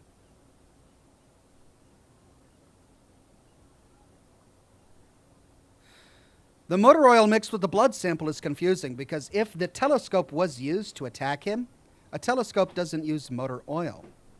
It has moving parts, but would you use motor oil to oil a telescope? Does the telescope need to be oiled that often? So if that was the weapon that was used, why would motor oil be added to the blood? Let's try all neighbors were present in Dahlia View on the night of the attack. I don't think that's it. I need to make sure I'm scouring all of the evidence. Let's try courtyard was too dark to see. Again, I don't think that's it. There must be a detail I'm missing on some of the evidence. Because the most likely one is this one, which means that's not the one that's wrong. So it's got to be this one that's wrong. So if we remove that one and try... The problem is that all of these would work. We tried male and female. We tried made of metal. Let's try medium-sized boots. There must be some small detail I'm missing on some of the evidence. I've taken some excerpts from the police report I found. Can I use them to connect Shirley to the kidnapping? Then let's try heavy blunt object. I need to look at every piece of evidence. Okay. I'm officially frustrated. Does any of the evidence here match the police report excerpts? Brown soil deposits, blue jumper, heavy liquid sedative found at scene, smashed pot plant.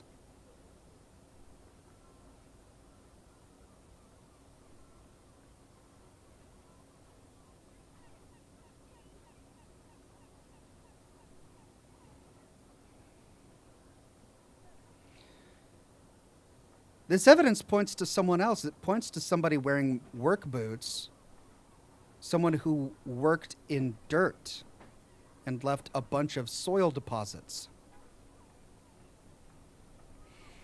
Someone who used a sedative. She couldn't have because she didn't have the sedative in time.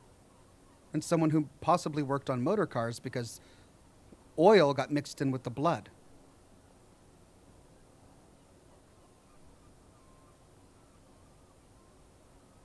Chris Tidwell has given me the answer.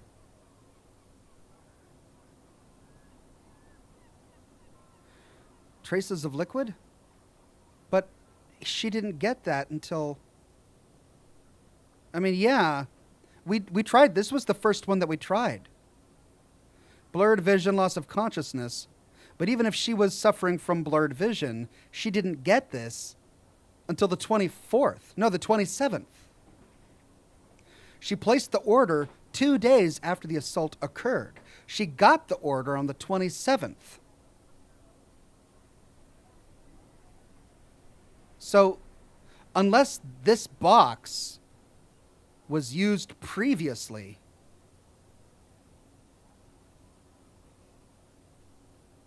maybe she bought a replacement box because she used another box, which we couldn't find because it was already used. That's why she made the order, because she used it earlier. Okay. That would explain it. So if we go back to our original theory,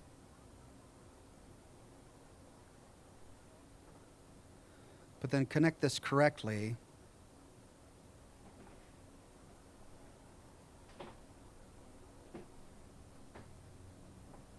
it could have been her. Like, this This couldn't have been. It could be that she was suffering from blurred vision because she was working with alcohol and cleaning with this tablet-based stuff, which caused blurred vision.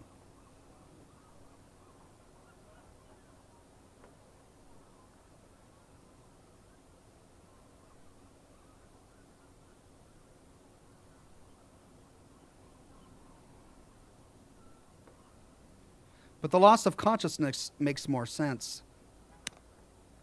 if it was used for the girl.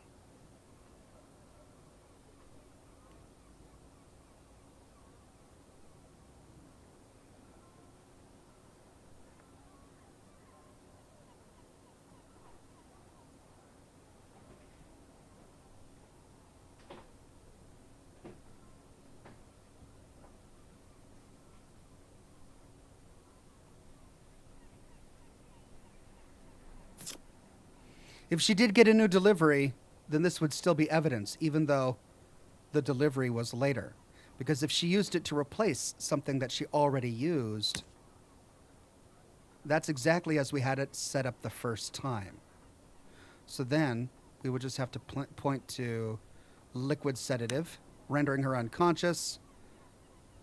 And then what would be the final one? The attacker was shorter. We tried that already.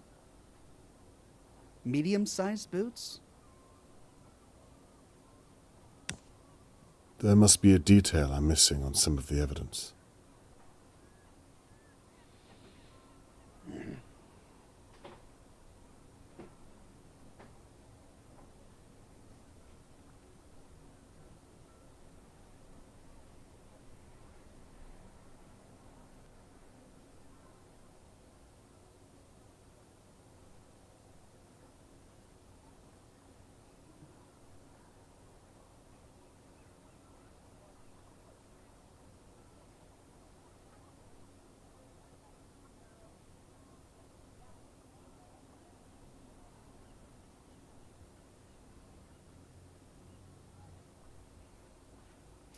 Okay, well then maybe we got to go for the rope. If she used green and black rope. But no, that wouldn't make sense because he said that he didn't get it. Fiber from multicolored black and green rope found. But then the order, she ordered green binding rope, she ordered black binding rope, but then Downs said, I couldn't get any of that two-tone rope you normally use, so I got you a mixture to keep the order on time. Oh, the two-tone rope she normally uses. She had green and black rope. It was one rope that had green and black strands inside of it, but it's gone now. She normally uses that. She needed replacement rope. She made the order. He couldn't find it, so he got her two ropes, a green rope and a black rope. Oh. Which means this doesn't point to that. It points to that. Which means this still points to the sedative. Which means this is for some reason unusable. I mean, the shorter than the victim one seems incriminating. But then if we remove that and then connect it instead to any of that, we talk about the multicolored black and green rope. That's it. By the police's account, Shirley had access to the same type of rope and chloroform of a sort. Match that with the telescope as an attack weapon, and I think I have all the means I need. I can even place her at the window watching over Charlotte May just minutes before she was taken. I spent so much time looking at the McKees and Harold Levy. It's Shirley. It has to be. Dear God, I hope I'm not too late.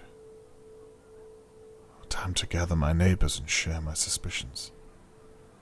Put an end to this once and for all. But what's the motive? what's her motive? That's the one thing he hasn't discovered. It also doesn't explain her I gas. was reaching the end of my investigation. No idea if Catherine could even look me in the eye. I'd promised Tony Morgan I'd find his daughter, and I'd betrayed my own in the process. Perhaps I should have listened to Catherine and left the investigation to the police. Perhaps Tony Morgan didn't need my help. Perhaps I'd failed everyone. Only time would tell, and Shirley Downs held the key.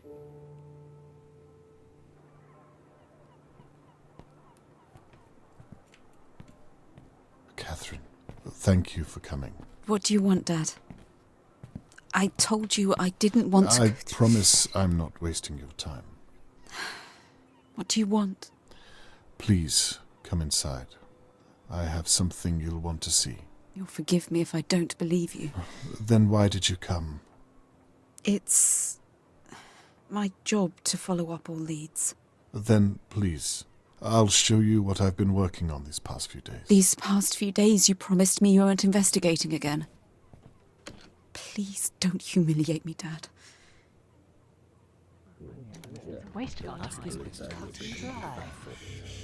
Christ. Here is the main event. Thank you all for coming. I imagine you share some notion of why I asked you here. Welcome to the accusing parlor. In short, to discuss the disappearance of Charlotte May, and also to apologize to each and every one of you. I'm sure you know by now that I've been investigating every possible area of her disappearance, and that has meant looking closely at Dalia View. You mean spying on us? A crude interpretation, but yes. That's illegal.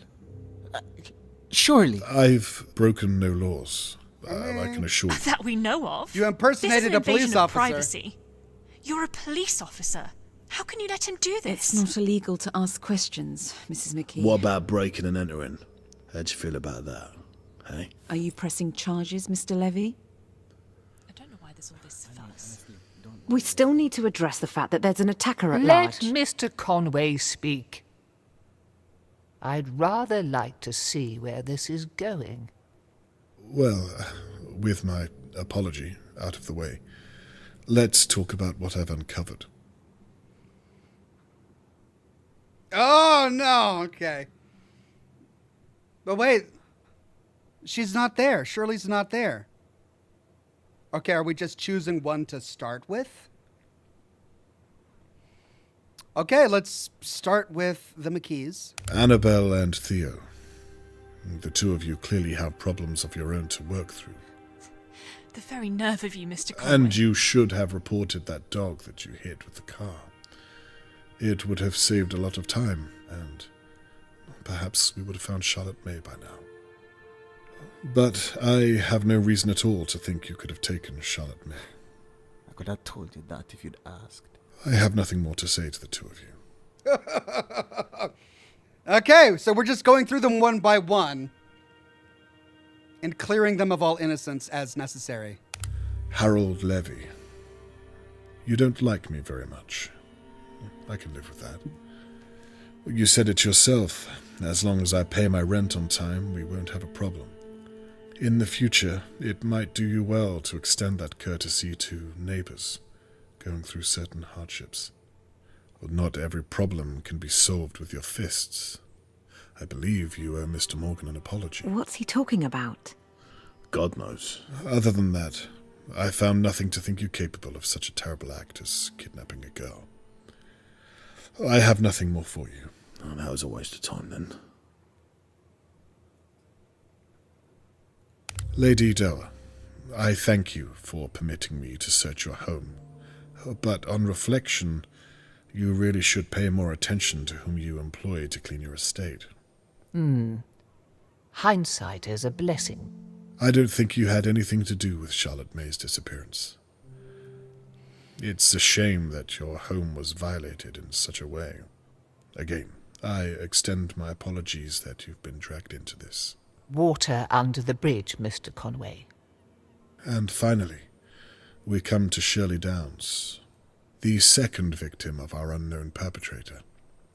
A completely innocent bystander the night that Charlotte May was taken. The perfect alibi. Were it not all based on lies and deception? Well then. What? No, you all saw what happened to me. Shirley, please, let us dispense with the song and dance. Shirley? What is he talking about? I have no idea, Annabelle. I can assure you of that. Just what on earth are you getting at, Mr. Conway? I bloody know it. You've always been a dark horse. Shut up.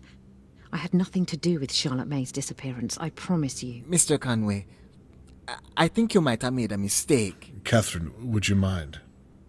Please, I think it's time we talk to Miss Downs alone. Could we have the room? I think I should stay. She's my sister and she needs Mrs. McKee, please. Everyone, in fact. Leave now. I think it's best you leave too, Mr. Morgan. Don't worry, I'll update you later on this evening once I know more.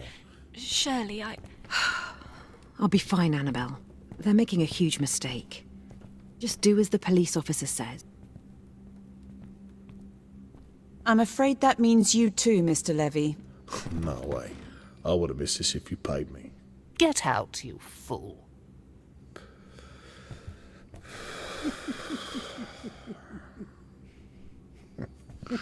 This what you wanted, was it?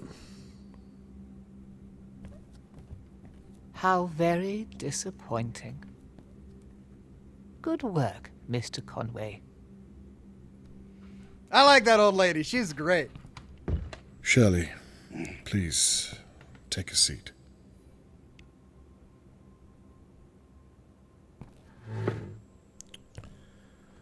Now, where should I begin? Look, I don't know what this is about, but I think you made a huge mistake. I'm sorry. Catherine, is it? Can you talk some sense into him? I think we should hear what he has to say. This is ridiculous. If you have nothing to hide, then surely you'd relish the chance to prove your innocence. You watched me get attacked. That proves that the kidnapper is still out there. Well, let's start there then, shall we?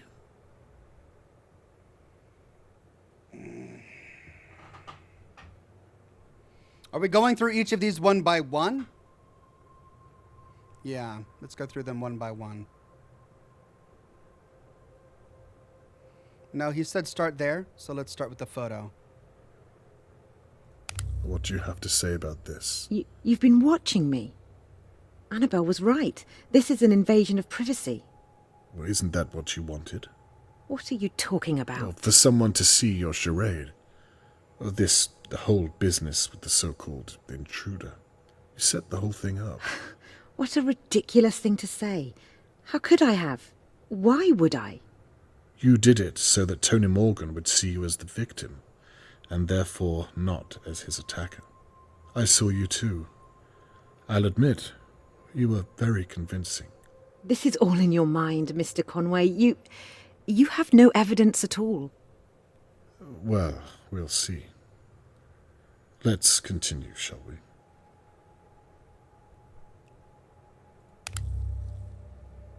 What's that supposed to be? Why don't you tell me? It was found in your pub. So what? Lots of people drink there every day. Glasses smash. I don't know what's special about a piece of glass. It sounds plausible. Well, there you have it. Well, Mr. Crow didn't seem to think so. He told me you took it from the police evidence room. Prove it. I intend to. I'm sure Mr. Crow will be willing to testify. Let's move on. How will you explain this, I wonder? Perhaps you want to explain how you found that, without breaking the law. I'm sure it will come to that. But for now, we're talking about you. You have nothing to say? There's no getting around this, Shirley. You're not listening. It wasn't me. Well, I suppose that's that. Catherine, is what you've heard enough to arrest Miss Downs? I'm sorry, it's not conclusive enough, I'm afraid. Well then, I suppose I was wrong. I should have gone with my gut and accused Annabelle. What? Again, I'm sorry I've wasted your time. Catherine, can you see if Annabelle is still close by? Wait, Mr. Conway. What could you possibly think Annabelle has to do with this? Well, I shouldn't discuss this with you, but all those late nights whilst Thea was gigging, no one able to verify her whereabouts. And then, of course, there's the matter of the, well, like I said, I shouldn't discuss this with you. I apologize, Miss Downs. Let's see if we have enough to arrest your sister. Wait. What is it? For God's sake. I hid the telescope in my safe, but I was hiding it for someone else. The truth, Shirley, or this conversation is over. Okay, I hit Mr. Morgan, but I swear I thought he was someone else. I'll see what your sister has to say about that. I'm telling you the truth. Annabelle had nothing to do with it. Where is Charlotte May? I didn't take her. That's why I hid the telescope in the first place, so the police wouldn't suspect that I took her. That makes no sense whatsoever. I didn't take Charlotte May. So let me get this straight. And it's very important that you're clear. He says it doesn't make any sense whatsoever, but it actually makes a lot of sense to me, because when she saw what was going on in the alleyway through the telescope in Mrs. Doerr's mansion, she gasped as if she was horrified. She had a telescope. She ran down to do what she could. It was dark. She was dizzy, maybe, from being exposed to alcohol and the cleaning supply, and she struck out at the man who was there, thinking it was the attacker, but instead it was the father. Let's start with the faked attack. You faked the attack against you. Yes. I needed people to know that the kidnapper is still out there. I couldn't come forward and say what I'd done because people would think I took Charlotte May. You took the shard of glass from the police evidence room. Well, yes, because it proved that I hit Mr. Morgan. But I thought I was hitting Harold Levy. The telescope is the attack weapon. I took it from Lady Doerr's hallway. I saw my sister having an affair from Lord Doerr's window. I was angry. I overreacted. You attacked Tony Morgan. I already told you. I thought I was hitting Harold Levy. He was kissing my sister, Annabelle. A married woman, Theo's wife. I don't think even you can separate the truth from the lies anymore. I'm not lying, Mr. Conway. You took Charlotte May that night. I did not. Then you put her in Lady Doerr's basement. Why? I'm not saying another word. You knocked me from my chair and then staged the attack on yourself to throw me off the scent. That's all in your head. Where is Charlotte May?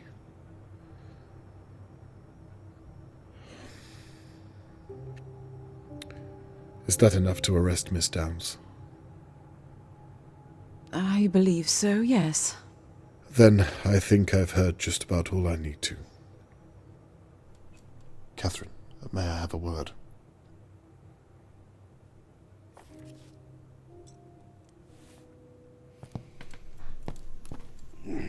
Let's just leave her alone in this room with all the evidence nicely laid out in front of her that she totally won't destroy, and turn our backs to her. It looks like you were onto something after all. Yes, it looks that way. Let's wrap this up then, shall we? Wait a moment. You see now what I was doing, what I had to do. I do. Well then, what's wrong? With a little more time, Shirley will tell us where Charlotte May is. You can arrest her. This is a good thing. You lied to me. You betrayed my trust after you promised me. I'm so glad that you were right. I really am, but That doesn't change how you did it. Catherine, we did it. You and I. I listened to what you said, and I truly am sorry. There were moments where I knew I was crossing a line, but I did it. You've told me already. And I meant it. Please. I'm going to update Mr. Morgan later on and tell him what we found. It would mean a lot to me if you were by my side. What do you say? I don't think so, Dad. I'm sorry. Catherine, please. Miss Downs, I'm arresting you on suspicion of the abduction of Charlotte May Morgan and an attempt to obstruct an active and ongoing police investigation. You don't have to speak, but anything you do say might be used against you in a court of law. He hasn't found the Charlotte May, Mr. Morgan's daughter. But in the process, he lost his own daughter.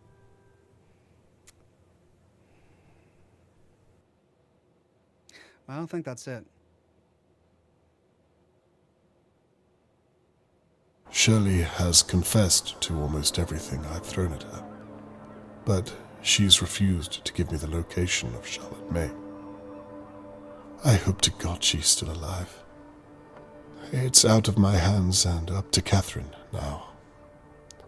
I've reached the end of my investigation. He still has the evidence? But at what cost? Still missing 6 hours later.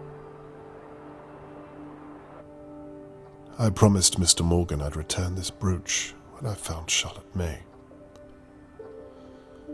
The news of Shelley's arrest will have to do for now. I don't know. Like,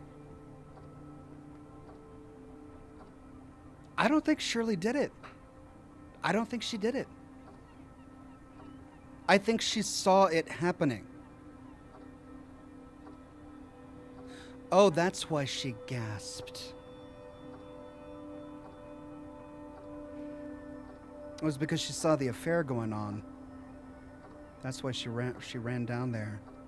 But instead of hitting Mr. Levy, she hit Mr. Morgan. So she didn't see Charlotte May being kidnapped. What's her motive? That's the thing. All of this has been about the evidence, but motive is also really a part of it. She had zero motive to kidnap a girl. She was already looting stuff from her employer's home, making money from selling it to antiquities merchants. She didn't send a threatening letter to Mr. Morgan to extort him for money, so it couldn't have been about money. What was her motive for kidnapping the girl?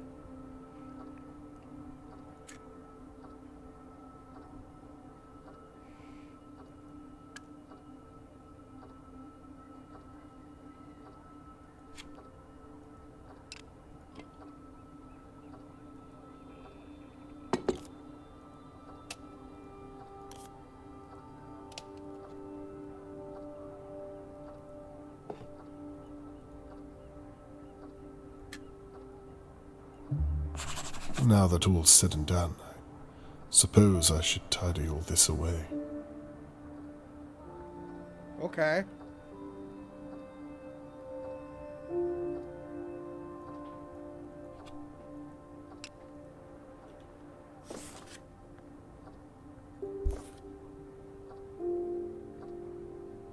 Shirley is regretting getting older and having little to show for her life. Her sister, turning 30, is only reminding her of how old she's getting.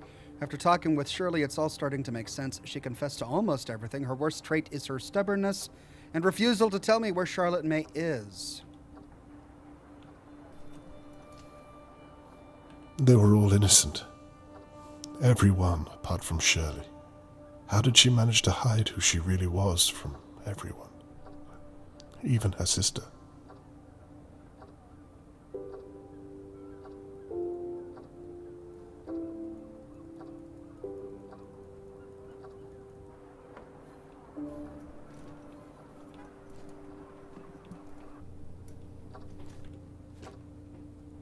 I was hoping to return to Mr. Morgan with his daughter.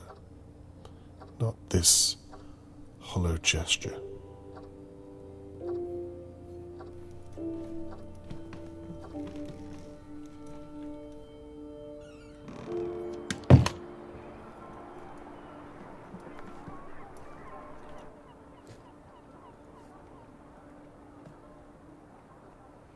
One final sweep of the room. Seems like a lifetime ago. Look at me now.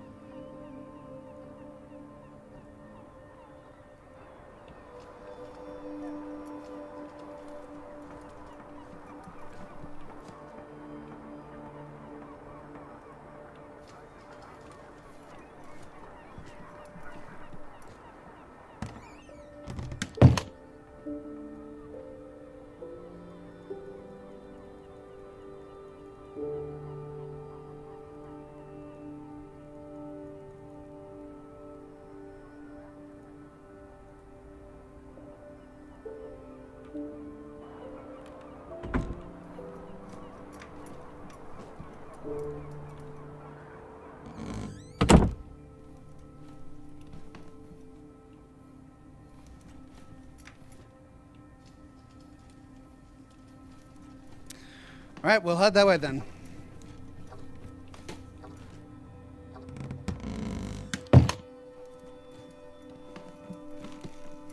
I used to roam these halls and wonder what kind of neighbors lived around me. Now I know all too well.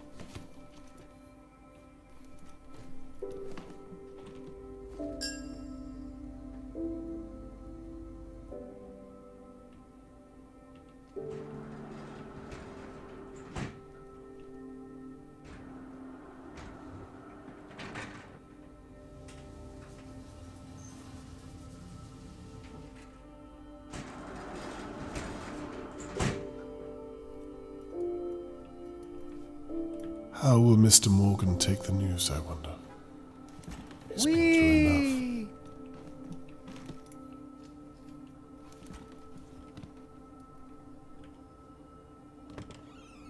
enough.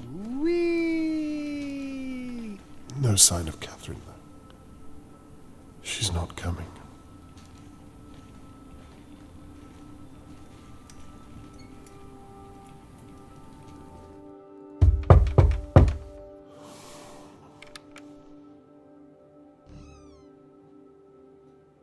Hello, Mr. Conway. Mr. Morgan, how are you? As well as can be expected, I suppose. I have to say, I wasn't expecting you so soon. I apologize. I thought you might want an update regarding Shirley Downs. Of course, yes. Why don't you step inside for a moment and, well, please come in. You can leave your things down there if you like. Thank you.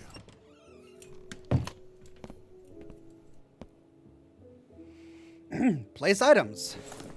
Okay. There we go. Placing all my items.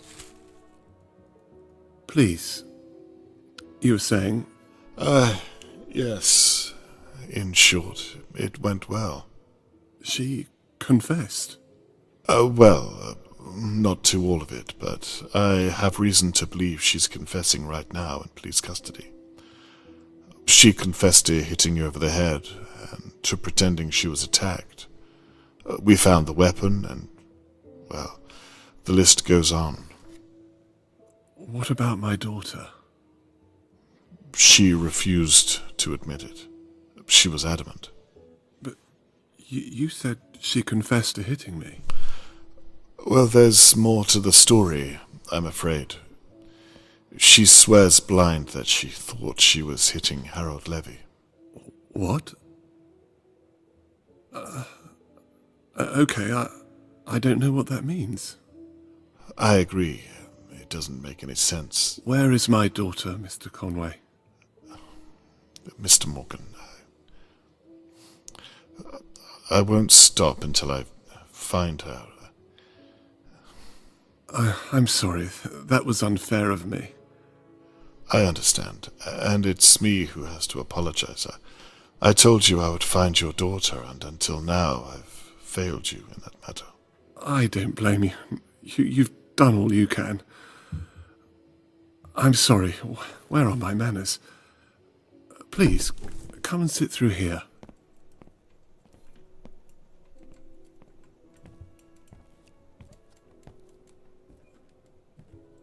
Perhaps you'd like a cup of tea, Mr. Conway. 4 sugars, am I right? Yes, that's right. Please, make yourself at home. I'll be back momentarily. Thank you, I will. Uh-oh. Uh-oh, why am I getting an uneasy feeling? I didn't even have a time to say no.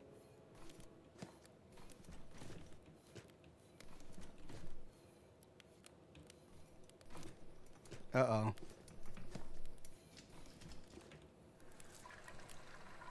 How long have you lived in Dalia View? It must have been before I moved here. Yes. Hey! About 4 years or so. I remember the day you moved here. I should have introduced myself then. I'm sorry about that. Not to worry. I should have done the same. Oh, that reminds me. I've brought the brooch back that I found at the crime scene. Thank you so much. I hope it was of some use. What on earth? This isn't Charlotte May. It's a different girl altogether. Wearing Charlotte May's brooch. No. Another girl. Jesus, what is this? Mr. Morgan, what have you done? Of course, of course.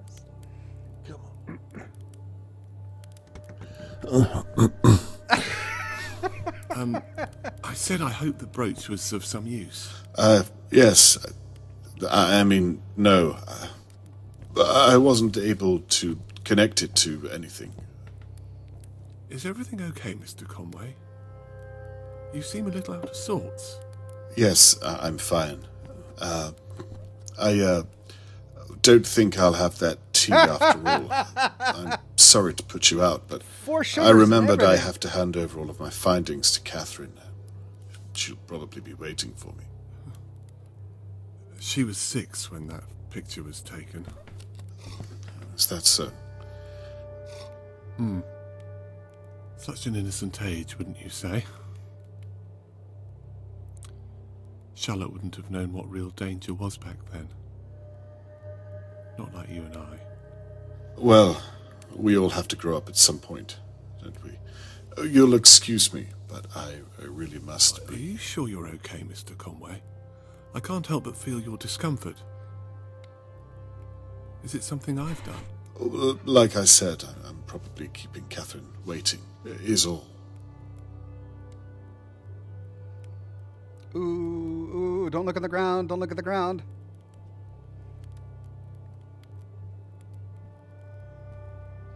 Book it, book it, book it. He's gonna close the drapes. He's gonna close the drapes. You know,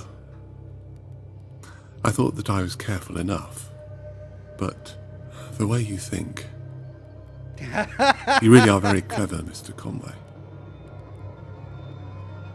To your detriment. Quick time event. No, I don't want a freaking quick time event. Oh, I couldn't even help it. I couldn't even help it. It's funny. I spent the past few days wondering who on earth would attack me. I was as confused as everyone else. Turns out it was all just a misunderstanding. Have you ever heard anything so unlikely? I was going to leave town that night. I'd left her in Doe's basement. Things were almost in place. I was putting the rubbish out, and then... well... and then Shirley Downs. She's still alive, isn't she? I really am glad you decided to investigate. The mystery was eating me up inside. You know, I watched you work these past few days. Watched as you pulled our neighbours' lives apart piece by piece. Getting to work with you at Shirley's pub and seeing you before that at Lady Doe's house.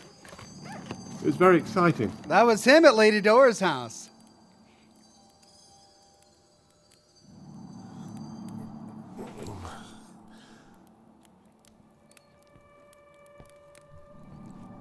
It's funny, I felt that if I could just reach out. Of course, I couldn't. From what I remember, you reached out with your fist. You almost caught me that night, you know, in Lady Doa's basement. You were so close, but still so far. You know, I've never had to go back and check before. But after you promised me you'd find her, I had to think on my feet. She cried when she saw me. I suppose she was seeing me for the first time in many ways. She? You mean the girl that, some other poor child you've taken?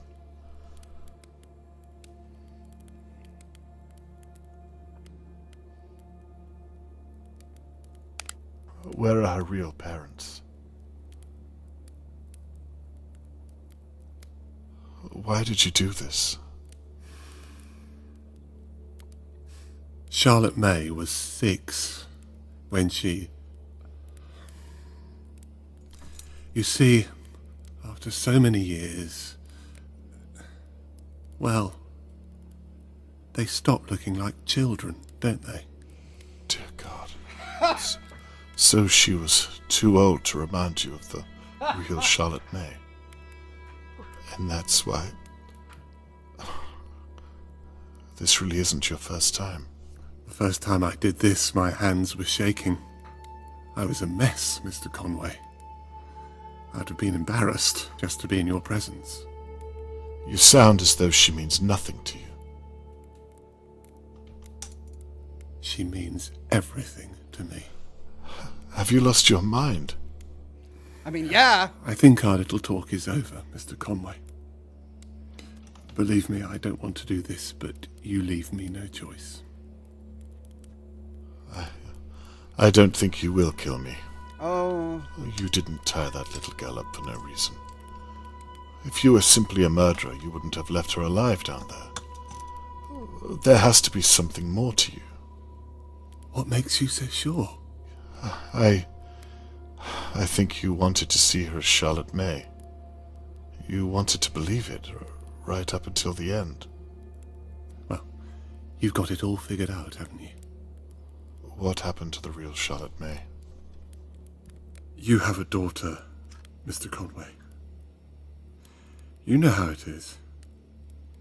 It's your responsibility. Your duty to protect them, no matter what. Tony, what happened? I must have left the balcony door unlocked. The intro sequence. I took my eyes off her for just a second. We lived on the 5th floor. Tony, I'm so sorry. Perhaps we should talk about it. You can tell me about her. If you let me go, I'm sure... I don't think so, Mr. Conway. I've complimented you on your intellectual prowess. Please don't insult mine. Fine. Where is the girl now? She's quite safe.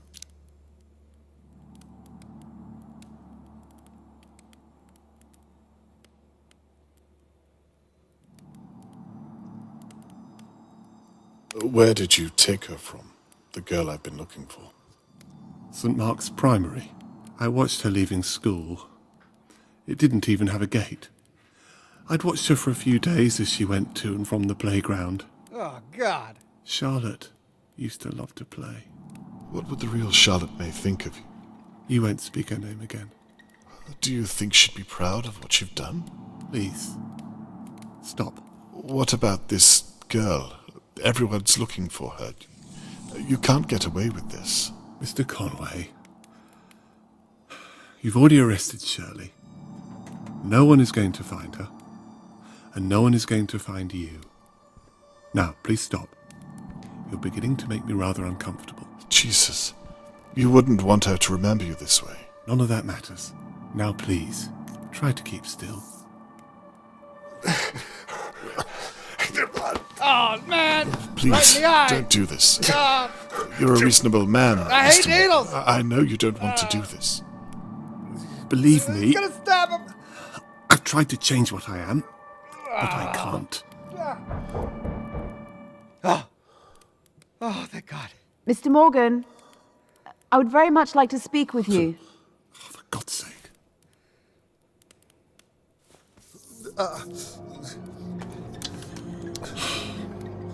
Like father, like daughter. Not a word, Mr. Conway. The anesthesia should kick in shortly. Call out while you can! Call out while you can! Save your daughter! Hello, Mr. Morgan. I'm sorry to trouble you, but I wondered if I might speak with you Save and my yourself. father. Your father? Are you expecting him?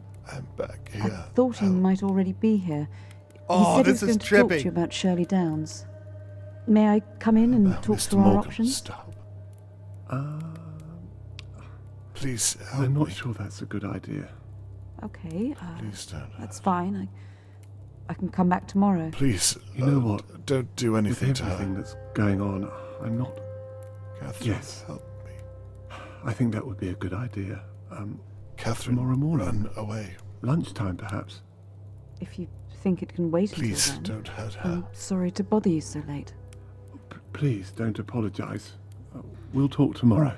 Thank you, Mr. Morgan. That was brilliant. Wait.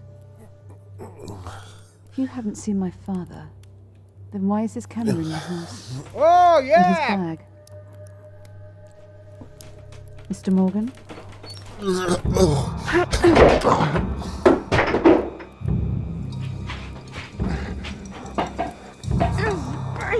Oh, no. Come on, old man, save your daughter.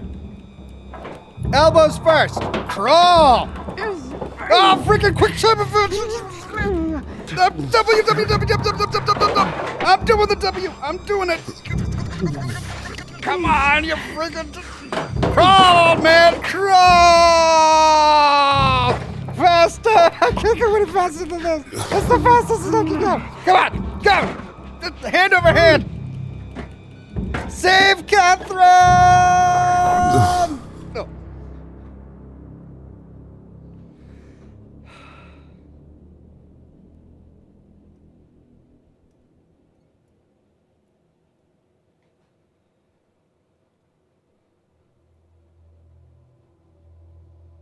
Oh.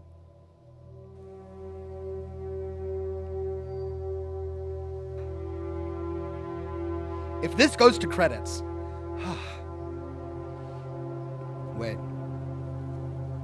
Wait, this isn't good. Wait, I don't like this. Ambulance, okay. Maybe. Oh. Tell me Catherine's okay. Tell me Catherine's okay, dear God. Tony Morgan's arrest 6 hours later. The Paul says Yo-Ox was playing Fallout 2 with your walkthrough and saw you were live. Thanks for getting me through the first game, lol. You're welcome, the Paul. I had so much fun making my Fallout 1 and Fallout 2 series. Hey. Car thief, talk to me. Do you know where Catherine is? Oh, no.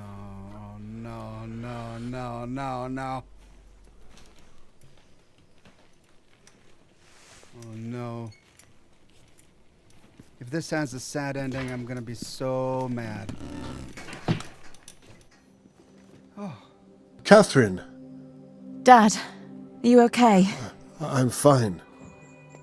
Thank God you are. I thought the worst. I did too. What happened here? I mean, what on earth did I walk into? If I'm honest, I'm still trying to figure that out myself. Shirley was telling the truth. It appears so. We searched the house. we'd ruled him out.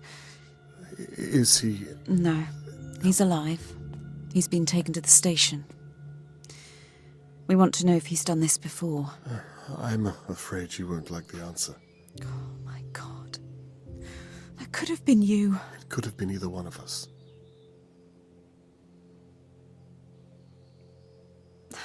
Dad, listen, No, Catherine, I'm sorry.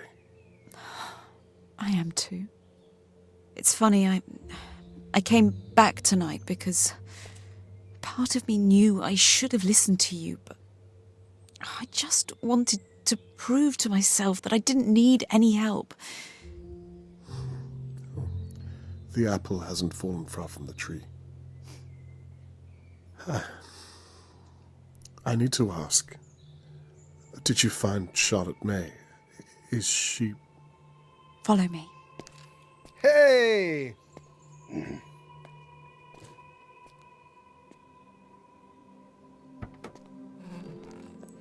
Charlotte. Oh, thank God. This man is Robert Conway. He's been looking for you for days. Are you okay, my dear? You're safe now. You don't need to be scared anymore. Catherine here is going to take good care of you. I'll just be a moment. I'll come back. Don't worry. Jeez.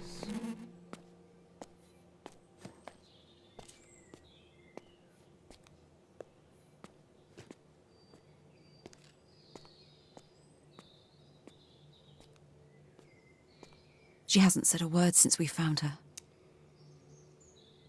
She thought that Tony Morgan was her real father. She didn't even know that... It doesn't bear thinking about. So, what do we do now? She doesn't have a home. Oh, that reminds me. She was taken from a St. Mark's primary school. There can't be too many of those in the country that have had missing girls. That's a great place to start. I imagine you'll want to come along and help. No. Perhaps it's best to leave this up to the professionals. I'd like it if you were by my side. I'd like that too.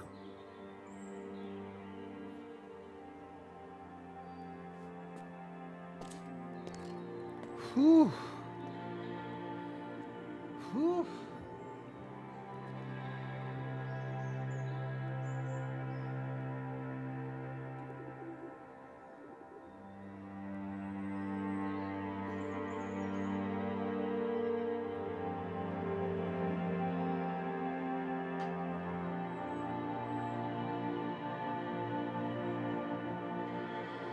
I tell you what, for a while, for a minute there, like right after the interrogation, I was worried like I had made a mistake. Because I didn't think Shirley did it. Like, the pieces were falling together about how she attacked Mr. Morgan, but I didn't think that she attacked, because there was no motive, right? None of them had any motive. And we don't learn until the very end that it was her own father. Well, the man pretending to be her father, who actually had the motive. A motive they kept secret until the very end. But it explains the introductory sequences. 2 stolen girls. The first girl kidnapped out of the 5th floor balcony window was the original Charlotte May. The second girl kidnapped was Tony Morgan kidnapping the girl he was going to turn into the new Charlotte May. Only now can we make sense of those first 2 cinematic sequences. Dark story. Really interesting detective game. I enjoyed a lot of the investigation sequences. And most of the evidence board sequences, too. I thought that they were really intuitive, and they made a lot of sense. That last one really baffled me a little bit. Because you had to think about why she was purchasing replacement chemicals and replacement rope. Because the date didn't match up. But she was buying replacement rope because it had been used already. Ultimately, that didn't matter though, because she didn't use the chemicals and she didn't use the rope. She only used the telescope to assault Mr. Morgan. Blue Thunder says, I'm going to flip the table if Catherine is dead. Thank heaven she's all right. I know. How many of these games have we played? These games that want to be edgy, and they make you go through all this stuff, and they really want to leave you with like this powerful, impactful ending. And their ending is like, everyone's dead. The girl is dead. Your main character is dead. And it just leaves this bitter taste in your mouth after everything you've worked for. I would have been so bummed if they did the same thing. But no, he managed to scrape by, even after he got injected. I wonder what he did with the other girls he kidnapped. Like this Charlotte May, they found her. They didn't tell us where they found her. That's gonna bother me, because we've been looking for Charlotte May this entire time, and we never find her. Like, she just magically shows up in the back of a police car. Presumably, they got the information out of Tony Morgan after interrogating him, but we never know where Tony kept her. He didn't kill her. He was done with her. She was too old to be his daughter anymore. What did he do with her? Presumably, in the past, he just abandons these girls and takes off to start a new life. That's what he was going to do with this Charlotte May. He bound her in the basement of the Doer mansion. He was going to get on a plane and leave, but then everything changed. He got interrupted by Shirley. He got knocked out. Then there was the investigation, so he had to stick around. Otherwise, he would have been gone. So presumably that's what he's done with the other girls. He hasn't killed them. He has abandoned them. He's abandoned them in a place where either they starve to death or they get discovered later.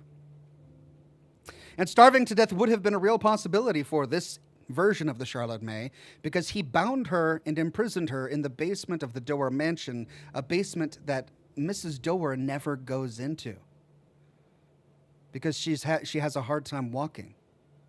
The elevator wasn't working, right? So it very well could have been that she would have starved down there. Belmyrus says, hey Ox, I'm loving your Fallout London videos. Please keep up the great content. I hope you have a great weekend. Thank you very much, Belmyrus. I hope you have a wonderful weekend too. I'm really enjoying Fallout London, and I have no plans to stop anytime soon. Timberjack says, so I just go up and go to work at 3:30 and you're still going. Haha. Looking forward to watching it later. Thanks, my friend. How long have I been live? God, 4.5 hours. Well, I mean, I couldn't end there. I mean, we get through the investigation, and then we've got this grand finale. They even have an accusing parlor. It was so, like, Hercule Poirot. I loved it.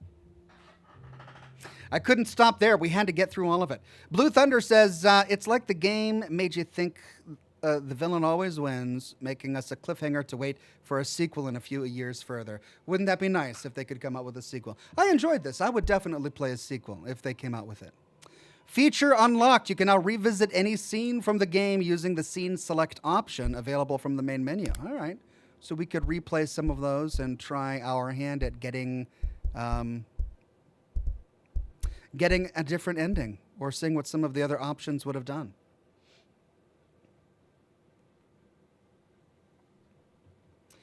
Okay, well, there we go. That was Dahlia View. Had a great time with it. Hope you guys enjoyed it as much as I did. Thanks, everybody, for giving me the recommendation. I only play these games because you come into the chat and you give me your recommendations, and they almost always end up being real bangers, real good ones. So thank you for that. As for next week, well, I mean, the votes are in.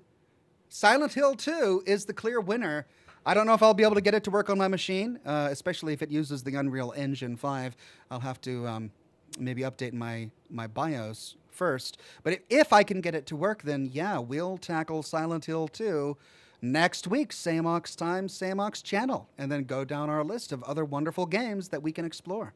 Thanks, everybody, for joining me. Have a wonderful rest of your night, and I'll see you all again very soon with more lore videos and more live streams. Bye-bye now.